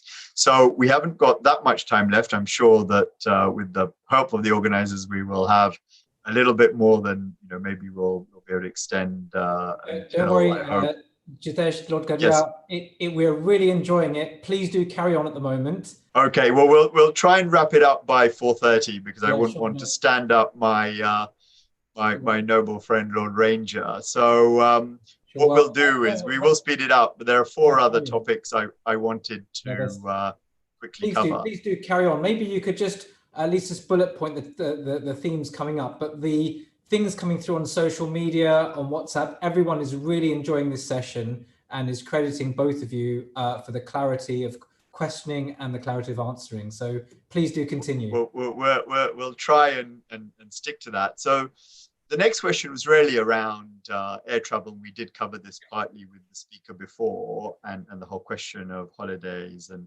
quarantine, particularly as a lot of people, will be contemplating what they do in July and August. Some will have cancelled their plans. Others may not have been able to receive a refund. And some might just be tempted to have a change of scene, but are hesitating about, flying away. What's your honest view on this, Dr. Pankania? Simple, very simple. So,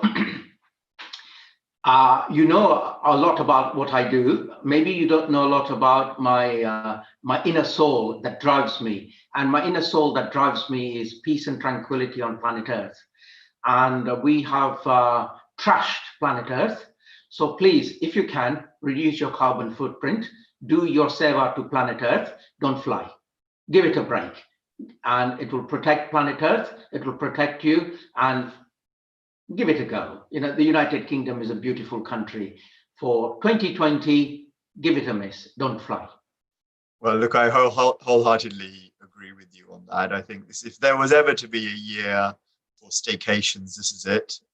I've also cancelled my own plans. I think others, I think I read today in today's papers that the Prime Minister and the Chancellor are also doing staycations. So I think that is the way to go.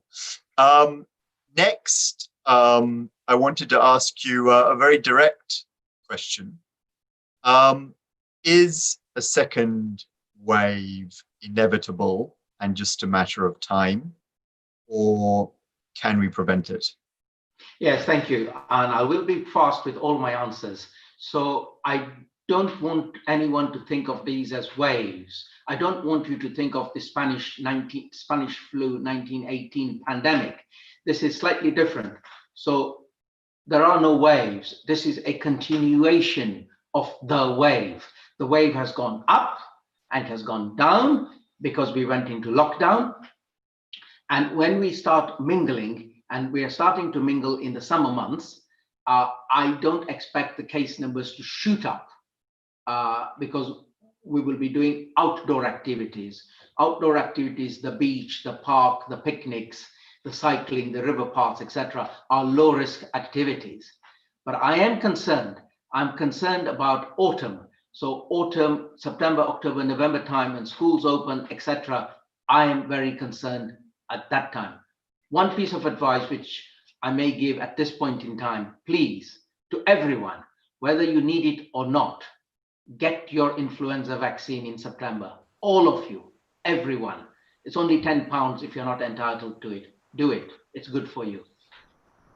I'm pleased you made that latter point. And in fact, I was going to raise it with you if you hadn't. And indeed, I very much hope that there will be some further announcements by the Department of Health and Social Care, by the NHS on this topic. I think clearly, if there was ever a year where everyone should take their flu jab, this is most certainly it.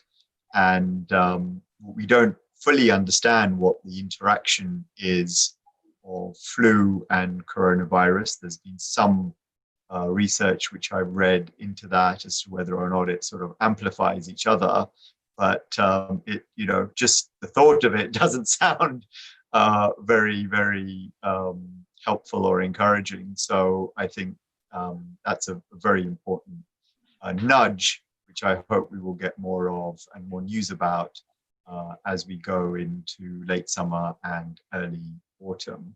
So the next area, and we trailed this before, is around therapeutics and vaccines. So on therapeutics, we've made some encouraging progress and validated through clinical trials the use of drugs like dexamethasone, a steroid which cuts the risk of death for those on ventilators by a third, whilst I think some others like remdesivir, which is an antiretroviral, and probably a little bit more disappointing, especially given the high cost.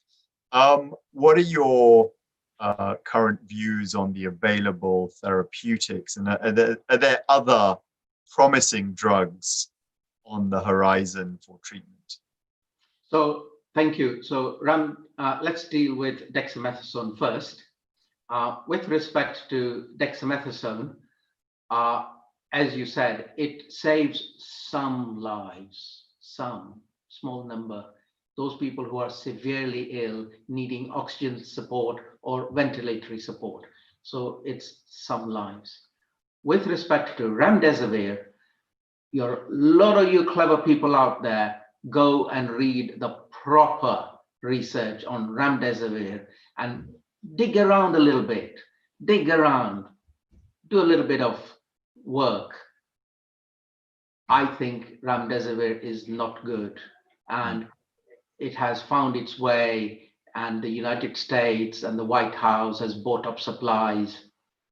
There's something not right there. I'm not convinced about remdesivir. End of story. There are no other drugs on the market that we know are of therapeutic benefit. Please do not go around using your azithromycin, sorry, not azithromycin, that's the antifungal drug, or your hydroxychloroquine, your anti-malarial drug. No evidence. So we have, unfortunately, at the moment, no drugs. Dexamethasone is of some benefit. I'm not convinced about remdesivir and how it found its way into being used by the United States, care of the White House. That's very clear. So if we could maybe turn to the prospects and timing for a vaccine. I think there are something like 200 different vaccine initiatives underway around the world, with a dozen or so in human clinical trials. And what would be maybe quite interesting is to get your perspective on it, and particularly from what I understand, there's quite a possibility that if and when we do have a vaccine, and it takes time to do these, the earliest I've seen it heard from credible sources is for the second half of next year. Even then, it will be sterilizing immunity. It won't be sterilizing immunity, i.e. that it stops you from all time from having COVID. But maybe it might for a short-lived period, a bit like the influenza vaccines that we have been talking about, where you need maybe an annual jab or a booster. What are your thoughts on vaccines? Yes, okay. So the reason why we have the annual flu vaccine, the seasonal influenza vaccine, is because the seasonal influenza virus expresses different proteins every year. So these are the H and the N, the hemagglutinin and the neuroamidase. These are the proteins against which we make the seasonal influenza vaccine. There's about 9 or so different types of H proteins and 12 or so N proteins against which they keep on changing every year. So we make the vaccine against them. Now then, coronavirus vaccine, a completely different cup of tea, completely. So we know the target protein, that's the protein that latches on to the ACE receptor in humans. So this is the ACE receptor in humans, and the protein comes and it makes beautiful fit, and then it infects you. So we will be making protein vaccines against that protein, maybe other proteins as well. The problem is immune memory. For some reason, the beta cells don't sim to make memory against a coronavirus protein. There will be clever people out there working on tricking the human body into making memory against a coronavirus protein. And that will be a marvelous breakthrough if we succeed. My advice is don't put all your eggs in the vaccine basket, because we may never make one. So remember, with HIV virus, we never made a vaccine. So let us see. Only time will tell. I think that's a salutary message. I think we should definitely plan to live with COVID, and if we get a vaccine, clearly that will be upside, if you like, and a bonus, but we shouldn't certainly plan on that basis. So finally, I wanted to end on the importance of public trust in health messaging.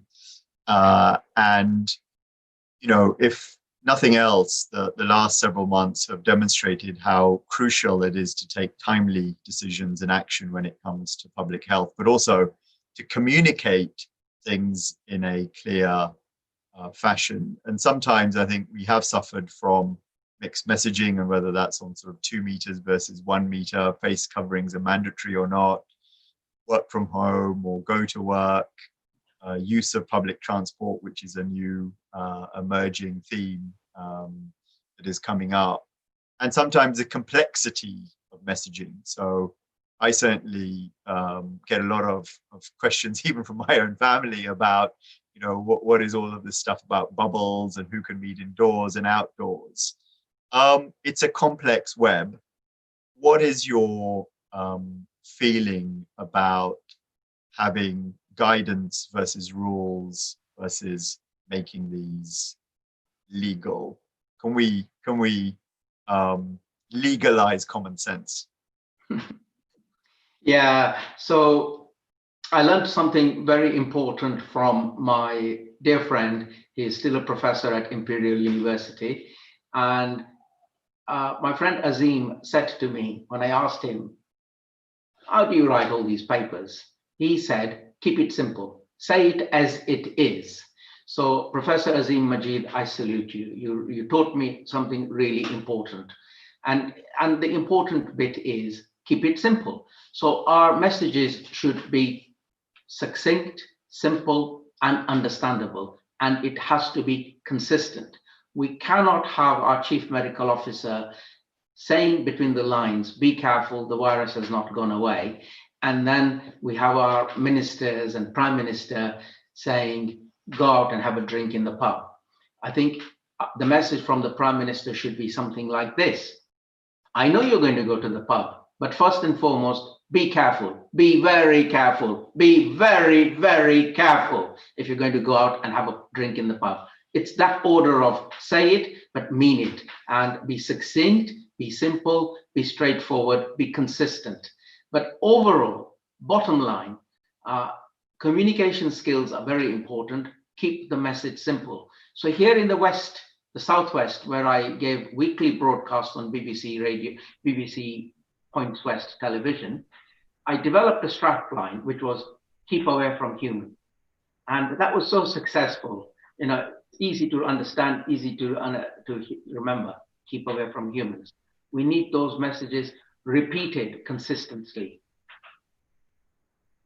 Dr. Bankania, that is, as ever, in your own style, a great way to end. I totally agree with you that, in a way, greater health confidence will boost economic prospects, and they're not a simple trade-off. As always, it's been a pleasure interacting with you. I'm truly grateful for your clear and comprehensive answers to a very wide range of themes and questions. Whilst we have discovered a fair amount about COVID, we are still learning more on a daily basis about dealing with this health emergency. So I'm sure we will continue to call on your expertise. Thank you once again for everything you do. And as someone who believes in the power of human resilience and ingenuity, I'm confident that ultimately we will emerge from this crisis stronger and wiser. So until the next time, namaste, and please keep well. Thank you. And if you wish to follow me, then I put as much updates as I do on my Twitter handle, which is at Dr. Saib, DOCTORSHAIB. Come and join me. Come and do the journey with me. It will be good. Take care. Namaste. Thank you. Namaste, and thank you so much to both of you for such an informative session. The last hour has flown by, where in fact it's been over an hour, and through social media and other ways there's been lots of positive feedback. One to Lord Gadia for some very succinct themes, and we went through a whole journey from infection control to how to manage as the public. So Jitesh, thank you. I'm sure you've had some BBC Radio 4 training, I'm sure, in there as well, although you didn't grill anyone, but you did really well. So thank you so much for coming back on. And, you know, real words of gratitude to Dr. Pankania, your clarity, your expertise, and sharing those messages. And the human side of you, the cooking you're doing, you shared about your love for the planet as well, not to travel, you know, all those things. So we've really enjoyed this last hour, myself as well, even being a medic, having learnt so much, and being a GP, I actually sat in my room, in my consulting room, having done some video consults. And yeah, we're preparing ourselves also for the flu campaign. So those of you, please do come for your flu vaccination if GPs around the country are planning of how we might do that in a safe way. But we covered so much. There have been some burning questions. I know it is actually 4:30. We have Lord Rami Ranger with us. Lord Ranger, I can see you there. Please do bear with us just for a minute or two. One question that's been coming through. So welcome, you can see Lord Ranger there on your screens, who's going to be our next speaker literally in a minute or two. One question did come through about antibody testing. A lot of people have been asking, there are a lot of various places that are offering antibody testing, and what your view on it, because even as people come to me and say, dear doctor, shall I go for an antibody test? Very quickly, what your thoughts were about that. So antibody test is best done with taking a blood sample rather than a capillary sample. In other words, you take a volume of blood rather than a finger prick. Okay, that's a more precise result. Second thing, the only thing that an antibody test tells you is you have survived a coronavirus COVID-2 infection. That is all it tells you, that you've had an infection, whether you knew about it or did not know about it, and no more, no less. It doesn't tell you that 6 months down the road, you're going to be immune or not. That we don't know. Exactly, and I think that's the key message to others as well about that. And another theme which it's actually comes in quite nicely with what Lord Ranger is going to come across, which is the economy. And Lord Gadia, I might bring you in as well. This theme of encouraging the economy, people to go out and go back into shops, get everything going, eat out to help out, and all these things are going on as well. So we've got this mixed balance between trying to get our economy going, support local businesses, and at the same time trying to keep ourselves safe. And it's a real juxtaposition we find, you know, the government trying to encourage us as well. And I don't know if you've got any thoughts on we want to, boost the economy, but at the same time, we also, there is, understandable fear and, lack of confidence. There is a balancing act, but as I said, I think in some of my concluding remarks, we should be careful about a sort of a false trade-off, a false binary, if I can put it that way. Improving public health actually will help our economic prospects. And Dr. Pankania referred to the example of New Zealand, right? In New Zealand, you can see that New Zealand is booming because they've got this, pandemic under total control. Now, obviously, there is a risk, and they've had to face the risk of people traveling into the country and bringing it in, but they have now a very strict regime and method of being able to address that. And so really what I would say is that, there is we can manage health and the economy together, and we've got to do it together and in lockstep if we want to get the best results. Excellent. Thank you, Lord Gadia and Dr. Pankania. Again, in a moment, I'm going to actually welcome one of a key member of the Healing Our Earth team, which is Nitin Palan, who was actually on earlier, who's come back on. So Nitin Bhai, I can see you're online in a moment. Just to actually, I know you've got a connection with both of these speakers and to thank them as well. So I can see you online. Please do just also just share your thoughts. Could not thank you guys enough. So clear, so succinct. What we learned in the last 4 months, we learned in an hour and a half. So thanks very much indeed. This hour and a quarter should go viral to every human person on this planet Earth. This is more clear than what ministers talk about, wise men talk about. And I'm not saying this because I love you both dearly. This was really highly professional. Thank you very much. Thank you. So be ready. I think those of you who are watching at home, that this particular, I think all sessions have been really good. So don't single out anyone or particularly good. And we will, I think we will see a clip of this certainly being shared, on websites, etc. So those of you who are watching at home, please do tell people to still go on to Healing Our Earth. You can watch it from the beginning. Do rewind back an hour and a quarter and watch this session. So so with that, a big thank you to Dr. Pankania and Lord Gadia. Dr. Pankania, I think I'm going to come round and sample some of your Gujarati dishes. You must. And see what's on offer. I tried to say stay away from humans, but my spouse wasn't having any of it. So. I was treated to a fabulous lunch by Dr. Pankania and his wonderful wife when I visited his home in March. So it's well worth doing, Milind. Good. Well, I hope you picked up the recipes, or I'll come round to you instead and try from you. We welcome everyone. We are proper Indians, and we welcome everyone. Good. Well, thanks to both of you. So we carry on. So those of you who are watching at home, I really enjoyed that session. Being, even from a medical background, I picked up so much. As doctors, we're talking all the time and sharing things, but it was really nicely done. So I'm sure those of you at home really enjoyed that session, and there was a really nice chemistry between the two of them, and a real clarity of sessions. But we carry on. So do look on healingourEarth.com. It's very much a global platform. Have a look what's coming up. Still in the session today. In a moment, we've got Lord Remy Ranger. We're going to move on to our next host as well, Prash Patecha, very soon, with a lot more speakers even for today as we carry on. But have a look even what's on next week as well. We've got another wellness session, the week after a music festival, the week after a session on harmony. So you'll see that the Healing Our Earth platform very much is a community channel. Today has been a very technical information giving, but you can see how even very complex information has been given in a simple way.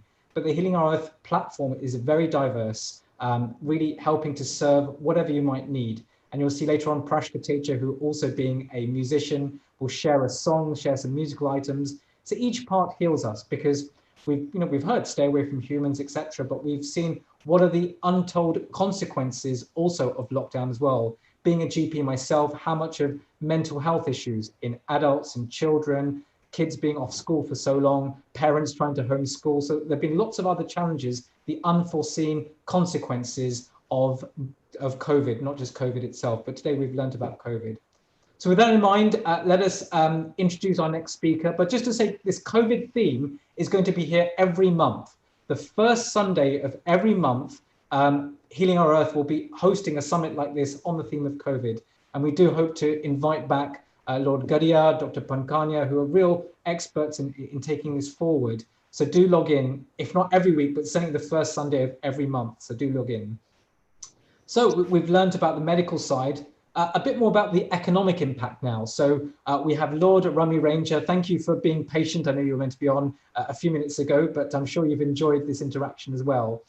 Lord Ranger is a highly celebrated member of the UK community, having been a member a CBE, a British peer, a Lord, and a very successful businessman. Really been honoured by the Queen on many occasions. Do read up his story again on healingearth.com. Came to, start up a business really with a few pounds in his hand, and has since then developed a business empire. Lord Ranger, I'm not sure many people don't know you really, and what you've achieved, and continue to amass, a really excellent business empire. I'm looking through your company, Sunmark Limited, has received, honours from the Queen for sort of Queen's Award for Enterprise, sort of, 5 consecutive years. Rami Ranger is also a fellow of the Prince's Trust. And really the theme I know you're going to bring up is sort of the economical impact. But I think also your encouragement to young people, to entrepreneurs, maybe obviously you've heard of this Kickstart scheme or whatever, to really encourage people of wherever they are and to bring business forward. But thank you for joining us, and please do share your thoughts with us. Namaste, welcome. Thank you, and namaste to everybody and to my noble Lord Gadia. When I grow up, I want to be like him, intellectual, popular, and so charismatic. And I really enjoyed Dr. Pankania's take. It was an eye-opener for me as a businessman. And from my humble background or my business background, all I can say is that we are not in the same boat, but we are in the same storm. Each one of us are facing that storm, which is a global pandemic through virus COVID-19. So this has brought about profound changes in our lifestyle. And I would believe that there is no such thing as quick fix, that we get a vaccine and everything will be all right. So my emphasis will be on prevention and increasing your immune system, building your immune system, exercising. They say lock your door, don't call anyone a thief. If you have worked hard, you built your immune system, you've been eating proper diet, you've been eating all these things, vitamin D, and the turmeric capsule, vitamin C, all these things are easily available over the counter. They don't cost arm and a leg. On top of that, you have to exercise, because Charles Darwin said the species which will survive will not be the most intelligent or most strongest, but the one who can adapt to change will survive. So therefore, we need to adapt. We need to adapt to this change which has been brought about by the coronavirus. So my suggestion is that first we have to go about our business, because if we don't go about our business as we used to, then the business will die. A lot of business will never recover. As you can see every day, frightening figures are coming. A household name like John Lewis, Boots, such powerful brand companies are shedding staff. So that should send a signal or message to us. The situation is very serious, but we can help. No government can help us on its own unless we support, we participate, and we really cooperate. And my suggestion is that, look, we have to protect ourselves. We have to take care of our hygiene. We have to keep social distances. Whatever the government, the chief medical officer is suggesting to us, we have to heed that advice. This is not a casual pandemic. There is no such thing as being a hero. You have to live for the loved one, your family, your business, your staff. So many people depend on one life. So therefore, please become serious and make sure that you go to business, but make sure you keep your distance. There's no need to go and use the toilet. Just use toilet before you go to restaurant or whatever. And there is always, in my company, I've told my staff, those who can work from home or those who can keep distance, or even at the lunchtime, I tell them, you go and have lunch in your car rather than sitting in the cafe or the staff room. So just little precaution. If we don't change, then we will have serious consequences. And we also have to wash our hand as often as we can. We have to use sanitizer. And don't keep sanitizer in your car in this weather. It's very hot weather at times, and your car can catch fire. So therefore, keep your sanitizer away from sunlight. And the other thing is, keep your diet, keep your exercise, and just be conscious, because there are a lot of businesses out there which depends on our revenue, our custom. So we have to go and just, we can, like driving car is risky, but we take precaution. Similarly, going out is risky, but we have to take precaution. But just staying at home is not going to help us. How long can we stay at home? So therefore, when you go to restaurant, just take wipe some sanitizer, wipe your desk, wipe your table where you sit, and all these normal precautions which we will take. So therefore, I think you have already got a lot of good suggestions from Dr. Pankhania and Dr. Gadia. And in business, we must make sure that we support those people who depend on us, because it's a global economy. We depend on each other. If it's a knock-on effect, because what goes around comes around. If we do not support our local shops, they will go, and then there'll be a lot of other people will lose their job, because each business sustain many other businesses. So for example, my export business, which we export product, but at the same time when we export, there are manufacturers produce our product. There are packing company, there are hauliers who take containers to the seaport, and then there are shipping lines. Yes, there are dockers. There are so many people depend on our businesses. There's a great deal more to it than meets the eye. So therefore, please take precautions. That's all I can say. And some businesses will have to adopt. Adopt is a key for me. You must change with the changing circumstances. You remember we had mines closed. So many mines, factories closed, which were not used to, could not compete. So new industries, IT industry, pharmaceutical industry, so many high-tech industries came up instead of the coal miners. So therefore, it's an evolution of mankind. I mean, this pandemic will get the best out of humanity. Mankind is so versatile; they will always find a cure. Because unfortunately, we were caught unaware of the gravity of this pandemic. We had no idea how serious this pandemic was. We took it lightly in the beginning, and that could have been if had we known, we could have taken more precautions. But at the same time, Lord Guardian will bail me out. The government cannot create panic. Government has to be very careful. They just cannot, scare the public unnecessarily. So government has to be very balanced in giving the information. So Prime Minister, Health Secretary, they were aware that panic can cause more damage. If you remember, when we started panic buying, all these shelving, were empty in supermarket. Toilet roll was sold for £10 a roll. So therefore, we got to make sure that there is no panic in the community or in the country, because panic can lead to many different problems which we have not contemplated. So therefore, whatever government, whatever the health experts are saying, we must take their advice very seriously. And there's an Indian proverb: you can only clap with two hands. So we have to also contribute to the effort the government is making by cooperating, by taking whatever they say very seriously, because it's a matter of life and death, as I said. So let's compliment our government. Let's listen to what advice the health experts are giving, but don't listen to too many people. Don't listen to all those WhatsApp, all these fake WhatsApps are going around giving you, one suggestion after the other. Please don't confuse yourself.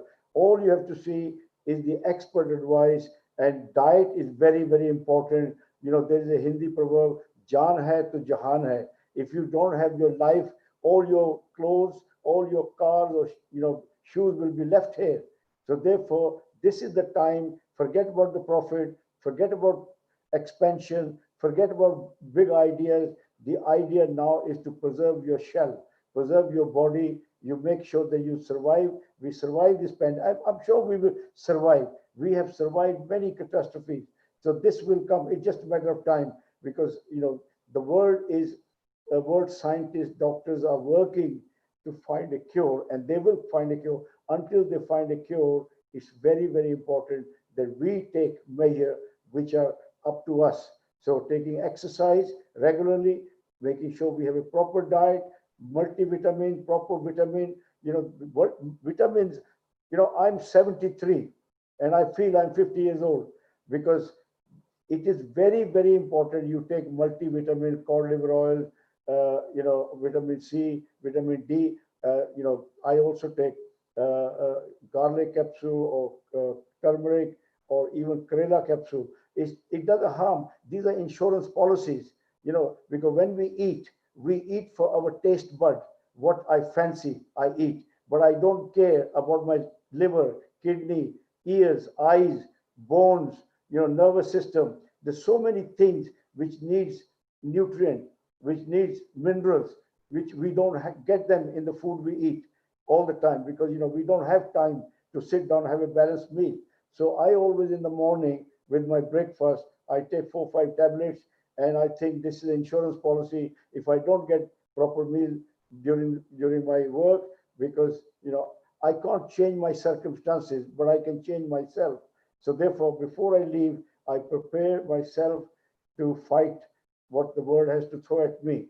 So my suggestion to all of you is take your body as a temple, as a place where God resides, as you reside, your soul reside, and give yourself full attention, because the person who is not strong himself or herself cannot strengthen or look after or give some support to other people. So charity begins from home.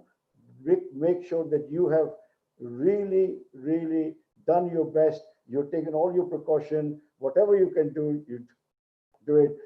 In the past we were casual, but now situation has changed. It's worse than Second World War or First World War. In those World War, we knew the enemy, from which direction the enemy was coming. But this pandemic or this virus, we have no idea. Is it going to be given by our own loved one, or is it going to be given by something we touched, or is it going to be given by something we breathe?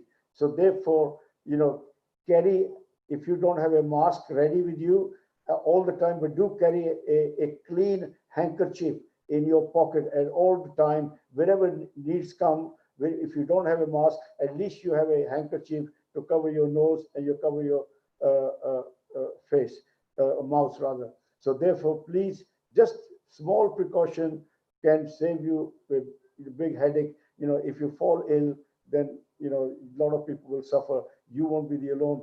You won't be alone who will suffer. So I think, Miran, I'm grateful to you and for doing such a great job making people aware, because once you bring certain subject under spotlight, a lot of people get to know so many things. And Dr. Pankhani has been very informative, given a lot of information to us, Lord Gadia, and my friend, I can say, Mr. Plan is there, somebody I look up to you, very gentleman, full of love, Jai Swami Ryan. So we really are a community, Indian community. I'm very proud being Indian, because we are a force for good. Wherever we go, anywhere we go, we first of all, we integrate very quickly. We don't create a government within a government. We have nothing against our British government. We're very loyal and we work hard. And now people are beginning to realize that how positive the Indians are.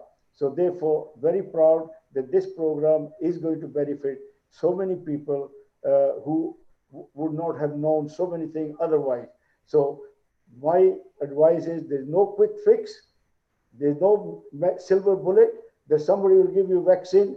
And even you get a vaccine, look, you want quality of life. The way you can quality of life you can have is by looking after your body. And I'm very proud at 73. A lot of people throw their towel. I'm just warming up. Yes, I have to catch up with Lord Gadia. So he's a very smart guy in the House of Lords. Yes, very intellectual man. So we have to catch up with him. So therefore, my friends, look after your body. A healthy body has a healthy mind. If your body is lethargic, it's not very strong, it's not with a lot of energy, your mind will not be able to take you where you want to go. So just basic common sense. Common sense is build your strength so that little tension, little thing, it bounces off your body. You don't get tension, you don't get headache, you don't get nervousness because your body is very strong. So please look after your mandir. Your body is your mandir. Yes, every morning you take proper precaution to proper hygiene because Bhagwan lives in you. Yes, so make sure when you look after yourself, you are paying respect to God who has given you this beautiful body, beautiful mind, and which is there to do good for the mankind. So we are all here temporarily. If we can leave a good positive legacy for our next generation, as people before us left so many good things. Mahatma Gandhi is an example. I'm a great fan of Mahatma Gandhi. As you know, the statue in Parliament, I was able to contribute something because those kind of people who dedicate their life for the sake of benefit to other people. Just imagine if there was no Mahatma Gandhi, I would be equal to other people. I wouldn't be sitting in House of Lords. I would have been a coolie. I would have been cleaning some sahib shoes or driver or somewhere. So Mahatma Gandhi brought equality to over 1 billion people, and today all the blue chip companies are run by Indian people, scientists, doctors, engineers. Look at the benefit we have brought globally. So therefore, people like Mahatma Gandhi are very rare, but they leave a permanent legacy, and we will always be grateful to those people, who sacrifice their entire life so that their fellow countrymen can lead a life, as we are expected to lead as a equal people, free people. And how many people were inspired by Mahatma Gandhi, like Nelson Mandela, Martin Luther King. Even Barack Obama could never become president of America if it wasn't for the motivation or the inspiration of the iconic Mahatma Gandhi ji. So therefore, you are all doing a positive, excellent job. And Nil, my great friend Nil, he does so many things. Diwali at Trafalgar Square. You have to tell the world what we are. Hidden talent is no talent. You must tell what Indian people stand for. We are here to enrich. We have already enriched this country spiritually and financially and now politically. So you can imagine how many ways we have impacted this great country, and the next generation and the generation after next will benefit for what you people are doing and what you have done. So nothing goes to waste. Somebody somewhere will get benefit for all the work you people are doing. But but all I can say is my best wishes are with you. Whatever time I've got left at your disposal, whenever you want, I will come. But at the same time, although we have COVID, a pandemic and crisis, we want to deal with it. But please be publicly and politically spirited also, because we do want more and more people like Jitesh Gadia. When I go away, we need more people like Jitesh Gadia making decision and making sure that this British democracy is rich, robust, and reflect the makeup of population of modern day Britain. So we can't leave everything to other people. We're no longer immigrant. We're not going. Our children are not going. So all I can say finally is Jai Hind. So stay blessed. Look after your health and look after your business. Go out, spend some money, but take precaution because economy has to move. There are real jobs. If people get out of job, then we have to pay them through higher taxes. We are already borrowing record amount of money, which we have to pay sometime. So therefore, the sooner we can bring the economy to turn around, the better it is for us. So, and as I said, government is just a few people. They can't do it. They do not have a magic bullet. So you, as the public, will have to support the government in its endeavor to bring normality back to this great country. So on that note, I wish you a very success in your endeavor, and may you continue to bring these programs. May you continue to touch some important, vital subject, bring expert to shed some light so the people can benefit. So Jai Hind. And namaste. Thank you so much for your time. And yes, age 73, going on 50. So I can. I love that you said. I have to catch. I'm going to be like. I have to catch every this Gadia first. So that was really quite inspirational.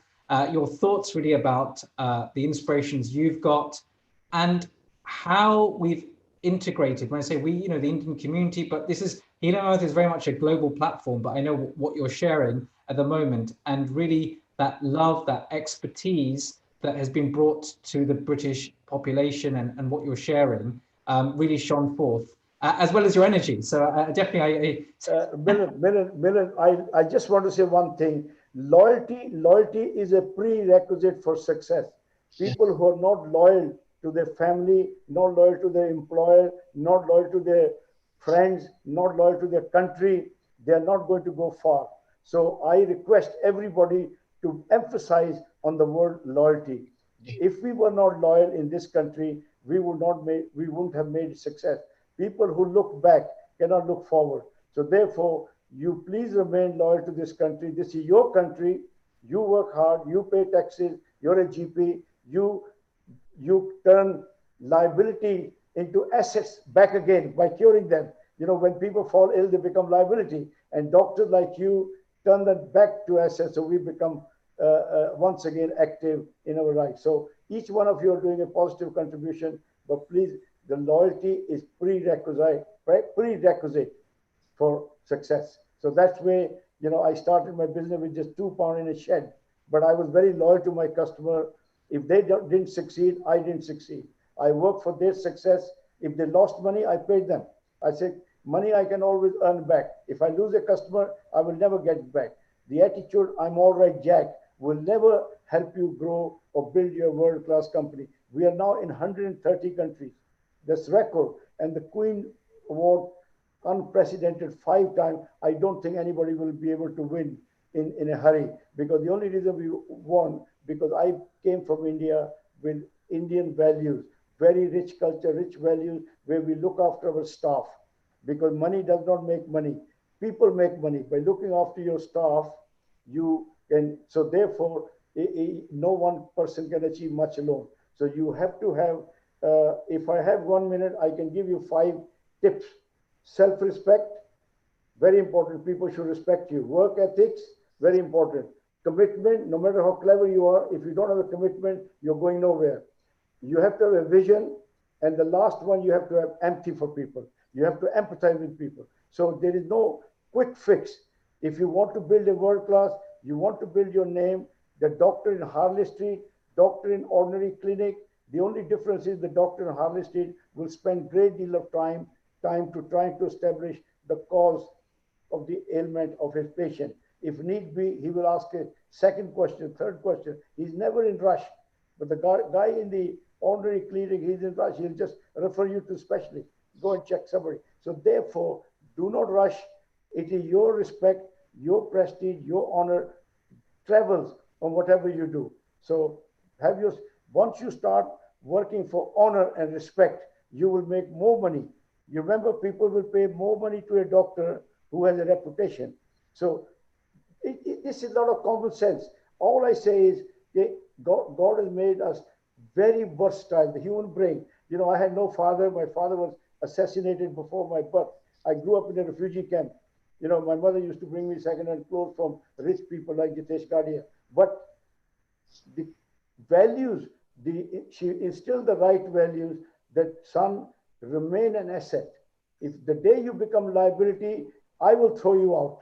So when we remain an asset in an employment or in a house or in a country, people will respect you. If you have a piece of equipment, if it works, you will look after it. The minute it goes kaput, breaks down, you throw it in the dustbin. Same with human being. Always remain an asset. People should benefit from you. The difference between success and failure is very simple, very simple.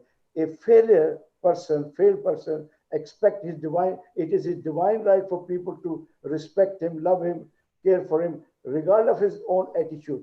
But the successful people, on the other hand, will go out of the way to benefit other people, to add value to other people. So people love you, respect you. This is a great friend. He's got a great sense of humor. I can go on forever. But anyway, I know the time is short, but please, I compliment you on your endeavor to bring some knowledge in the public. So thank you very much. Well, thank you for your time. And in a moment, I'm just going to ask Nick Polana also to come on, because he's a good friend of yours, just to also say some thanks. Nick, he's a hero of mine. Online. Lord Ranger, friend for 20, 25 years. He's the same, although he's got lordship, the same generous, honest, proud person, proud for his community. His desire to get the communities to work together is immense. I know him, he's so generous, always ready to help the community any given time. There's so much value that you bring to human race. It's just mind-blowing. To have on the panels today, people like yourselves, Dr. Pankania, Lord Gajia, people in power, people in places of influence, yet generous with their time.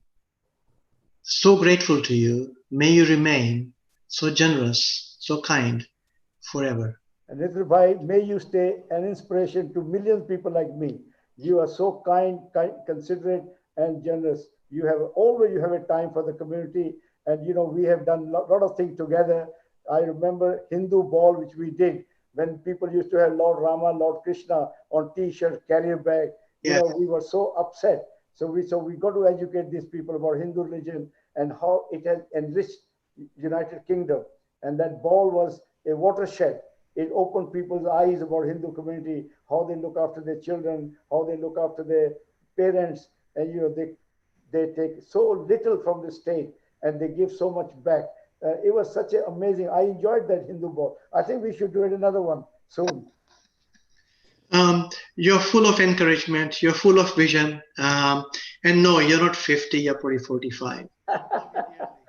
Yeah, you want me to work? Yes, thank you so much. Good. 45. I think 21. Literally, you're brimming with ideas, and I think it was a fitting end, really, because you're sharing. In the view of business, people may think about earning profit, but you spoke on the theme of values, and I think that was one of the questions coming forward. What was your statement to the next generation of entrepreneurs?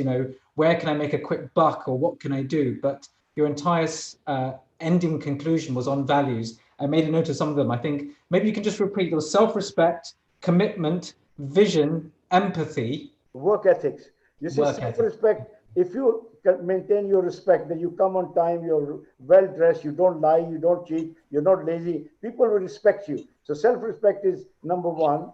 If people don't respect you, then you have no qualm in cutting corner. I can go and start cheating people. And you have to have a work ethic. People employ you, they should get their pound of flesh. You have to make sure that you work ethically, you don't waste their resources. And commitment is very important. And if you don't have commitment, even you are Oxford or Cambridge graduate, you're not going to go far, because if you watch clock instead of watching your work, the people who watch their work will surge ahead. And you have to have vision. Without vision, you're a headless chicken, unable to find a destination. So we have to dream, always dream, have a vision. I want to be there. I want to achieve this. Otherwise, if you don't have any goal in life, so then you're just spinning at the same place. So you have to have vision, and then you have to work to achieve your goal, how to achieve those goals. And finally, you have to have empathy for your staff. You can't treat them like a typewriter, do this, do that, because they're the people who are going to make money for you.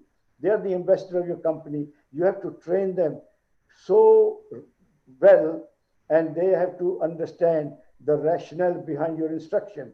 Yes, so otherwise you are just working among typewriters. So you have to empty for your staff, empty for your superior, that they have got 20 balls in the air.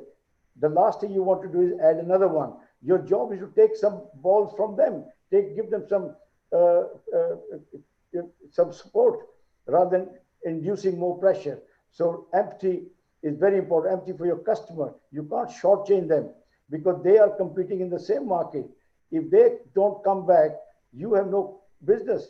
So you have to ensure that the people can come back alive to buy business with us. Yes, in 20 years, 200 million turnover, 5 Queens Award shows the empathy for my customer. I never overcharge them. I never short-dated goods or never overload them. Yeah, I study them. They're my extension of my business. Without customer, I have no business. Yeah, empty for your supplier. You have to pay them on time. Oh, the check is in the post. I'll pay you tomorrow. That's not the way. You can't buy the hand which feed you. So these are common sense values. You know, just you need to ask how will you like to be treated, and similarly you treat. I'm not, I'm only a university graduate from India. Yeah, I came here to study law. I couldn't do. So therefore, the rest is common sense. And all these new entrepreneurs who wants to work, start their businesses, I will urge them not to rush. First, go and work for somebody, test your mettle, what are you able to achieve? What can you add? Can you run their business? Can you become number one staff? With experience, you get confidence.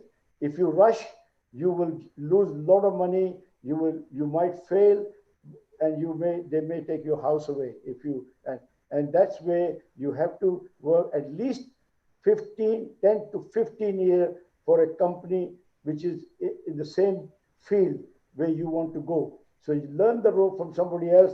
When you work with so many people, you get to know a lot more. And then once you have shown what you are capable of achieving working for somebody else, so if you make a mistake, you don't suffer, they suffer. So by learning from others' experience, then you start your business. And when you start your business, do not try to grow faster. Grow from the profit. Do not borrow money to grow. Yes? Sure. So therefore, it is, all these things are common sense. We've got to finish off now, but I feel you're now getting into your element. Well, I'm warming up. I'm just warming up. I can see you're warming up. I can see we need another session. So without a doubt, another session. I can see. Thank you, Milan. Thank you. God bless. Thank you, Nirma. Thank you. That was great. And so I think that final piece of advice really on the values, and I think that's where I can see you are lighting up. So we're not only living and looking after your body, but then I think in your element talking about various values. And I think that the thing that struck home for me was treat others as you would wish to be treated yourself. That's what I can see was really coming forward. The themes of active listening, etc. So even from a medical background myself, we've been taught just sit and listen. Take your time and listen. And with a patient, I'll just sit and listen for 3 or 4 minutes, and actually the story has been told. And active listening is a real spiritual skill where actually you can unfold and let a person heal themselves. So you're right, all of us are trying within our fields, whatever they be. So on behalf of Healing Our Earth, Lord Ranger, thank you for coming on. Nitin Ji, thank you for also being there and liaising with Rami Ji. So with that, we started off on an aeroplane journey with Captain Swati.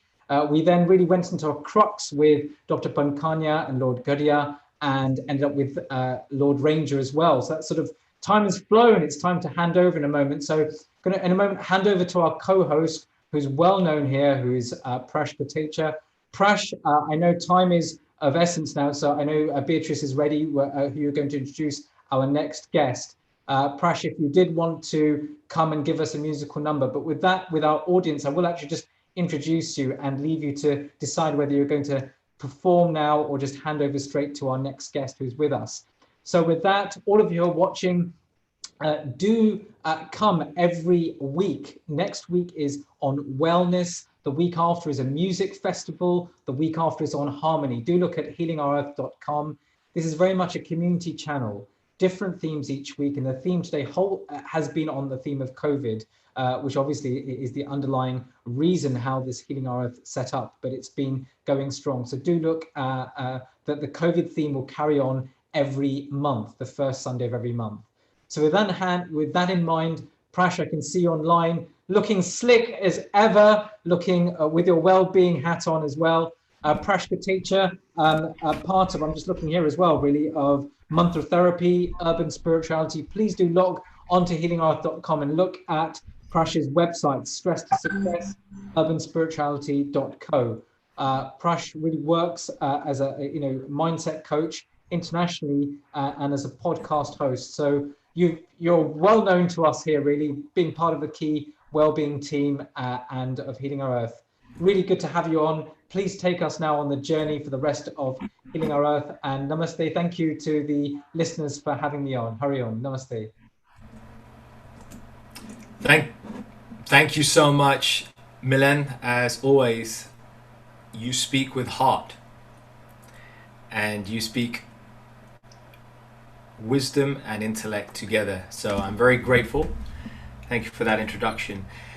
I want to, of course, offer my respects and namaste greetings to everybody in our Healing Our Earth community. And a reminder that this is a community. It is run by the people, for the people. It is for all of us. And it is us who bring it together. You know, there's a saying I often say on my motivational talks, it takes all of us to make one of us. It takes all of us to make one of us. So this is the truth of the matter.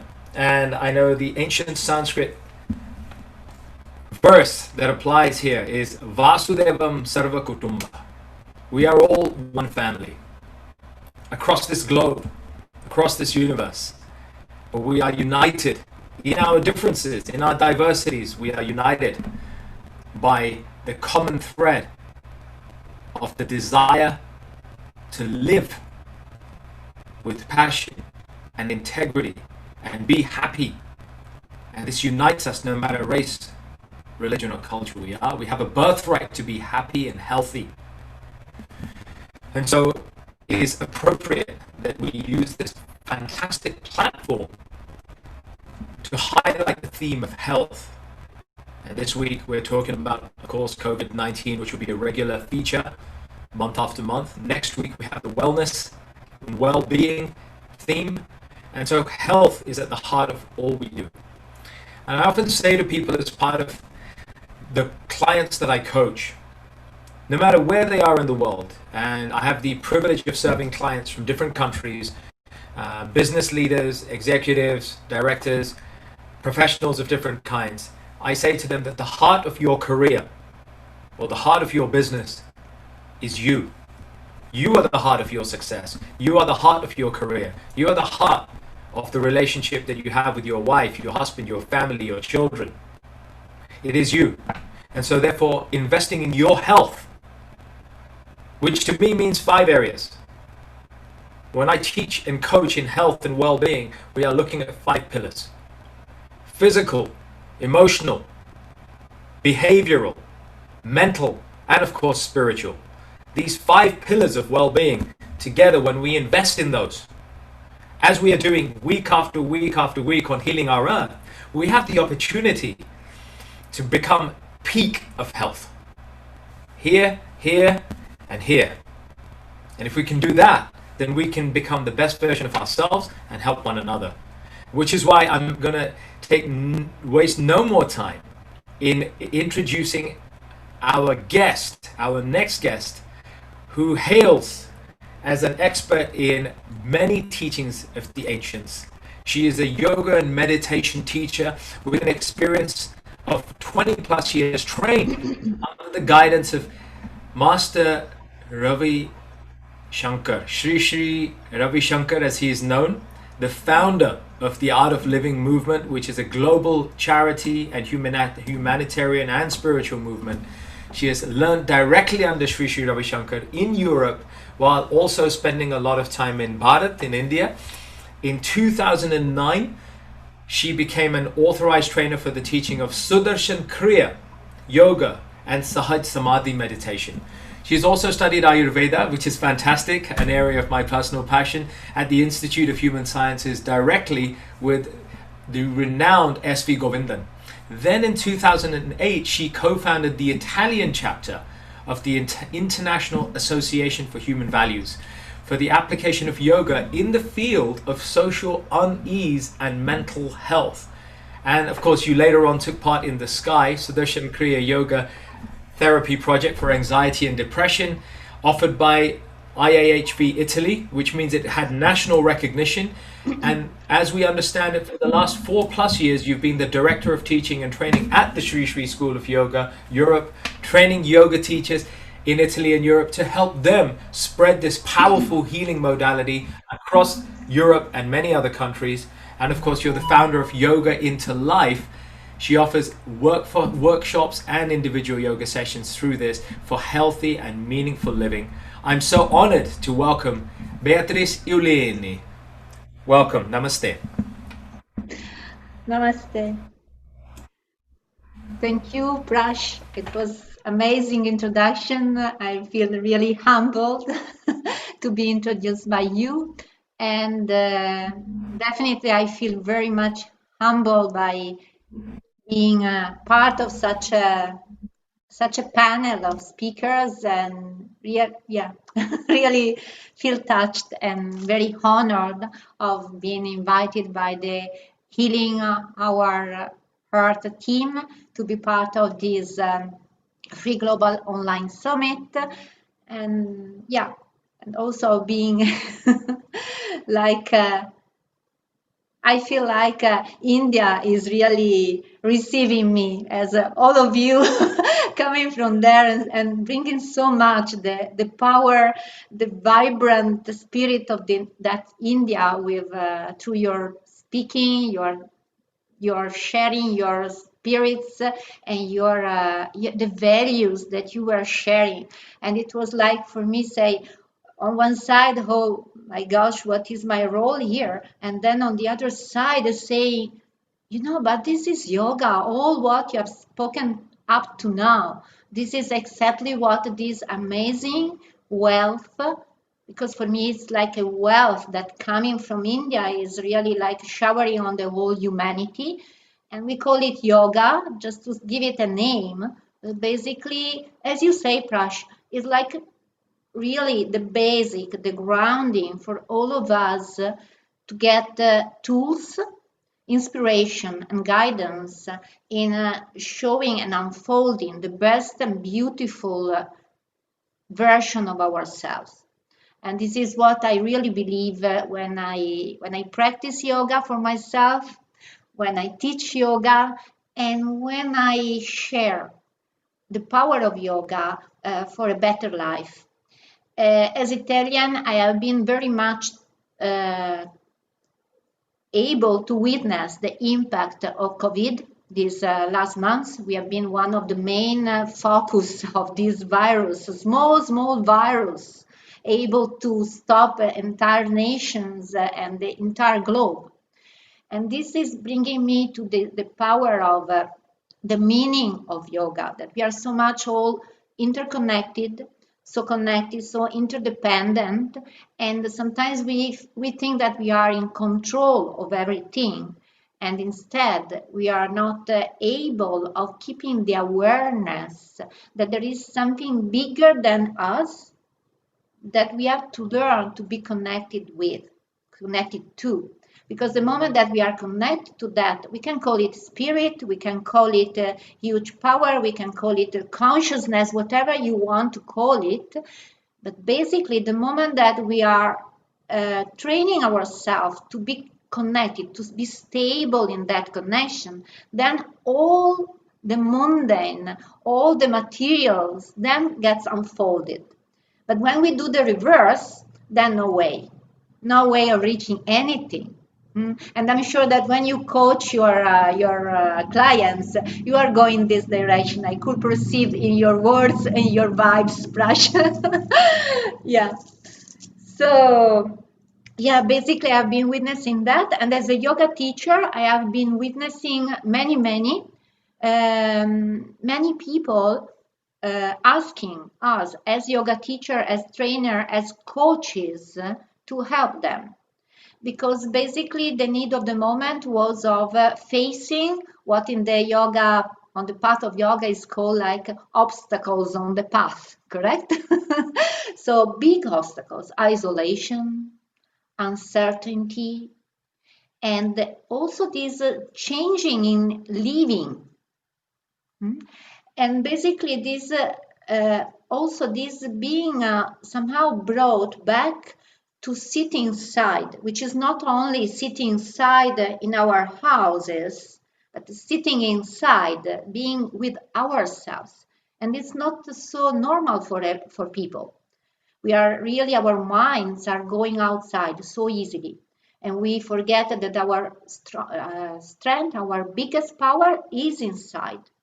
And this COVID brought us this opportunity, okay, stay inside your home, no contact, isolation, but at the same time, be with yourself. For the first time, be with yourself. And for some of us, being with ourselves means I get so bored. But then if you are bored being with yourself, what is the meaning? How you can think that other can come to you? And how do you think that you can get to know yourself and to be the best that you can be? If you don't like yourself, you are bored with yourself, you cannot find resources inside you. So being inside was another of the challenges for many people. And what we have seen is that the main point was the need of connecting, feeling that even if we are not together, at least there is like a connection. Through this tech was very useful this time. So it brought us the possibility to give a lot, to offer a lot of sessions, free sessions, under the guidance of Sri Ravi Shankar mainly, and Art of Living all around the world. We offered a lot of those sessions, and people could get like a place where to find that I'm not alone, and here I can receive some tips in order to keep my body strong, my body healthy, and above all, my mind strong and healthy. Because basically, all this isolation, all this uncertainty is such a huge stress for our whole system, and it's definitely bringing us to get sick. Sick because of stress, but the cause is that one.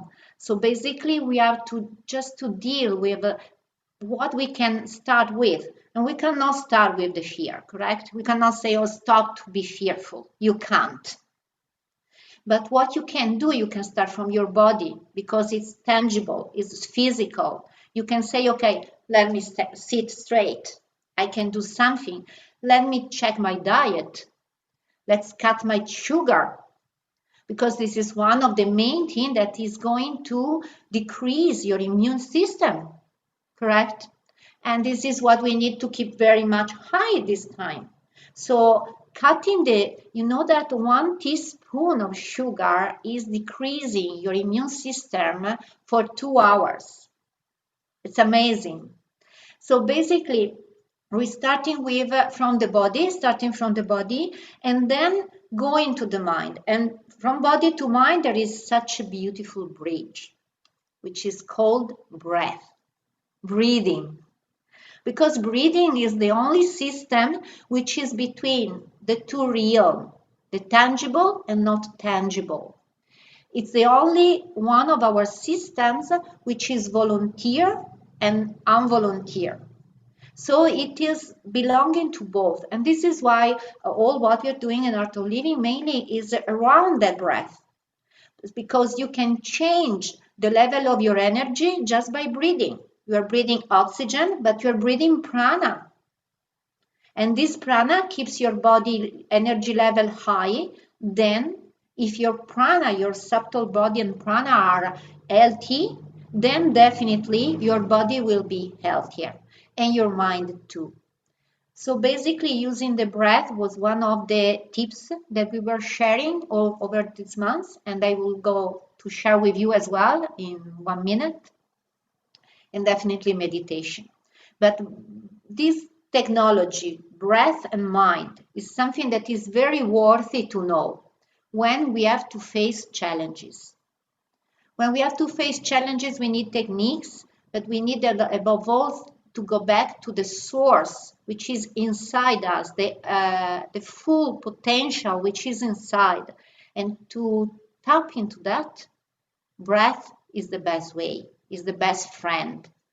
And eventually, through the breath, we can influence our mind to become strong, balanced, faithful, and getting back a sort of vision that everything will go towards the highest.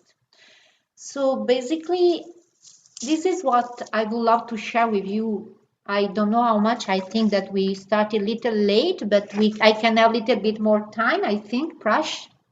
Like 10 minutes, 15 minutes, okay? So we wanted to just complete this all day by sharing some tips about the breath. So I will go and share with you 4 techniques that can be really shared with whomever around you these days is in some difficulties.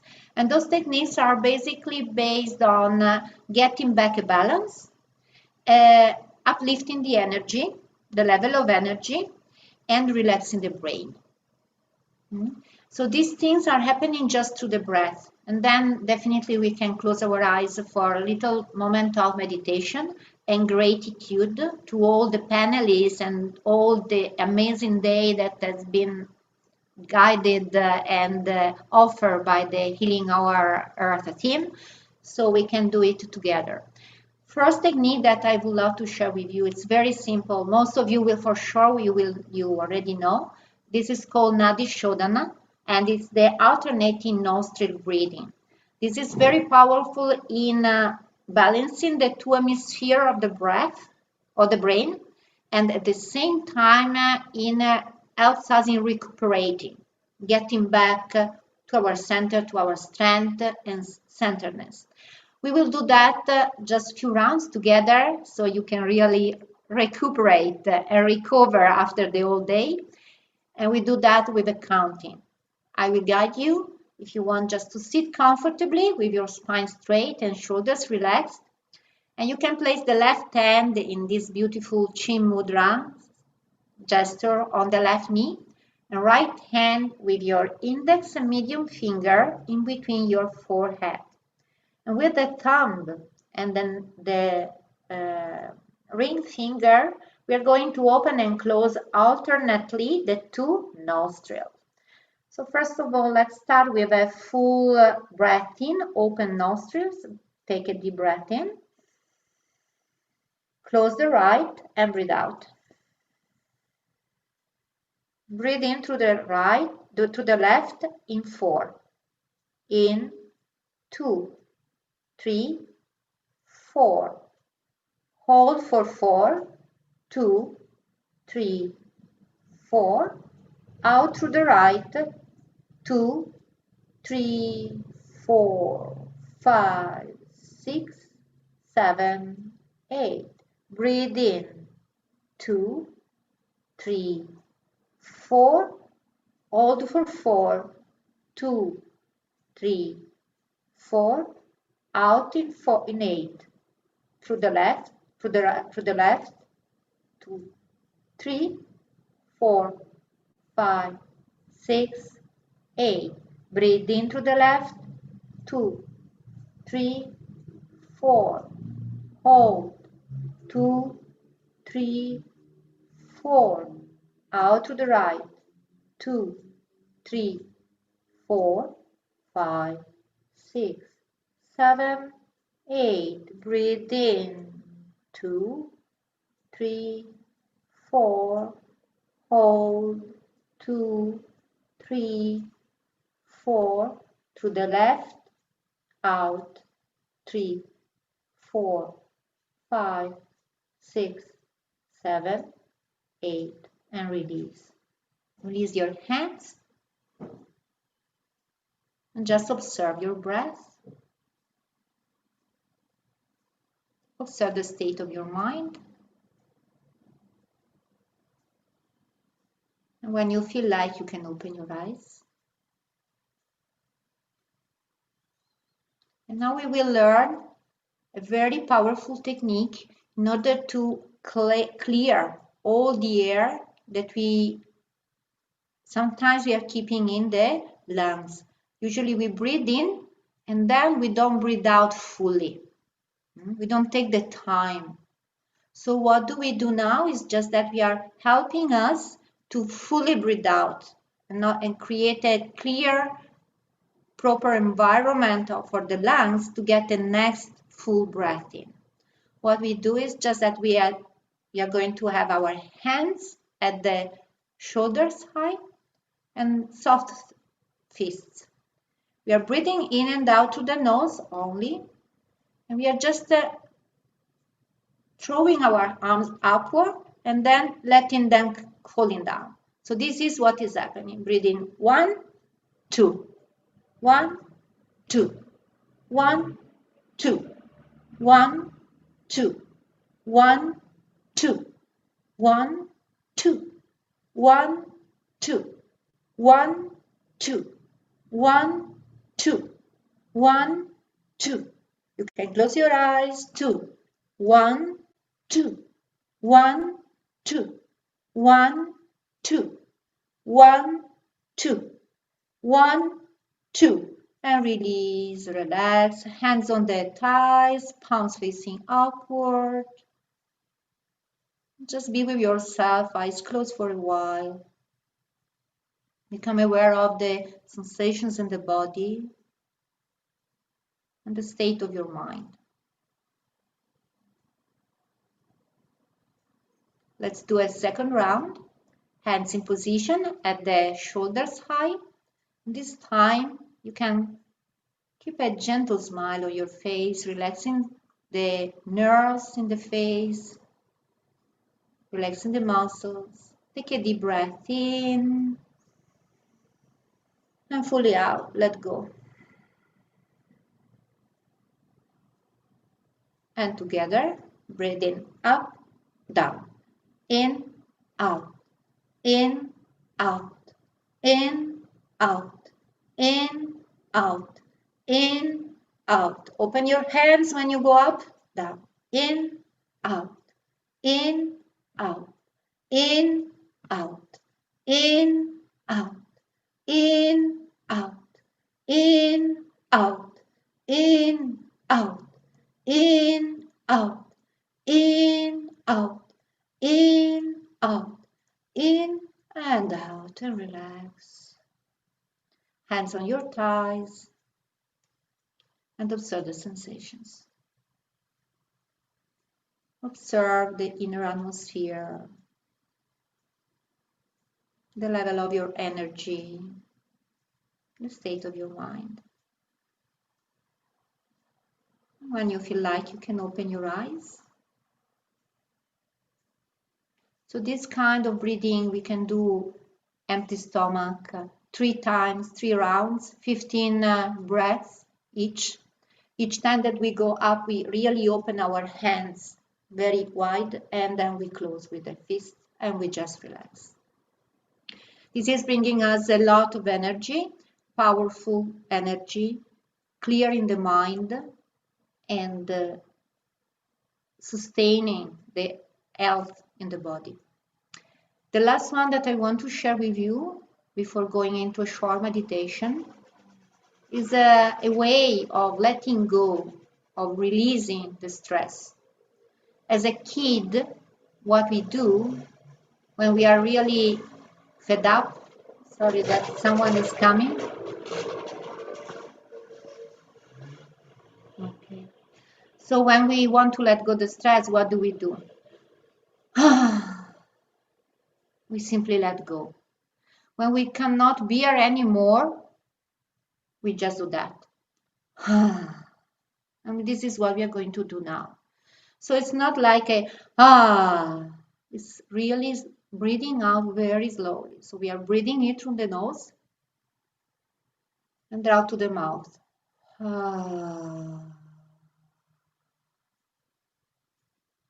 In through the nose and fully out through the mouth very slowly.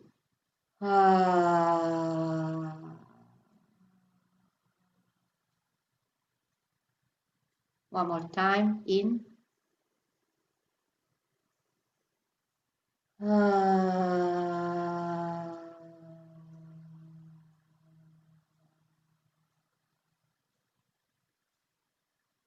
Let's do 3 more times on your own. Breathe in.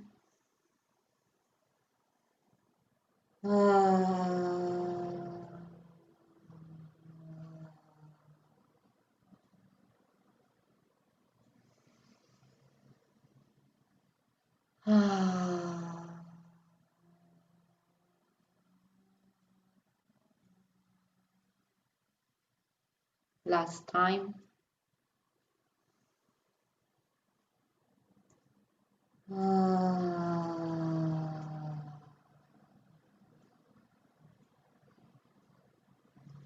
And then relax wherever you are, hands on your lap or on your thighs, palms facing upward, eyes closed. And just take a few seconds to be with yourself, gathering your body, your breath, your mind and your spirit back to this present moment.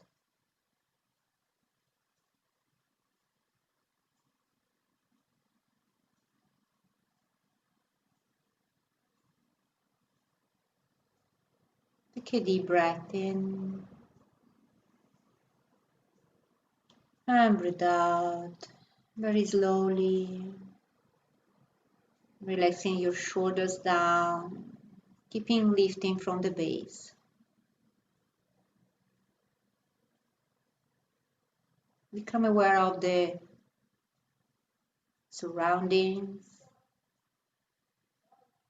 whatever noise, sound around you.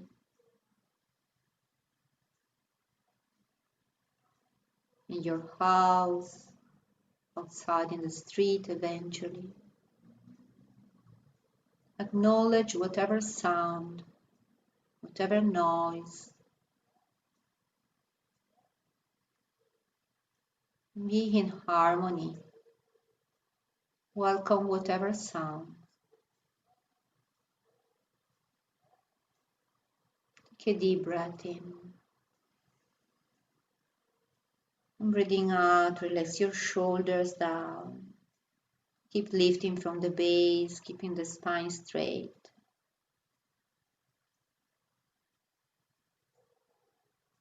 Become aware of your body. Second dimension of your existence.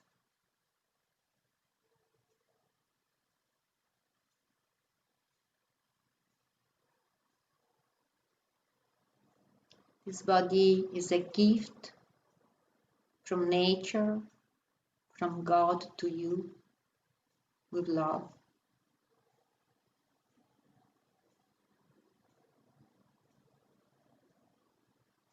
Love your body dearly. Become aware of your feet, your legs,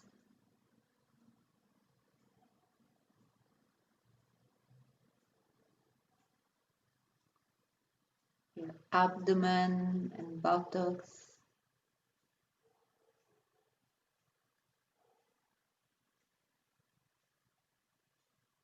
Become aware of your navel and stomach area. Gentle awareness, no effort.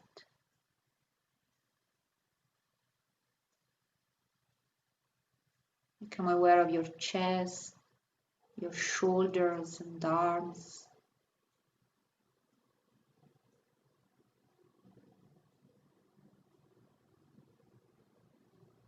Become aware of your neck, your throat, your face, the whole of your body.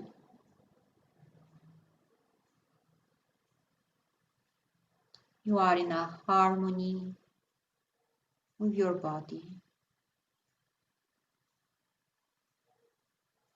Take a deep breath in and breathe out.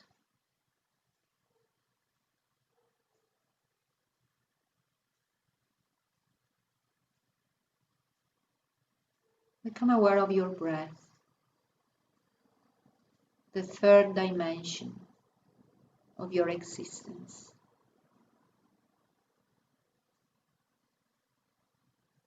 The breath is moving inside and outside your body, keeping your body alive.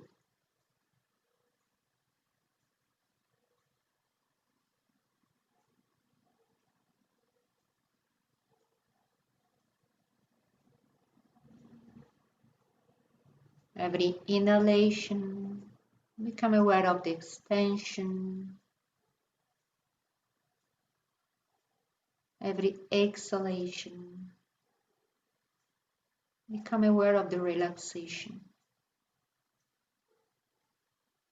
These two movements are happening every time, every second. Just become aware, acknowledge them.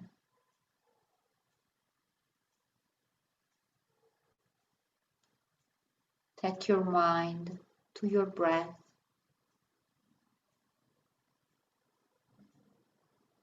You become one with the breath. Breathing in, observe the expansion at the abdomen, the raising of the chest, opening of the shoulders, and breathing out, pull the navel inward. Relax the chest and the shoulders. Breathing in, expand your abdomen, the lower rib cage. Keeping breathing in, your chest is expanding, the shoulders, the neck, the whole of the body. And while breathing out, relax. Pull the navel inward and relax the chest, the shoulders. One more time.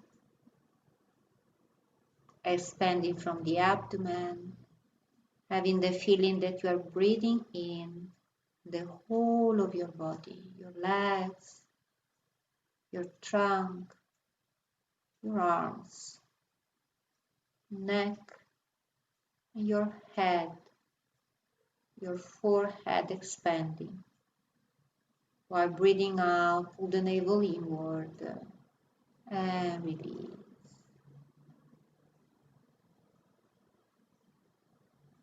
Keeping the awareness of the breath while inhaling, have the feeling from the base of the spine. You are raising your awareness, your attention to the top of the head. While exhaling, coming down back to the base of the spine. You are moving inside your spine. Gently, without any rush. Breathing in from the base. We are moving inside the spine. Raising to the top of the head. And breathing out. Coming down without missing any inch of the spine.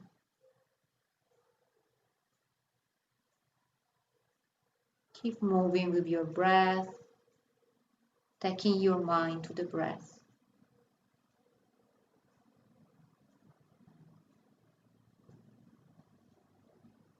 While breathing in, reaching for the top of the head, while breathing out, coming back to the base of the spine.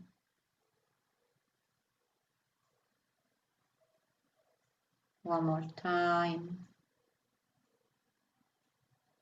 Aligning your spine, breathing in from the base. Move upward through the chest, through the neck, the skull, reaching the top of the head. And breathing out, coming down, reaching for the base of the spine. Feeling the expansion of the inner space, becoming one with the outer space.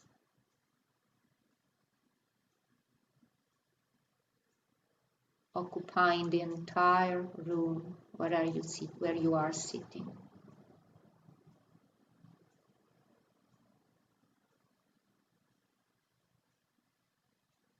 And now relax your breath as well. And just become aware of the silence in you, of the spirit in you.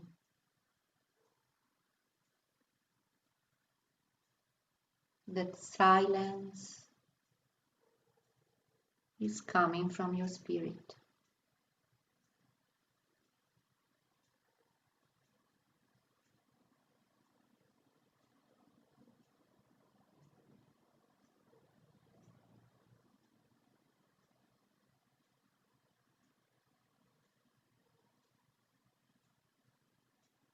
Get to know your spirit.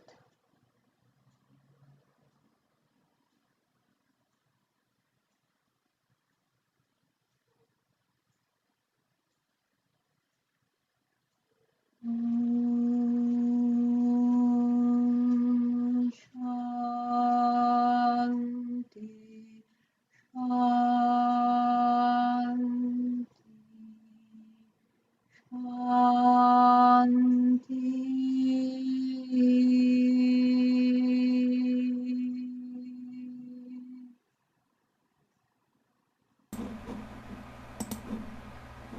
All being is very peaceful. From that space, bless yourself, bless your dear, near ones, and bless the whole human beings, the earth, the whole planet.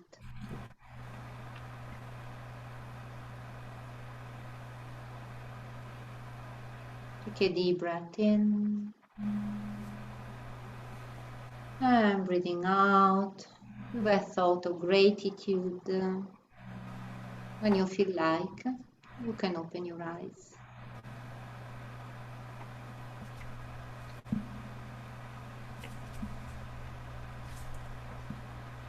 So, yeah, I wish that you enjoy the relaxation and the coming back to ourselves, which is the main meaning of yoga and the reason why we can keep ourselves healthy in the body and in the mind, that coming back to ourselves.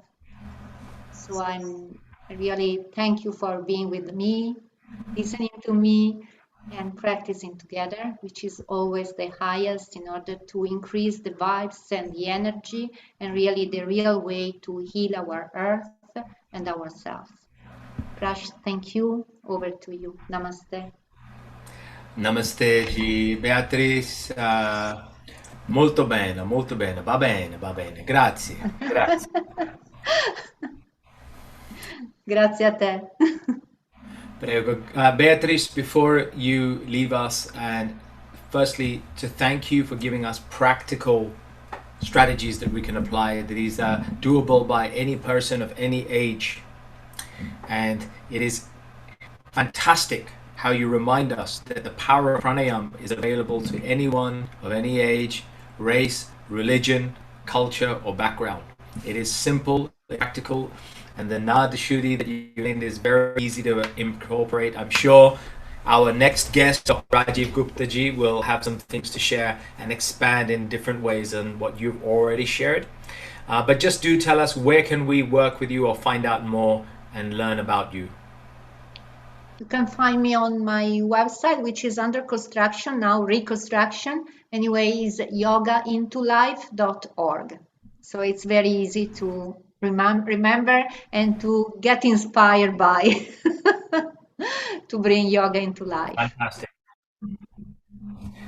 Thank you so much, Namaste. Beatrice. Do stay with us and namaste. And we'll see you again, and do continue your journey with us, and we can serve together as we are.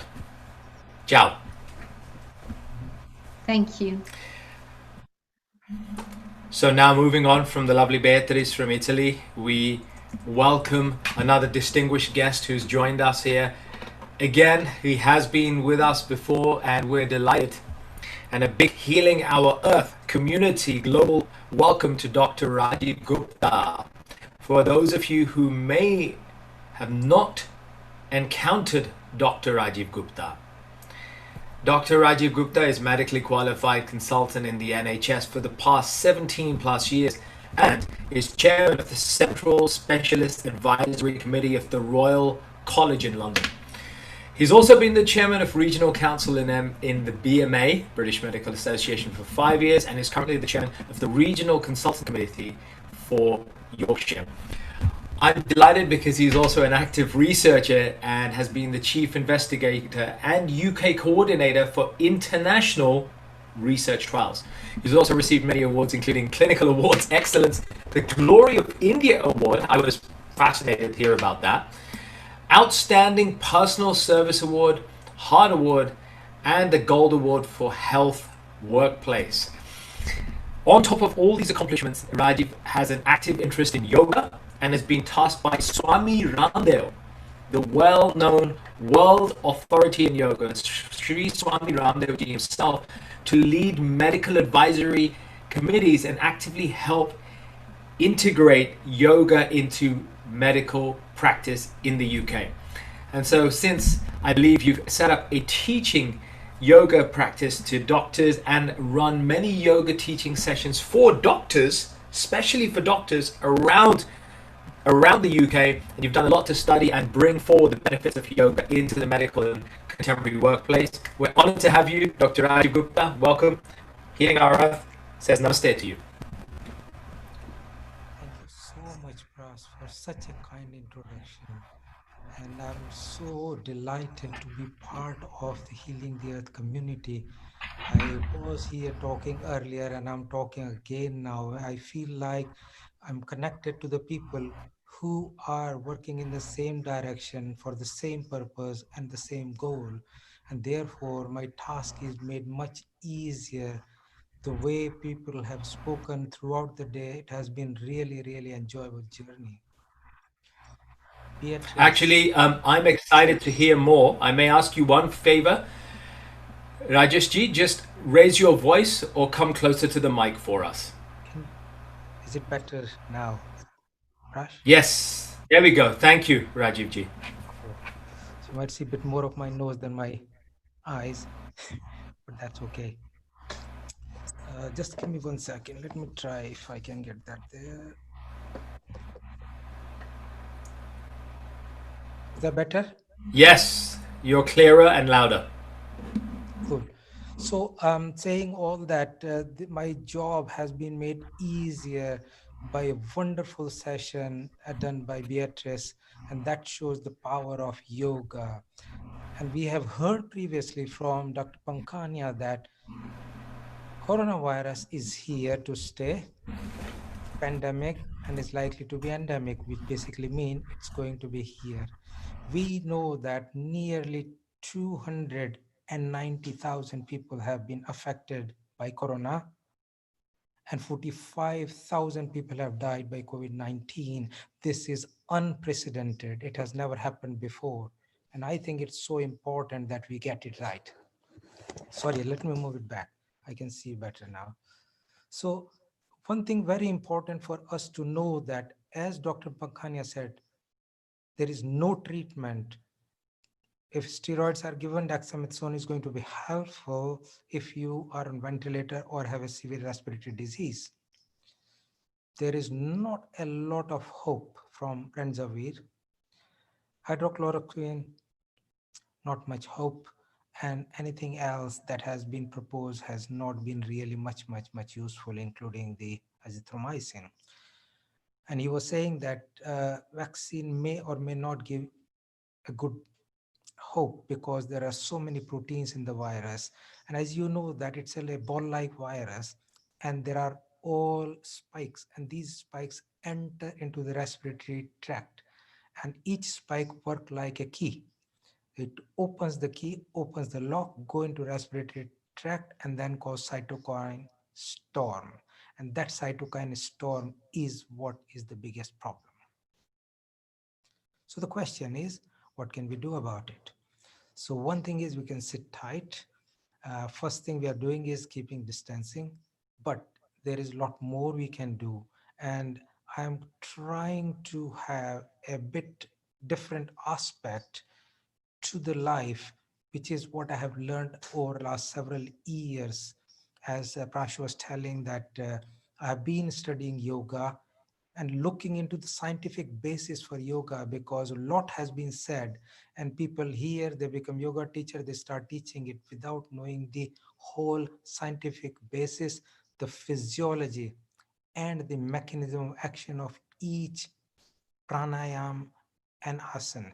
And if you understand it, you will be able to do it much better. So let me try, if I can, share my screen, and here we go.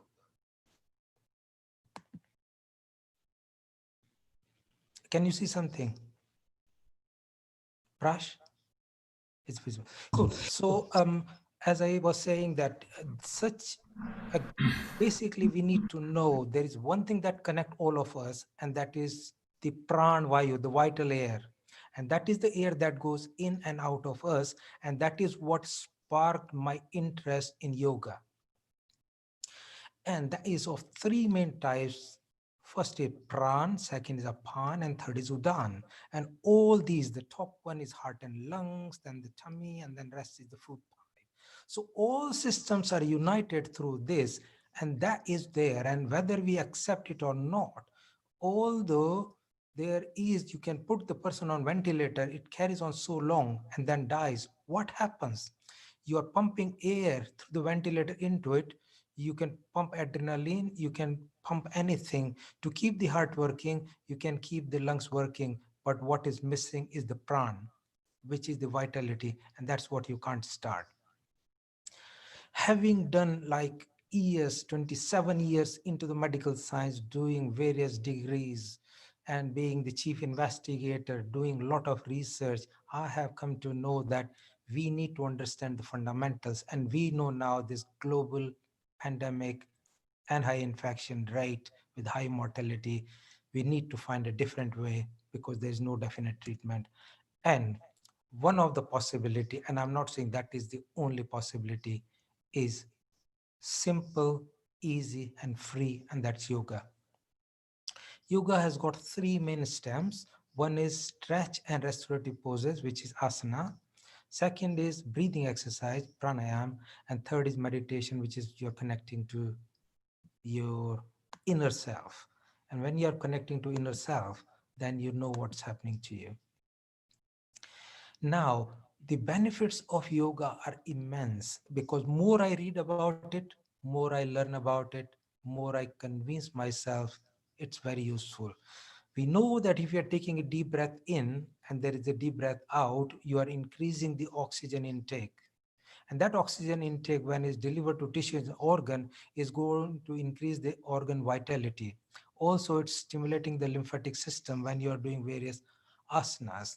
And it's also removing the anabolic and metabolic products which are collected into the body, including the lactic acid, etc. And then it's also improving the immune system. There is a lot of research that is done which shows it increases the natural killer cells, and that is the T cell immunity, and that's really, really powerful. The second part, in addition to the physical health, is the mental health, which is very known. 6 out of 100 anxiety, 3 out of 100 suffering from depression, phobia, OCD, PTSD, and particularly now we are learning more post-COVID PTSD is now well known because people are isolated for a long time. People have business shut down, economic shut down. So there is post-COVID PTSD.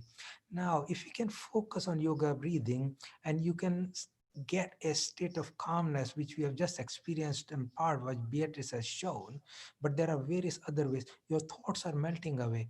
Depression is decreased, mood swings are decreased, anger and outburst decrease, and that's a proven scientific fact. The third part is spiritual health, which is we saw that you can connect together, and what we are doing is healing on earth, is we are collecting our thoughts on to the rest of the world, global, and this global summit is so that we all pray together to give a better healing to all people on earth, those people who can afford or those who cannot afford, those who are in developed country, those who are in developed country, and we all feel light and happy, and we have better acceptance of ourselves, deeper understanding of our purpose of life. Just earning money is not the purpose of life. The purpose of life is to do something for others and feel happy, and better commitment towards both personal and professional life. Now, looking at the physiology, decrease oxygen consumption, decrease the respiratory rate, so we become calm, easy, decrease the heart rate, decrease blood pressure, decrease anxiety, decrease muscle tension, better concentration, and better utilization of nutrients by the cells. And there is proven scientific fact of increased serotonin, which is a mood elevator. It improves the behavior and it reduces the negative neurotransmitters. And we know that it also proved to have immune function improvement, kills the bacteria, kills the virus, and even kill the cancer cells on a regular prolonged use. So what is the science and evidence for this? So let's go through a few things. There are plenty of trials done. Reduction in stress is definitely, there are plenty of trials, but they have found that if 3 months yoga program clearly improved the levels of the cortisol, and therefore reduced level of cortisol, which is a stress hormone. They have reduced anxiety score, reduced stress, reduced fatigue, and reduced depression. When they looked into the anxiety status and PTSD, after 10 weeks treatment, 52% participants showed improvement. When they were looking at other disorders like depression, there is definite decrease in the levels of depression, and there is complete change in the neurotransmitter profile, which is associated with the depression. In a cross-controlled trial where 218 participants were divided into two aspects, those who were having inflammation prior existing, but also there is stress produced by vigorous strenuous exercise, they have found that the yoga group had lower level of inflammatory markers. That actually is a very, very important scientific proof. Looking into the heart disease, there is decrease by regular use of yoga, the incidence of the heart attacks, and also change in the coronary artery diameter, decreased cholesterol. And that's very, very powerful scientific, and that happened as many as 47% of the cases. There is also decrease in the chronic pain, and we know backache, joint pain, chronic arthritis, carpal tunnel syndrome, all have been proven through multiple scientific trials to show the benefit. Coming to the flexibility, there is a randomly designed 66 elderly patients. So this is people who are 60 plus. They found that there is increase in the joint surface, increase in the cartilage, decrease in the surface rigidity of the ligaments, and increase elasticity of the joints, and flexibility of the spine as well as all other joints increase, and decrease in the joint pain. Improved breathing is what is very, very, very classic, and the scientific 287 clicks, 15-week class, regular yoga, increase in the vital capacity, increase in the total lung capacity, increase in the total ability to resist the external pollutants, decrease in the respiratory allergy, and also increase in the IgA secretion, which fight against any bacterial virus that goes into respiratory tract. Migraine also had a significant improvement on regular use of yoga. So I think that's really, really powerful to show us how does it do. Now, cellular toxins are clearly removed, and that actually helps a lot, decreasing the blood pressure, increasing blood pressure, and that is what is taxing the heart. So I think it's like anything else. Compared to the vigorous exercise that you do in gym, this is a light, gentle exercise and a lot more powerful, does not cause any injury to the ligaments or the bone, and that is long lasting effect. You can do sitting at home, doing anything.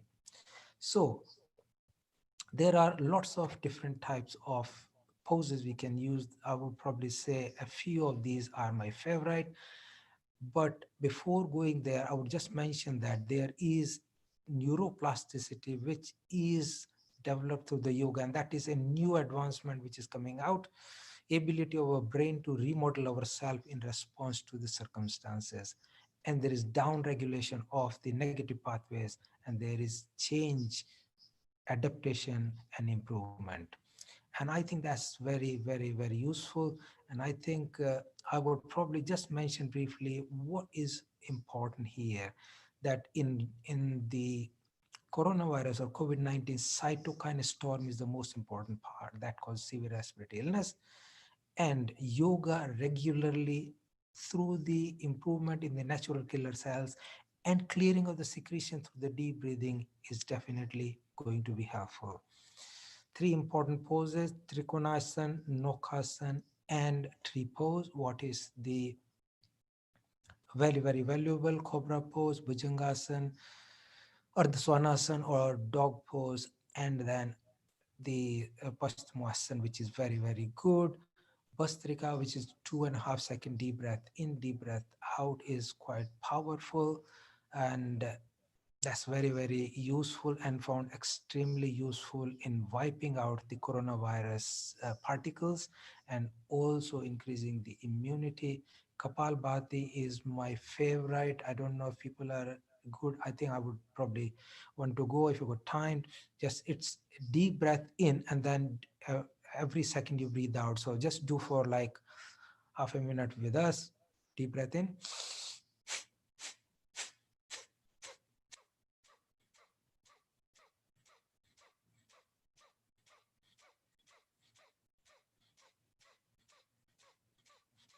So something like that, that is found to be very, very powerful doing that.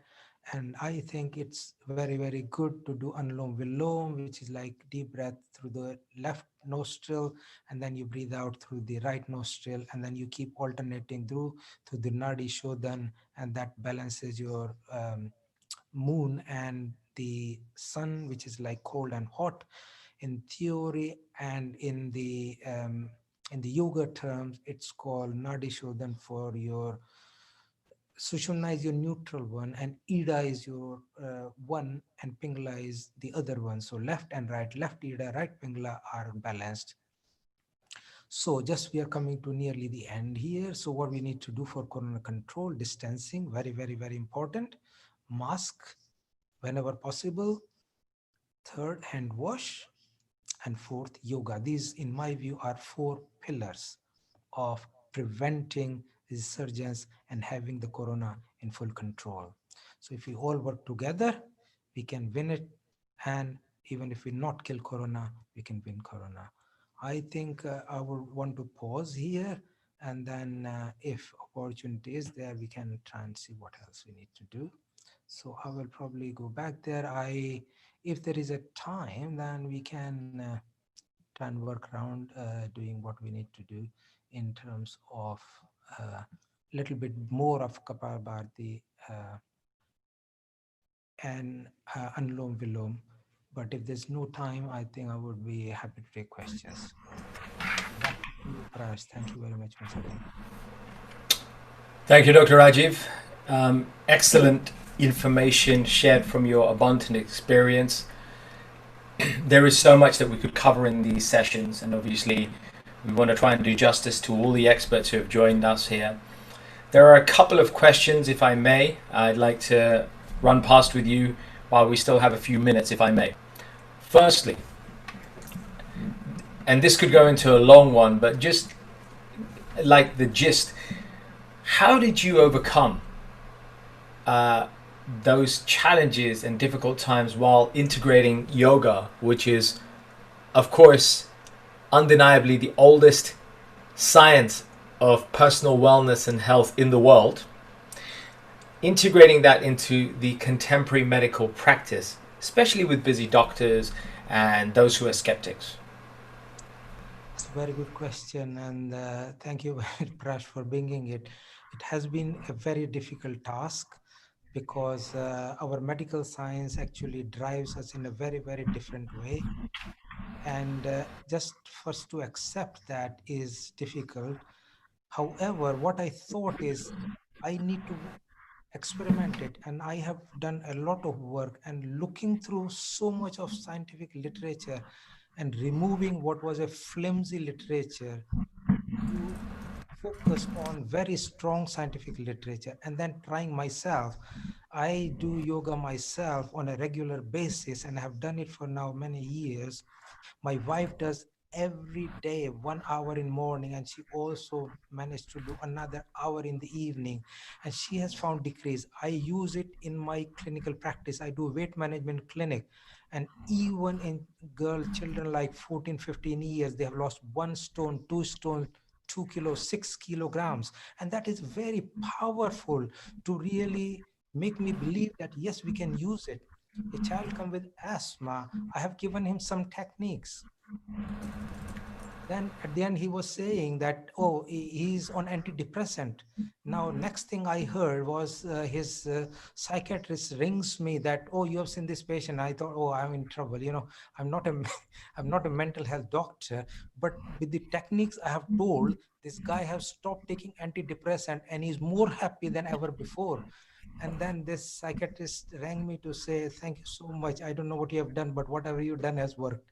So these things actually helped me to give that confidence to use more and more into my medical science. And now in my day-to-day clinical practice, people are where they're finding difficult cases, they send it to me and I use both. So I say that you don't use only one thing, use a combination, and that's actually the best thing, and that's the integration what we are aiming for. Yeah, I couldn't thank you so much for that genuine answer. It is a difficult time where we have faced in the Western world hundreds of years of Hippocratic allopathic practices that have grown and been reinforced year after year, decade after decade, and who have not had the exposure to the vast knowledge that's in the East in these holistic practices, and that look at the root cause, the mur, and not just trying to treat the symptom but find the cause and treat that.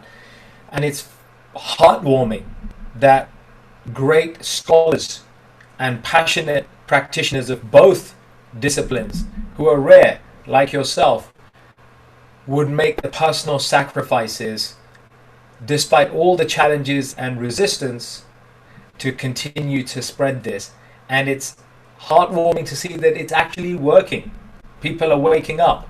My partner is also a master Reiki practitioner. She has been asked by the NHS to offer Reiki, and this was happening way before COVID. As far back as 5 years ago, Reiki was becoming something, an energy practice that was becoming acceptable, energy healing within the medical sphere. Cognitive behavioral therapy, even NLP, which is based on nothing more than Vedantic principles tweaked around by Bandler and his friend.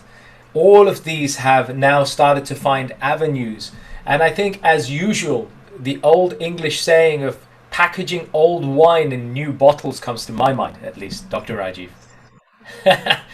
Sometimes when you package the ancient science in modern language like well-being, when you package spirituality and Sanatan Dharam and Shuddhgnan in mindfulness and meditation and self-growth, it's just a lot more palatable in the Western world. So I want to acknowledge all the great work that you're doing in spreading this and expanding the narrative and the minds of the medical community, not just in the UK, but abroad as well. On behalf of Healing Our Earth, thank you so much. So kind of you. Thank you so much. Great to have that. So we will have you again, and if time permits, any other questions, we will circle back later. But thank you so much for sharing everything that you have. And once again, like Beatriz, everything you've shared is practical. It's doable. I'm part of the Earth of Healing group. I'm your family anytime and every time. I feel so delighted. It's one of those, I give like 1 or 2 webinars every week, and it's so good to see the genuine interaction and genuine connections here. I feel so good about it. So it's fantastic. Hats off to you all, guys. Thank you so much indeed. Thank you, Dr. Rajivji. A pleasure as always. So, it brings us to welcoming our next honorable guest. And I say honorable because I only got to know her recently, in the weeks gone past, when she appeared on Healing Our Earth through a mutual friend of ours, Dhruv Chatralia. And I must say, what a distinct pleasure and a delight it was to have heard this particular guest speak so eloquently and yet so innocently about the wisdom that she brought. You know, there is a word that we use in Hindi and Sanskrit, nirdosh, innocence. It is not a naivety. It is not to be confused with naivety. It is a pure childlike innocence that one has when they are faced with the vastness of this creation, when they recognize the small part that they play in this vast cosmic puzzle of ours. It is that eye-opening, childlike wonderment that we see. And it is that childlike wonderment that I felt and I saw in our next guest. So I was very happy to be having the honor of having her on here to speak to us. And I want to just take a moment to introduce her for those of you who may not have had the pleasure of hearing her speak last time. Our special guest is a PhD from the University of Oxford in statistics applied to medical imaging. Not only has she qualified in one of the most distinguished educational establishments in the world, she now has an award-winning company that develops novel technologies to reduce incidence of dementia. And what brings great pride and happiness for me personally is that she at one time stepped on Indian soil, and since that time our special guest has felt a deep connection to India.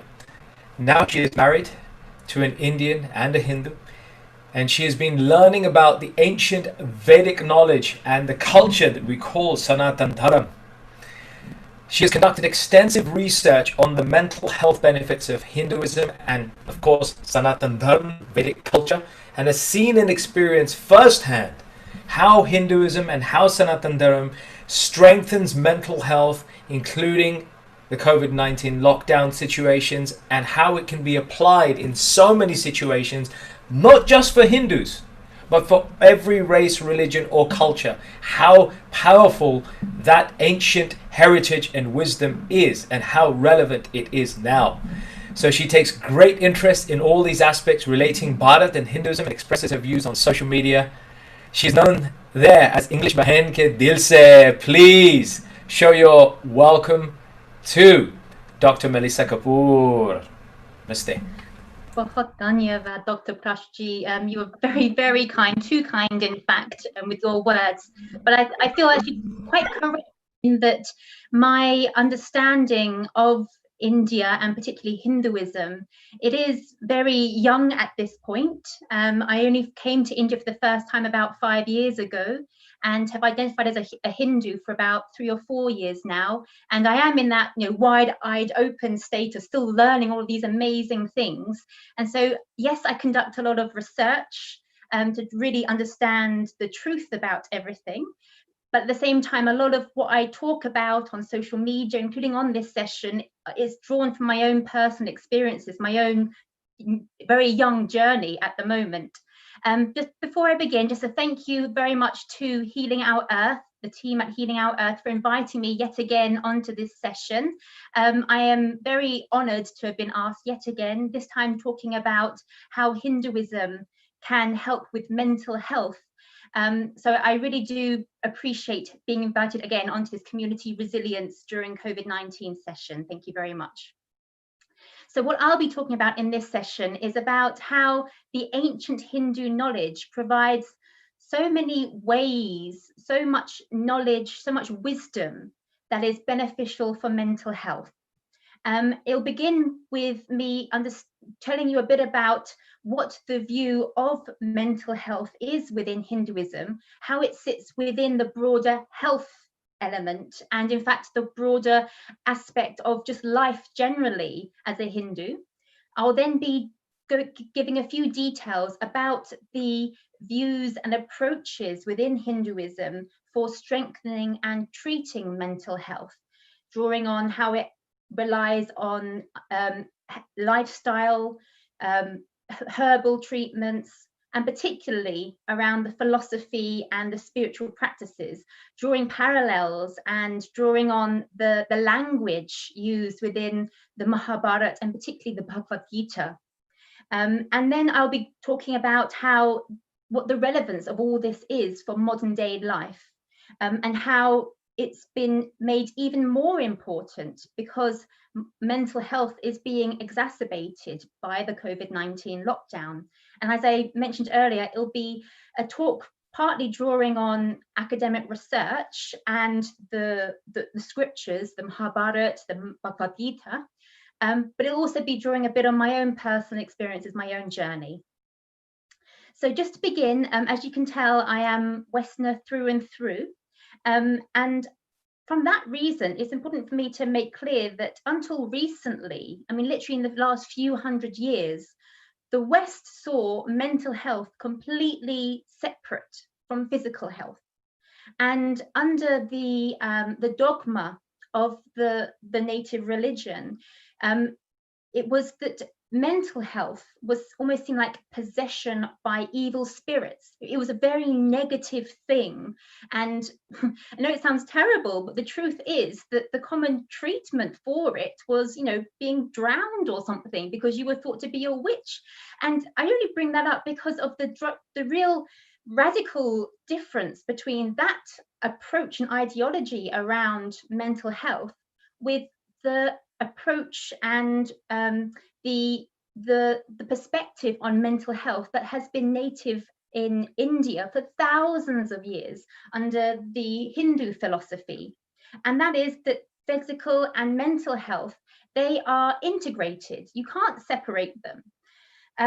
And so what I'll be doing now is I'll be going through some ways in which mental health has been discussed in a very sort of indirect way through the Mahabharata and particularly the Bhagavad Gita, where we have Arjuna ji, who is in this sort of depressive state, very anxious state, because he's tasked with this really horrible situation to protect Dharma, which ultimately is what we all have to do. We have to protect Dharma, but he's in this real conundrum about what he has to do in order to protect Dharma, what is right.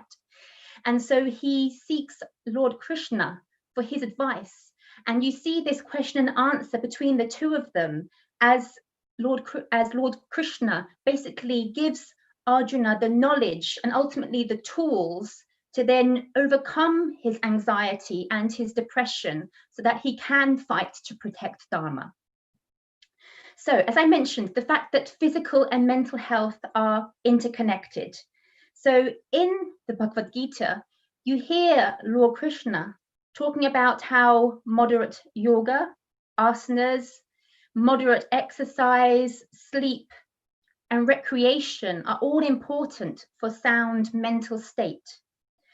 And you only have to look at how yoga asanas, which is the postures, which are one element in that that progression towards enlightenment or moksha, as we know within Hinduism, that the growth, almost explosion in that yoga asanas part of that progression towards realization has just absolutely exploded around the world. So between 2012 and 2016, the number of people practicing yoga asanas grew by 50%. And in the population, the demographic of people aged 50 plus, it exploded by 300% across the world. So it's just very obvious from the results at just how powerful yoga asanas are. And there are many clinical studies showing that yoga asanas help to reduce blood pressure, heart rate, cholesterol, and blood glucose. There are clinical trials showing statistically significant differences, improvements because of doing yoga asanas. So there's a physical benefit, certainly, but there is also the mental benefit. And again, that's been proven through clinical trials, statistically significant reduction in anxiety symptoms, reduction in obsessive compulsive disorder symptoms, and improvement in depression symptoms. And one of the things that I think is really important to appreciate is that Hinduism views your physical body as almost like a gift, that we are all part of this single consciousness. We're all connected. And so we have this, our Atman, our true inner self takes form within a physical body, but that physical body is a gift, and it is our duty to keep our vehicle, our bodies in really good shape, because that is the way that we can then carry out our duties. And ultimately, it is the way that we can then have the best progression towards moksha. This is one of our duties, to look after ourselves, to keep ourselves in good shape. And so there again, this for me recently, this really became clear when I was in Bharat or India just before the lockdown, and everyone in India right towards just before the lockdown was wearing masks, everyone on the plane. And yet when we landed then in the UK, nobody was wearing masks. And it just made me really appreciate how much Hindus really are grateful for their body, for their life. And I think this touches in on a broader subject of just how much Hinduism celebrates life. It doesn't take it for granted, which actually many people in the West do. When I see my neighbors, having parties during the lockdown, it just shows a lack of gratitude for what we are so divinely gifted. Another aspect that the Mahabharata, and particularly the Bhagavad Gita, touches on is that it's important to understand your own unique temperament. That we are each unique, we're each gifted a balance of the elements, which then determines our dosha.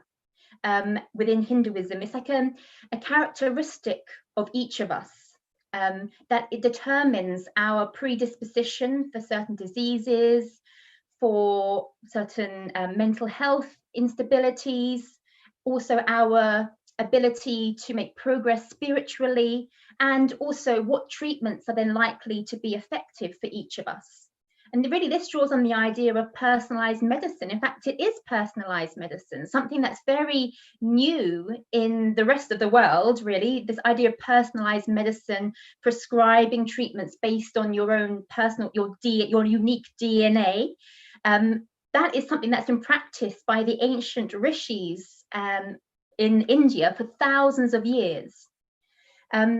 And so, yes, understanding your temperament, your unique temperament, is then key to having good mental health, because until you really understand yourself, you then can't work out, well, what are the ways for me to balance myself, to balance my doshas, so that I can have good, stable mental health. And this idea of uniqueness of each of us is really key, because ultimately we are each so unique that really the only absolute treatment for each of us is ourselves. It's looking within, it's seeking the treatment from within, using internal techniques. And I'm sure many people watching, they've heard of Sadhguru.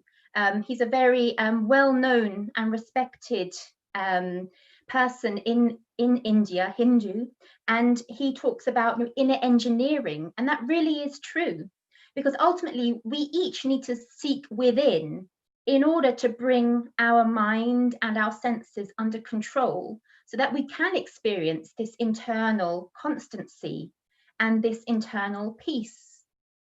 And I think this is very telling around what the central tenet of Hindu philosophy is, which is that, as I said, we are all connected, we are all part of Brahman. There is this greater power, but that we are all divine. And so when we are all divine, we all need to find our own ways to discover that, to really fully experience that, to experience, to make progress towards moksha. And we need to do that internally. And so just drawing on that a second, for me to reflect on my own personal experiences.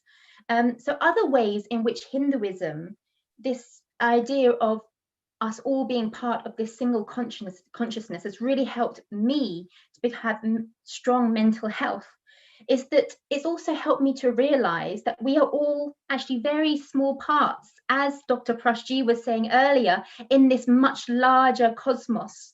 And so each of our worries on a daily basis are actually quite small, they're quite insignificant. They may seem very big and significant to us at the time, but ultimately, once you put things into perspective, you realize actually don't sweat the small stuff. And I find that really useful on a daily basis. And at night, particularly when I was first learning about Hinduism, I would listen to lectures on Vedanta, really lectures around this idea of us being part of this single consciousness, and found that any worries, any anxiety that I was having in my head from work that day, that they would just slowly subside away, they would drift away. And before I knew it, I felt like I was completely sort of just merged into the fabric of the universe. And that's it, before I knew it, I was off to sleep at night. So it was really the best way for me to detach from all my worries each day. And I think that is another reason why the transition for me from Christianity to Hinduism has been so powerful, because before I was always worried that I would be damned for any mistakes I had made, for anyone I had upset. But actually in Hinduism, you're never damned. Everyone is saved. Everyone is divine, and everyone will make progress to moksha. Everyone is saved. And that is so empowering. And I guess another, just off the side of that, which is that within Hindu Dharma, we realize that when you die, you don't really die, because we are on this cycle of life and then rebirth, and we're ultimately in this cycle towards moksha. So when we die, it isn't the end. And again, that has helped me to become less fearful of life. Again, not taking things for granted, by no means, but as and when my time comes, it's nothing to be afraid of. And finally, when it comes to then looking at, again, particularly about Arjuna, how he was compelled to seek advice from Lord Krishna in order to understand about how to face this adversity, this battle he had to face in order to protect Dharma. He was really weighing up what is his karma and what is his dharma in fulfilling that karma. And it came very clear that Lord Krishna is saying to him that you need to be reducing your attachment, because ultimately attachment is the cause of desire, and that is then the cause of unhappiness. And again, somebody coming from a Western background, I can really see this so clearly now, at how attachment is such a problem for all of us. And it does create such unhappiness. And this is attachment not only to the people we love around us, because obviously we should love people, but it shouldn't be so that we love them so that when they're not with us, we are depressed, for example. So there's the element of attachment to people, but there's also the element of attachment to material possessions and attachment to our own status, ego. And there's a really excellent epidemiological study called Western Culture, Is It a Health Hazard? And it's basically a review paper, and it pulls together all the evidence for people who prioritize attachment. So attachment to material possessions, attachment to status, how these people who prioritize these things have much poorer physical health and mental health. And it provides all the clinical trial evidence for that. And it goes to show why people who perhaps have everything that you can imagine would make a person happy, so loads of money, loads of friends, perhaps they are, a celebrity, but actually they go on to commit suicide, for example. It goes to show that having everything really in many ways is then meaning that you have nothing, because everything that you associate with your status, your value, your self-value is external to you. And so if there is any disappointment, any ups and downs in that external environment around you, it really can throw them off balance. Whereas someone who is very grounded, has a lot of inner resilience, who values themselves based on their inner qualities, even if they have something really terrible happen in their life, for example, a spouse dies or something really terrible, they can pull through because they have that inner resilience.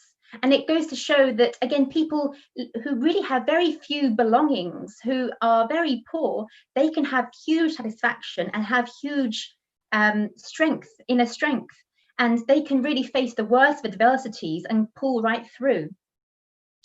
And I read this morning, in fact, a really excellent paper, and it was basically comparing the Western approach to psychology to the Eastern approach, particularly with an Indian focus on the Eastern side.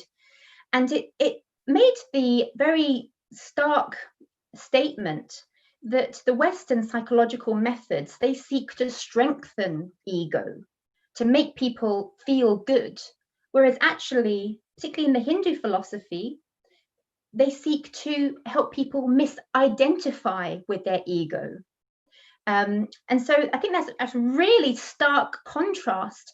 And it is interesting that I read another epidemiological study which showed that based on, and this was actually published by the WHO, the World Health Organization, are credited on the paper, that schizophrenia recovery in India is statistically significantly better than recovery from schizophrenia in the West. And there could be so many reasons for that. But I feel personally that a real driving reason for that is that when you are helping people to strengthen their ego, that's only a temporary fix. Because as soon as that ego is hurt again, you'll have to rebuild it up. So the methods that are being used in the West are temporary fixes, whereas the methods being used in the Hindu framework, they are the true solutions, I feel, to really helping somebody to have solid, stable mental health throughout their whole lifetime. And when we are performing our duties, our karma, we must be doing this without attachment, as I just explained, but ultimately we must be doing them. It's not enough to just shy away from doing our duties, and because we worry about us having attachment to them. We must be doing our duties, and actually in understanding what our duties are, and then making progress towards them, that is hugely fulfilling. So if it is that you are a mother, be a mother, be a really good mother, really embrace that. If your duty is to look after your parents, do that. Do it with real gratitude, and actually it will have a huge beneficial impacts on you. And it goes to show that actually the system of having duties, and particularly having sort of like checkpoints within life or stages within life, is really important. So going back to that epidemiological review paper I mentioned about, is Western culture a health hazard? It mentions that one of the driving reasons that people in the West are facing this major mental health crisis is that they have confused autonomy with independence. Because in the past, many people, they didn't have freedom, particularly women. And so in the last century, there's been great strides to giving people this freedom. But ultimately, they have mistaken that freedom with independence. Ultimately, what it should be is having autonomy, having the ability to think for yourself, whereas independence is actually you're thinking of yourself, and you're thinking of yourself as an isolated unit. Whereas ultimately, if you're thinking for yourself in a system where there are moral rights and wrongs, where there are chapters within life, that is something that brings out the best mental health, this paper was finding. Whereas people who isolate themselves, who feel the whole burden of their success, of everything they do in life is on themselves because they are independent from anybody else, any other influences. Actually, these people are very unstable people. And ultimately, when you are, again, doing these, doing your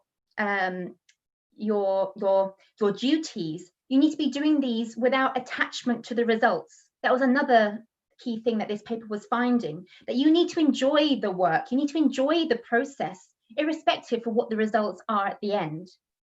And ultimately, stepping aside from that paper now, just talking from my own observations, we need to be doing our duties with dharma in mind, with righteousness, so that there is consistency between what we are thinking, what we are feeling, and what we are doing. Consistency between our minds, our heads, our hearts, and our hands. Because if there is inconsistency, that means that there'll always be like a perturbation within us. There shouldn't be inconsistency. We should be a consistent human being. So why is all of this relevant? So I've been, talking about Mahabharata, Bhagavad Gita, about Hinduism. So why Sanatana Dharma? Why is all of this relevant to us today? Well, it's relevant because what I've just been telling you, although it's knowledge that's been in India for thousands of years, it is eternal knowledge. It is a universal knowledge. And it's relevant because when we look across the world, mental health issues are rising very rapidly. In the UK, per year, 1/6 of the population is on antidepressants each year, 1/6. And in India at the moment, that rate is much lower, but it is catching up quite quickly. In fact, there was another study I've read where they looked at what percentage of poor health mental health takes up. So of all health issues, physical health, everything, what percentage of that is taken up by mental health issues? And that percentage has doubled in less than 30 years. So in less than a generation, people are experiencing significantly greater mental health issues. So it goes to show that that trend within India to be taking on a more Western lifestyle, it's really having some dire consequences for people. And another reason really why we're talking about it on this session is that there is so much uncertainty in the world these days. So yes, there is a disintegration of the family unit. There is this move for people to be building their own careers, to be living life in different ways, perhaps not having children, all these slightly societal differences compared to what was the norm previously. People are choosing to live their life in different ways, moving to different countries away from their family. So with all this uncertainty, we require this mental resilience more and more. And the coronavirus lockdown really exacerbated this. So in my professional work, where we are developing medical devices, we also provide consultancy to other medical device companies. And some of those have solutions, digital solutions in the area of mental health. And the UK government was pumping loads of money to be helping these solutions to be accessed by the population. So that was the UK government's response to trying to manage mental health during the lockdown. And yet it's so different to the response that I saw in India, where I felt the response was to stream Ramayan and to stream Mahabharat, the TV series on TV. And I was tuning in, my husband and I were tuning in every day to be watching these, because as we've just been hearing, there is so much wisdom, so much knowledge in these itihas, these epics, these histories of India, particularly around, aspects that we can draw upon for our own mental health. And another way in which in India they were providing guidance to people during the lockdown, it was very clear guidance on ways to boost immunity. So they were recommending people to take 30 minutes of pranayam, to make kara, which is a concoction of like tulsi leaves, cinnamon, black pepper, ginger. So all of this, they were drawing on their ancient knowledge and giving people really clear guidance on what to do to boost their immunity. And many of these concoctions, these herbal medicines, again, there is a clinical trial evidence shows that they are effective. And yet in the West, in the UK, there was none of that guidance. The guidance was to go for exercise, certainly, but that was pretty much it. So many people felt very on their own, very lost, very scared, because they weren't given any tools to feel like they are making progress, to give themselves the best chance to not catch corona in the first place, and then to actually to recover from it.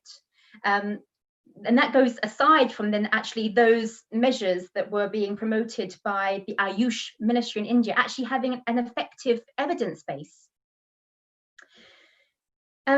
And finally, I just want to mention that another reason way in which I personally have been trying to strengthen my mental resilience during the lockdown is that I have been going into my home mandir more regularly. My mandir, my temple essentially.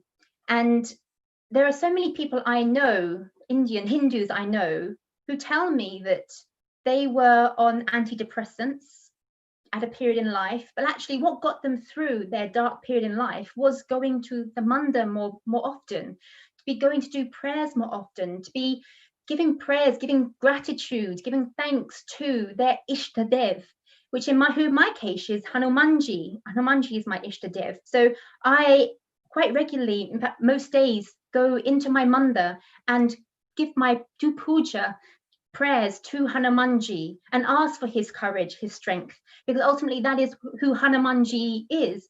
He is the personification, he is the epitome of courage and strength. Nothing was ever too much for him. And I do mantras for strength as well every day. And it really made it clear to me when I was looking at my in-laws, my family in Bharat in India, that the people who were looking inwards, who were watching Ramayan on TV, who were doing more puja, who were doing pranayam, they coped through the lockdown so much better than the people who were tuning in to webinars about Western medical approaches to coronavirus, particularly on the psychology end of things. And so from my very first-hand experience, I could see that the people who were looking inwards were coping so much better. So really, this then pulls my talk to a conclusion, because ultimately what I'm trying to get across in this whole talk is that for me, Hinduism has done so much for my mental health, my mental resilience. And I really feel that the best wellness and best mental health for the world will come about if people would appreciate the vast and ancient knowledge of Hindus. And especially as I mentioned, that life is becoming so much more uncertain. The way that the family structure, the way that people are living their lives, it's in such a diversity now that people really need to be looking inwards and strengthening themselves, because ultimately that is the way that they are going to cope with any adversity in their life. And Hinduism really does have the tools for this healthy, happy world and humanity to exist. So I'll close there, Dr. Prashji, and thank you very much for listening to me. Thank you so much, Melissa Ji. That was a powerful and heartfelt sharing.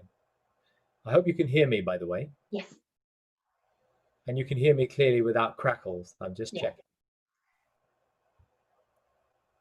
You touched on a number of important points, and I suppose the gist that I took away is about the importance of going within rather than just seeking purely external solutions. Absolutely. To recognize that a large part of the solution lies within strengthening our inner environment and not seeking just solutions and palliative measures, temporary suppression measures outside in our outer environment. I also appreciate the emphasis you place on mental health and how mental health is beneficially looked at, not just from the Western academic and psychological standpoint, but from the Eastern and specifically Vedic standpoint. That is a much more holistic approach, which involves delving and exposing oneself to empowering, spiritual, nourishing literature and videos and programming like the Mahabharata, like the Ramayana, like the Bhagavad Gita. And that by exposing ourselves to that, this is how we can impress new thought vibrations on our mind. And I'm very passionate about this area as a well-being expert. It is one of my deepest desires to see people change their understanding, their narrow understanding of diet as something that they just eat. It is not. Diet is not just what we eat. What we consume is not just what we eat. What we consume is what we also see and what we hear. And by recognizing that we have these powerful avenues, not just through our mouth, but through our eyes and ears, we can choose to be selective in what we consume through our ears and eyes as much as what we choose to consume in our mouths. And it's a tragedy that in Western teachings, largely we talk about what we're consuming through our mouth to improve our immunity. And of course, it's necessary, it's important that we watch what we eat and we become mindful. But of course, let us not forget what goes through our eyes and ears is of abundant importance. And I think this talk that you've given emphasizes the importance of programming our eyes and ears to receive that. You know, Shravanam Kirtanam, as they say in Sanskrit. We have to use those avenues to consume better quality things to empower our mind, to impress upon it, and thereby raise our vibrations. Because just simply by raising our vibrations, Dr. Emil Kuhl, you'll know obviously from your own training, you know, every day in every way, I am getting happier and healthier. He did that study in the United States. How many of his patients who had mental health disorders of great degrees and physical disorders were improved just by affirmations, which again, for me, your emphasis of the fact that we can use sound vibration, mantras, as we in the Western world like to call them, affirmations. I am happy, I am powerful, I am free, I am healing every day in every way. I'm getting better and happier. Aham sarvasya prabhavo, aham brahmasmi, om tat sat. Using the power of our tongue and our mouth to speak us back into better health is an incredible tool that is hugely underrated and not valued enough. And I think your talk really paves the way for people to appreciate that. And I love your reference to the detachment from the human coil that we're not a part of.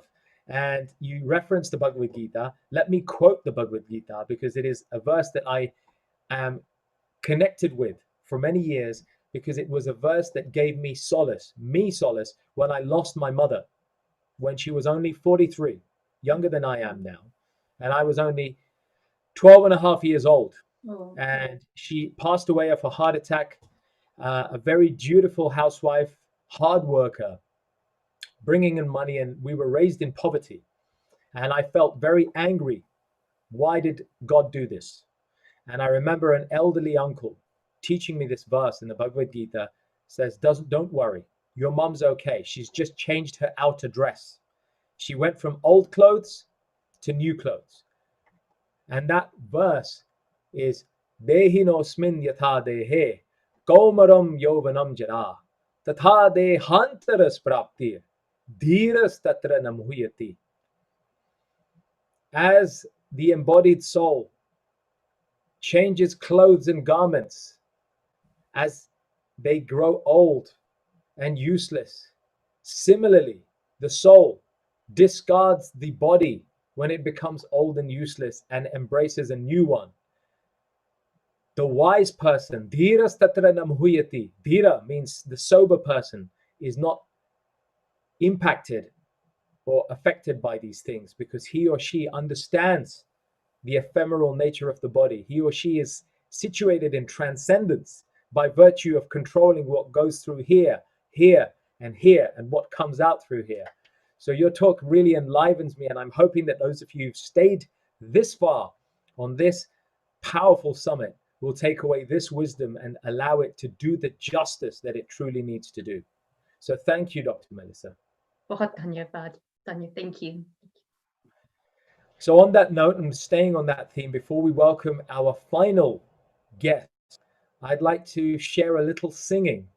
And I'm happy that Dr. Melissa is still with us.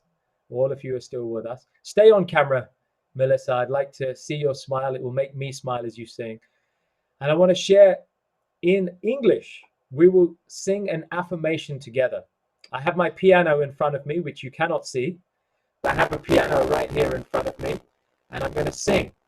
And we're going to sing together, and I'm going to invite you to sing this affirmation and let it do the powerful good it can do if you truly be open to the power of self-programming and allowing these vibrations to enter inside your consciousness and ultimately in your subconsciousness, which would make the deep-seated changes that we need. The affirmation is this: I am healed. I am whole. I am strong. And I am free.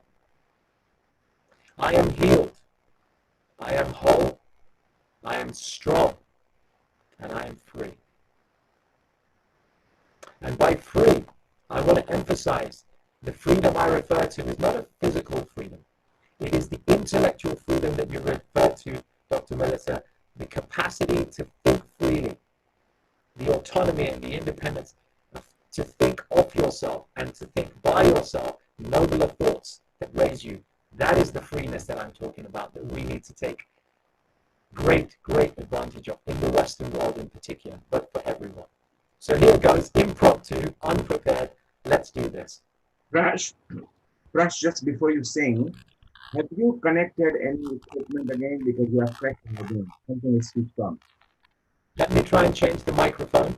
Please, if you could change the microphone or maybe just unplug it and let the piano. Okay. How's that now? I've just changed the microphone. This is better now. Okay. And I've just changed the microphone and I'm going to give this a whirl, okay? Go ahead. Perfect.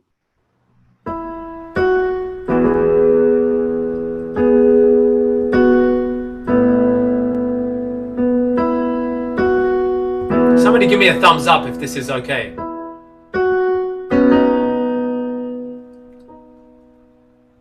I am healed.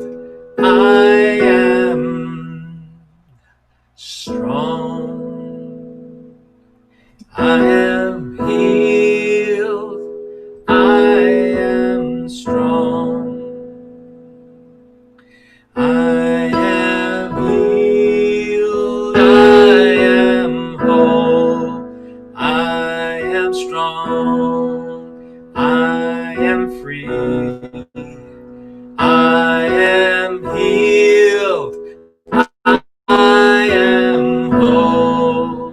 I am strong. I am free. I am healed. I am strong. I am whole. I am free. I am healed. I am whole. I am strong. I am free. I am healed. I am whole. I am strong. I am free.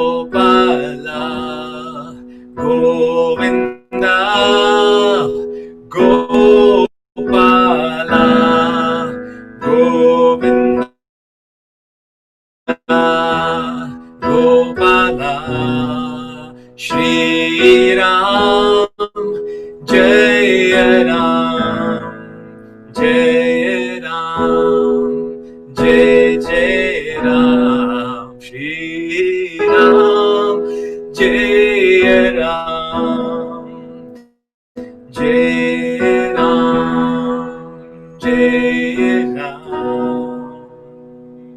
One more time together. I am healed, I am whole, I am strong, I am free. Apollo, I am healed, I am whole, I am strong, I am free, I am healed.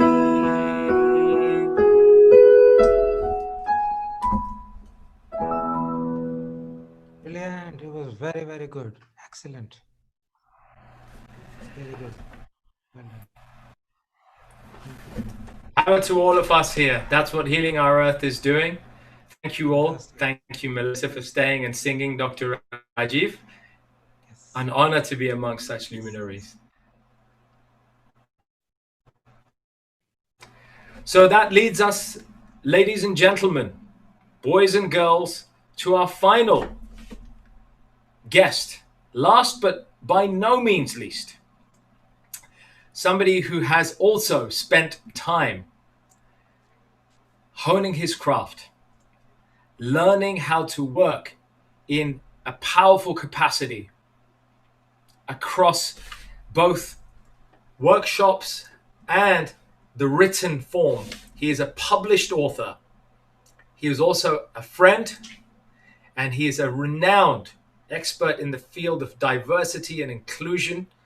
Allow me to introduce you to Mr. Jiten Patel, who works nationally across the UK and internationally, working with clients with consciously inclusive leadership techniques and helping to develop organizationally inclusive culture change through coaching, strategic planning events, training and facilitating, policy and process development, all these aspects of the employee life cycle. And it's been of particular relevance during this COVID-19 climate, where all businesses and people have been affected by the virus and by the implementation, by the impact it's had globally. You know, we've all had to adapt to new and different ways of working and socializing. Jiten's specialism is to bring this specific area, which has earned him several awards, including the Diversity Champion Award in 2015 in the education chapter, and the highly commended Head of Diversity and Inclusion at the 2016 and 17 UK Inclusive Company Awards. His first book, I love the title, by the way, Demystifying Diversity, was published in 2016, and it's obviously now expanding into a second edition, a new afterward, specifically dealing with the impact of the COVID-19 related lockdown. I'm delighted to welcome our special and final guest, Mr. Jiten Patel. Welcome. Namaste from Healing Our Earth. Namaste. Thank you very much, Prash. And first of all, let me also say thank you very much to the whole of the Healing Our Earth team, and Neil in particular, for putting together an amazing, amazing day today. It's, you know, we've covered so many different topics. It's been fantastic. And I think for me, I'm going to perhaps bring it down a notch from our distinguished last speaker, which was amazing. But I'm going to really look at really summarizing where we've come from with COVID-19 and hopefully where we are going to go to. But before we start, I'm going to share my screen, and I'd like to share a poem on YouTube if it works.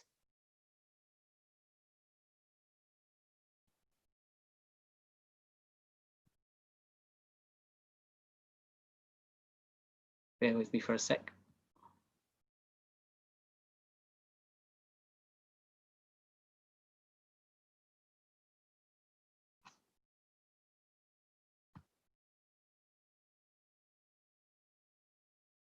Can everybody see that? Yes, we can see your screen, but nothing is happening, but we can see your screen.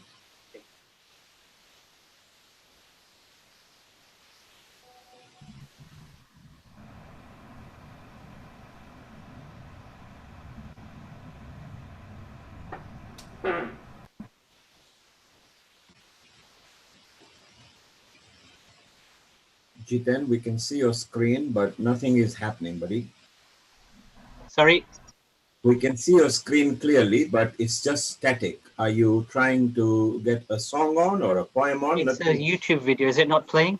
It's not, well, it's not playing clearly. You have, Stuck. Okay, yeah, no you, worries. you Don't have a, worry. you have a I have, PowerPoint deck open. that's You're fine. sharing. I have a written version of the poem. I'll read it out. But the imagery in that YouTube was really lovely to have been able to see, but not to worry. So let me just call it up. So it's talking about, what I'd like to do is take you forward by 2 decades. And in this scene, imagine a father is talking to his son and the son wants a bedtime story. And so the son is saying, tell me about the virus again, then I'll go to bed. But my boy, you're growing weary, sleepy thoughts about your head. But that's my favorite. Please, I promise, just once more. Okay, snuggle down, my boy, but I know you all too well. The story starts before then in a world I once would dwell. It was a world of waste and wonder, of poverty and plenty, back before we understood why hindsight's 2020. You see, the people came up with companies to trade across all lands, but they swelled and got much bigger than we could ever have planned. We always had our wants, but now it got so quick, you could have anything you dreamed of in a day within one click. We noticed families had stopped talking.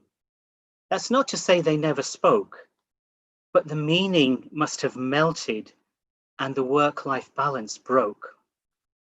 And the children's eyes grew squarer and every toddler had a phone. They filtered out imperfections, but amidst the noise, they felt alone. And every day the skies grew thicker till you couldn't see the stars. So we flew in planes to find them, while down below we filled our cars. We drove around all day in circles. We'd forgotten how to run. We stopped the grass for tarmac, shrunk the parks till there were none. We filled the sea with plastic because our waste was never capped. Until each day you went fishing, when you went fishing, you'd pull them out already wrapped. And while we drank and smoked and gambled, our leaders taught us why. It's best to not upset the lobbies, more convenient to die. But then in 2020, a new virus came our way. The governments reached out and told us all to hide away. But while we were all hidden, amidst the fear and all the while, the people dusted off their instincts. They remembered how to smile. They started clapping to say thank you and calling up their mums. And while the car keys gathered dust, they would look forward to their runs. And with the skies less full of voyagers, the earth began to breathe. And the beaches bore new wildlife that scuttled off into the seas. Some people started dancing, some were singing, some were baking. We'd grown so used to bad news, but some good news was in the making. So when we found the cure and were allowed to go outside, we all preferred the world we found to the one we'd left behind. Old habits became extinct and they made the way for the new. And every single act of kindness was now given its due. But why did it take us so long to bring the people back together? The son asked. Well, sometimes you've got to be sick, my boy, before you can start feeling better. Now lie down and dream of tomorrow and all the things we can do. And who knows, if you dream hard enough, maybe some of them will come true. We now call it the Great Realization. Since then, there have been many. but that's the story of how it started and why hindsight's 2020. I think for me, this poem captures everything about COVID-19, but also about a bright future. But let's just take a step back for a moment and think about what happened. So in early 2020, the lockdown was announced. Okay. In March 2020, perhaps later than we should have done, the UK announced a lockdown. And across the world, about 90 countries closed their borders. Everybody was affected in one way or another. I'm just going to touch on a few things here about how people were affected. Suddenly, supermarkets, there was a run on supermarkets. Could you find toilet paper anywhere? Could you find hand sanitizer anywhere? But closer to home and more culturally speaking, people had to cancel all their weddings. People who had new babies had to cope on their own, whereas before they would have friends and family who could have come and helped them. But perhaps for me, the one that touched me the hardest was not being able to go and pay my respects when people were passing away. Funerals were now Zoom events. And I had the sad misfortune of having to attend about 5 such Zoom events where there were only 5 people allowed to go to the funeral. It was heartbreaking. Okay. A new word came into people's vocabularies, a word that people had hardly ever heard of before, and that word was furlough. How, it was something that people suddenly, I think back to a couple of decades ago when people didn't even know what the word tsunami was, and then suddenly the world became aware. In the same way, now the world was becoming aware of the word furlough. There was need for support everywhere, and a lot of people have community organizations, there are charities. I belong to my own community organization, which is called the Leva Patidar Samaj of London. And what we did was we started communicating with people, and particularly for members, elderly members who didn't speak English, and we wanted to provide them with information. So I did a couple of broadcasts in Gujarati to help them to understand what was going on and how they could deal with all of these things. Talking of broadcasts, of course, we had daily broadcasts from the government, and it seemed like 16 hours a day, all we were seeing on the TV is information about COVID. I remember seeing a cartoon which said, a couple watching the TV, and it said COVID update, and the wife is saying to the husband, oh, let's just bring back Brexit again, something that we'd got fed up of, but now people are getting fed up of the lockdown and of hearing about COVID-19. But on a more serious note about this, one of the issues that came about through COVID-19 was the increase in racism that people have experienced through it. And particularly people from East Asia and especially China. And a lot of this came about because the influence that is carried by political leaders. So one political leader kept referring to COVID-19 as the Chinese flu, the Kung Fu flu. And suddenly we saw a spike in incidents of people being attacked in the street and being racist for no reason other than the fact that they associated this virus with coming from the East. And of course, with the lockdown, there were some lighter moments. My own granddaughter, for example, was saying we were having lots more FaceTime contact because we weren't seeing each other. And I'd say, sweetheart, when are you coming to see me? And she would say, Dada, Boris Johnson says we can't come right now to see you. And so again, it was something about making even toddlers aware, because she's only just 3, about the situation that we were all in. But again, there was a new phrase that came about in the world of business and work, and that phrase was the new normal. Well, my question is, what is normal and what is the new normal? And because people started working from home, they started calling it the new normal. But in my professional background, specialists in my arena have been advocating flexible working and working from home for over 2 decades, believe it or not. And in fact, one of the first video conferences that I ever did was way back in 1986. So this is not really a new normal. The new normal is that leaders and business people were now coming to terms with having to agree to people working from home. And that came with its own challenges, and it came with its own set of issues that people needed to deal with. Of course, on the positive side, people had a lot more time because people were often saving up to 2 hours a day in commuting, and that meant that they had more time at home.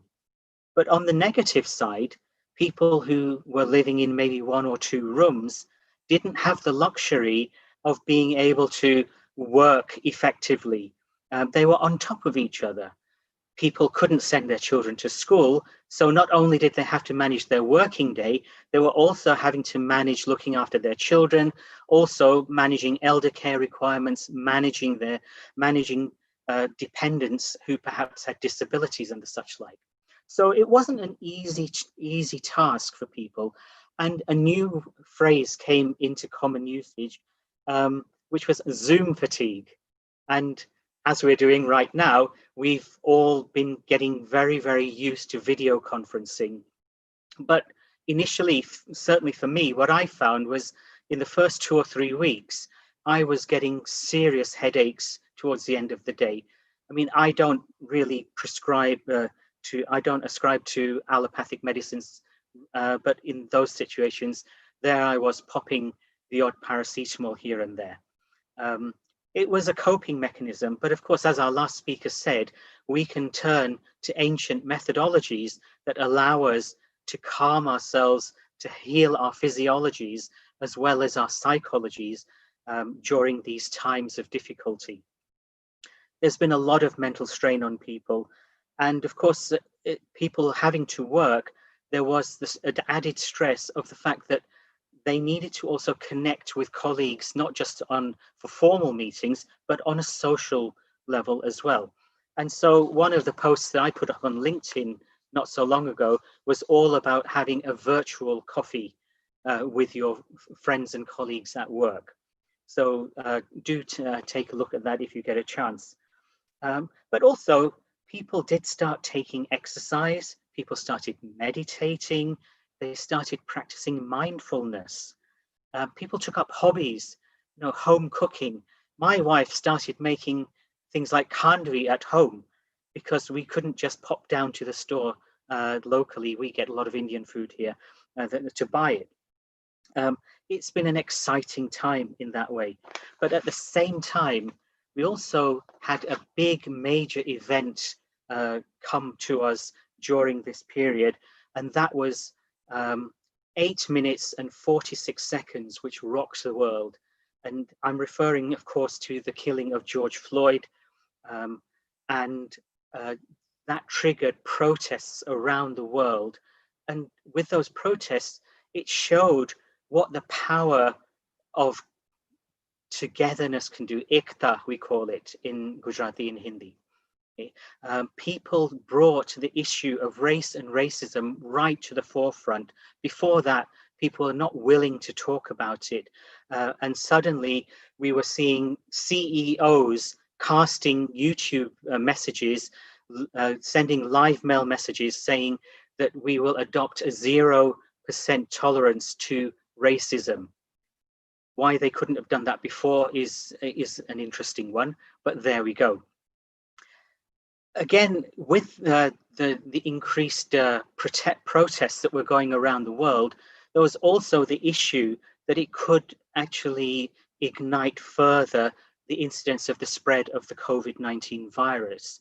And we know, particularly in the UK, that our own health service has been under particular pressure, and also that people from minority ethnic backgrounds were the people who were receiving perhaps the worst care, in the sense that they were the ones most affected, and we know that ethnic minorities in the UK have suffered more fatalities than any other than the white communities in the UK. Sometimes we have to then reach into ourselves to find an inner strength to support ourselves and to support our loved ones through these trying times. But of course, these trying times, we are coming out of them, but yet at the same time, we are now heading into a global recession.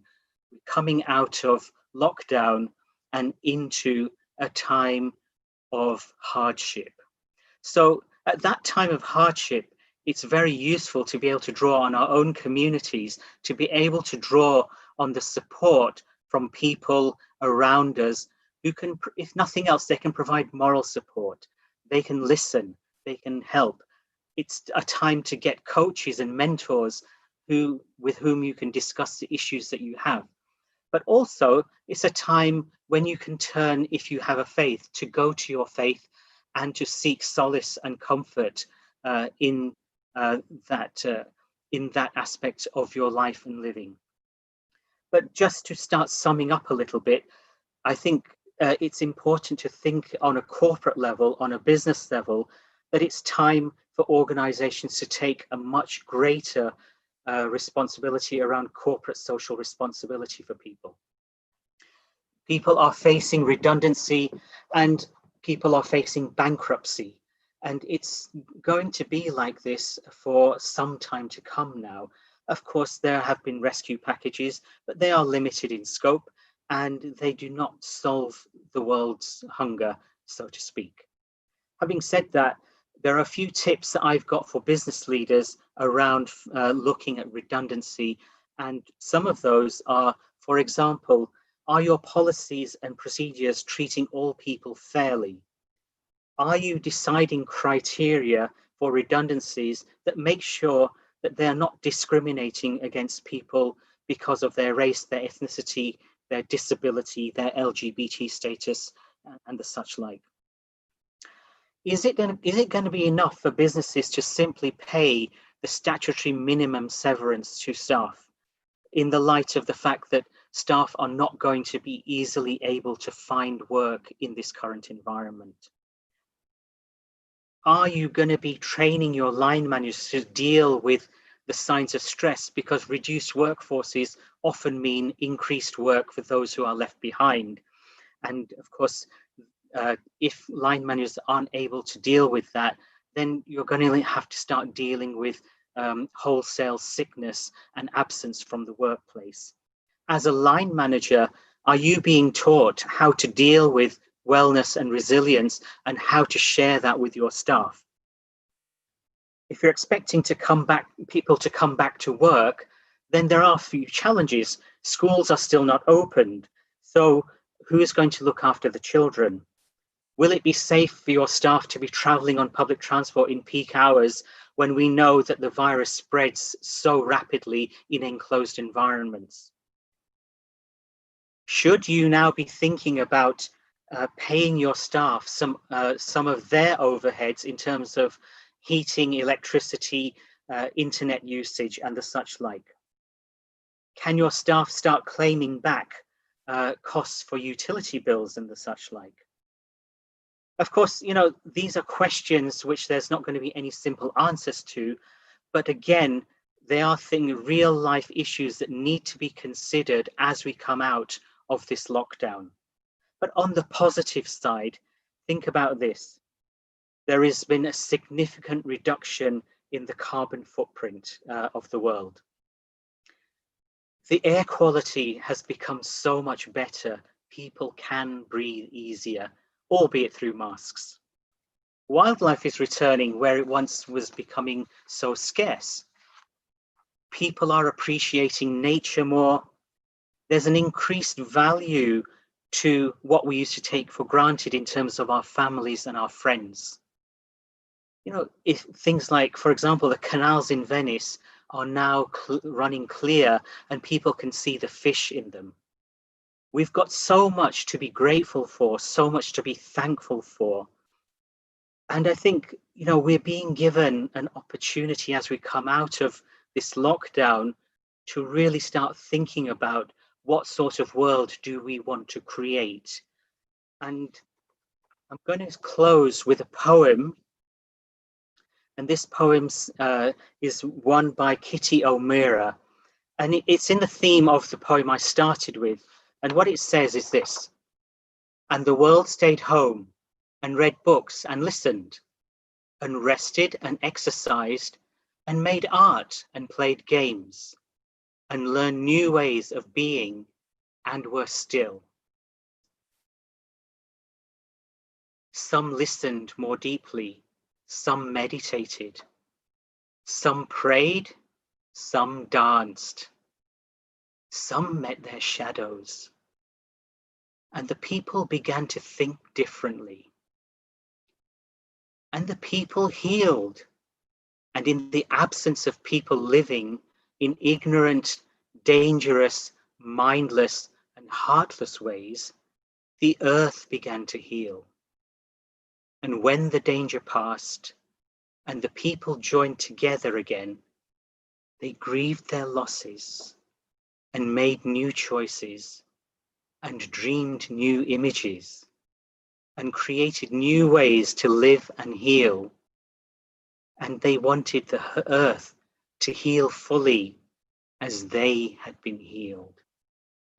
And I'd like to finally just close with one prayer, which is Loka samasta sukhino bhavantu. May all beings everywhere be in peace and in happiness. Namaste. Thank you.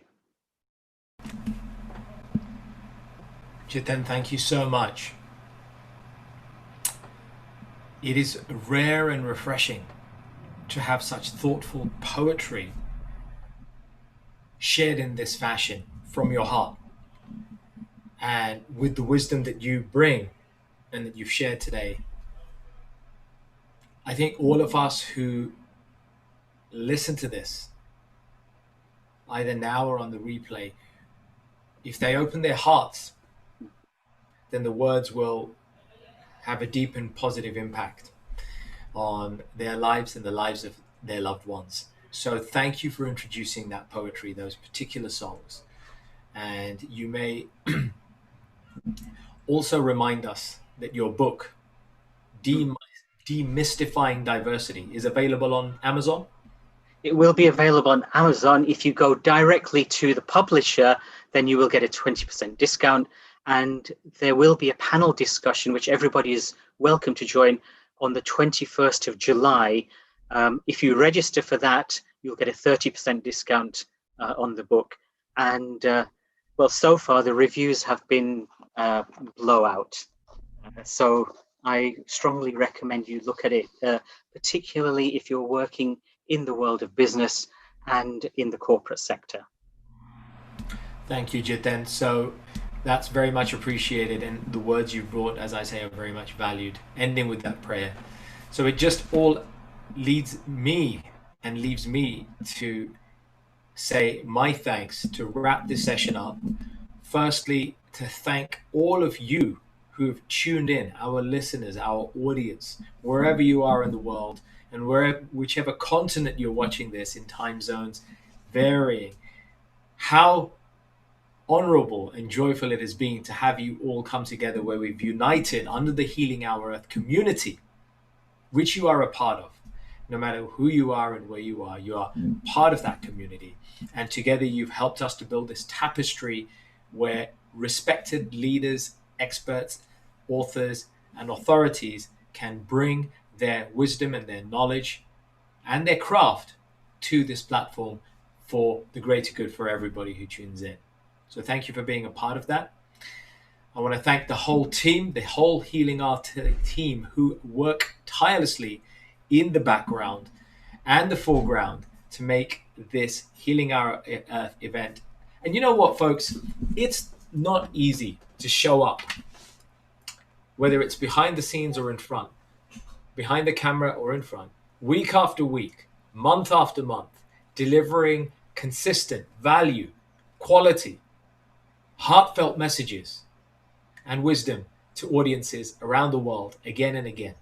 And yet that is exactly what we are striving to do week after week, month after month. So thank you for being a part of it. I want to thank everybody in the team. And I want to end with an invitation for next week. Our next well-being and wellness session is scheduled for next Sunday. It's going to be another roller coaster, value-packed session that is lined up to ensure that we make a positive impact on our mental, emotional, physical, and spiritual health, looking at different avenues for a healthy, happy, prosperous body and mind. That's coming at you next Sunday, the 19th of July, 12 noon till 7 p.m. British summertime. All the details are at healingourearth.com and also on Facebook at facebook.com/healingourearth. If you've not already done so, don't forget to sign up for our newsletter and notifications. There's no spam, only pure nectar that will come your way. Join us and we will see you next Sunday. Thank you. And that's from me, Prash Kotecha, on behalf of everybody here at Healing Earth, Our Earth. And for those of you who want to find out more, check the website out. We will see you again.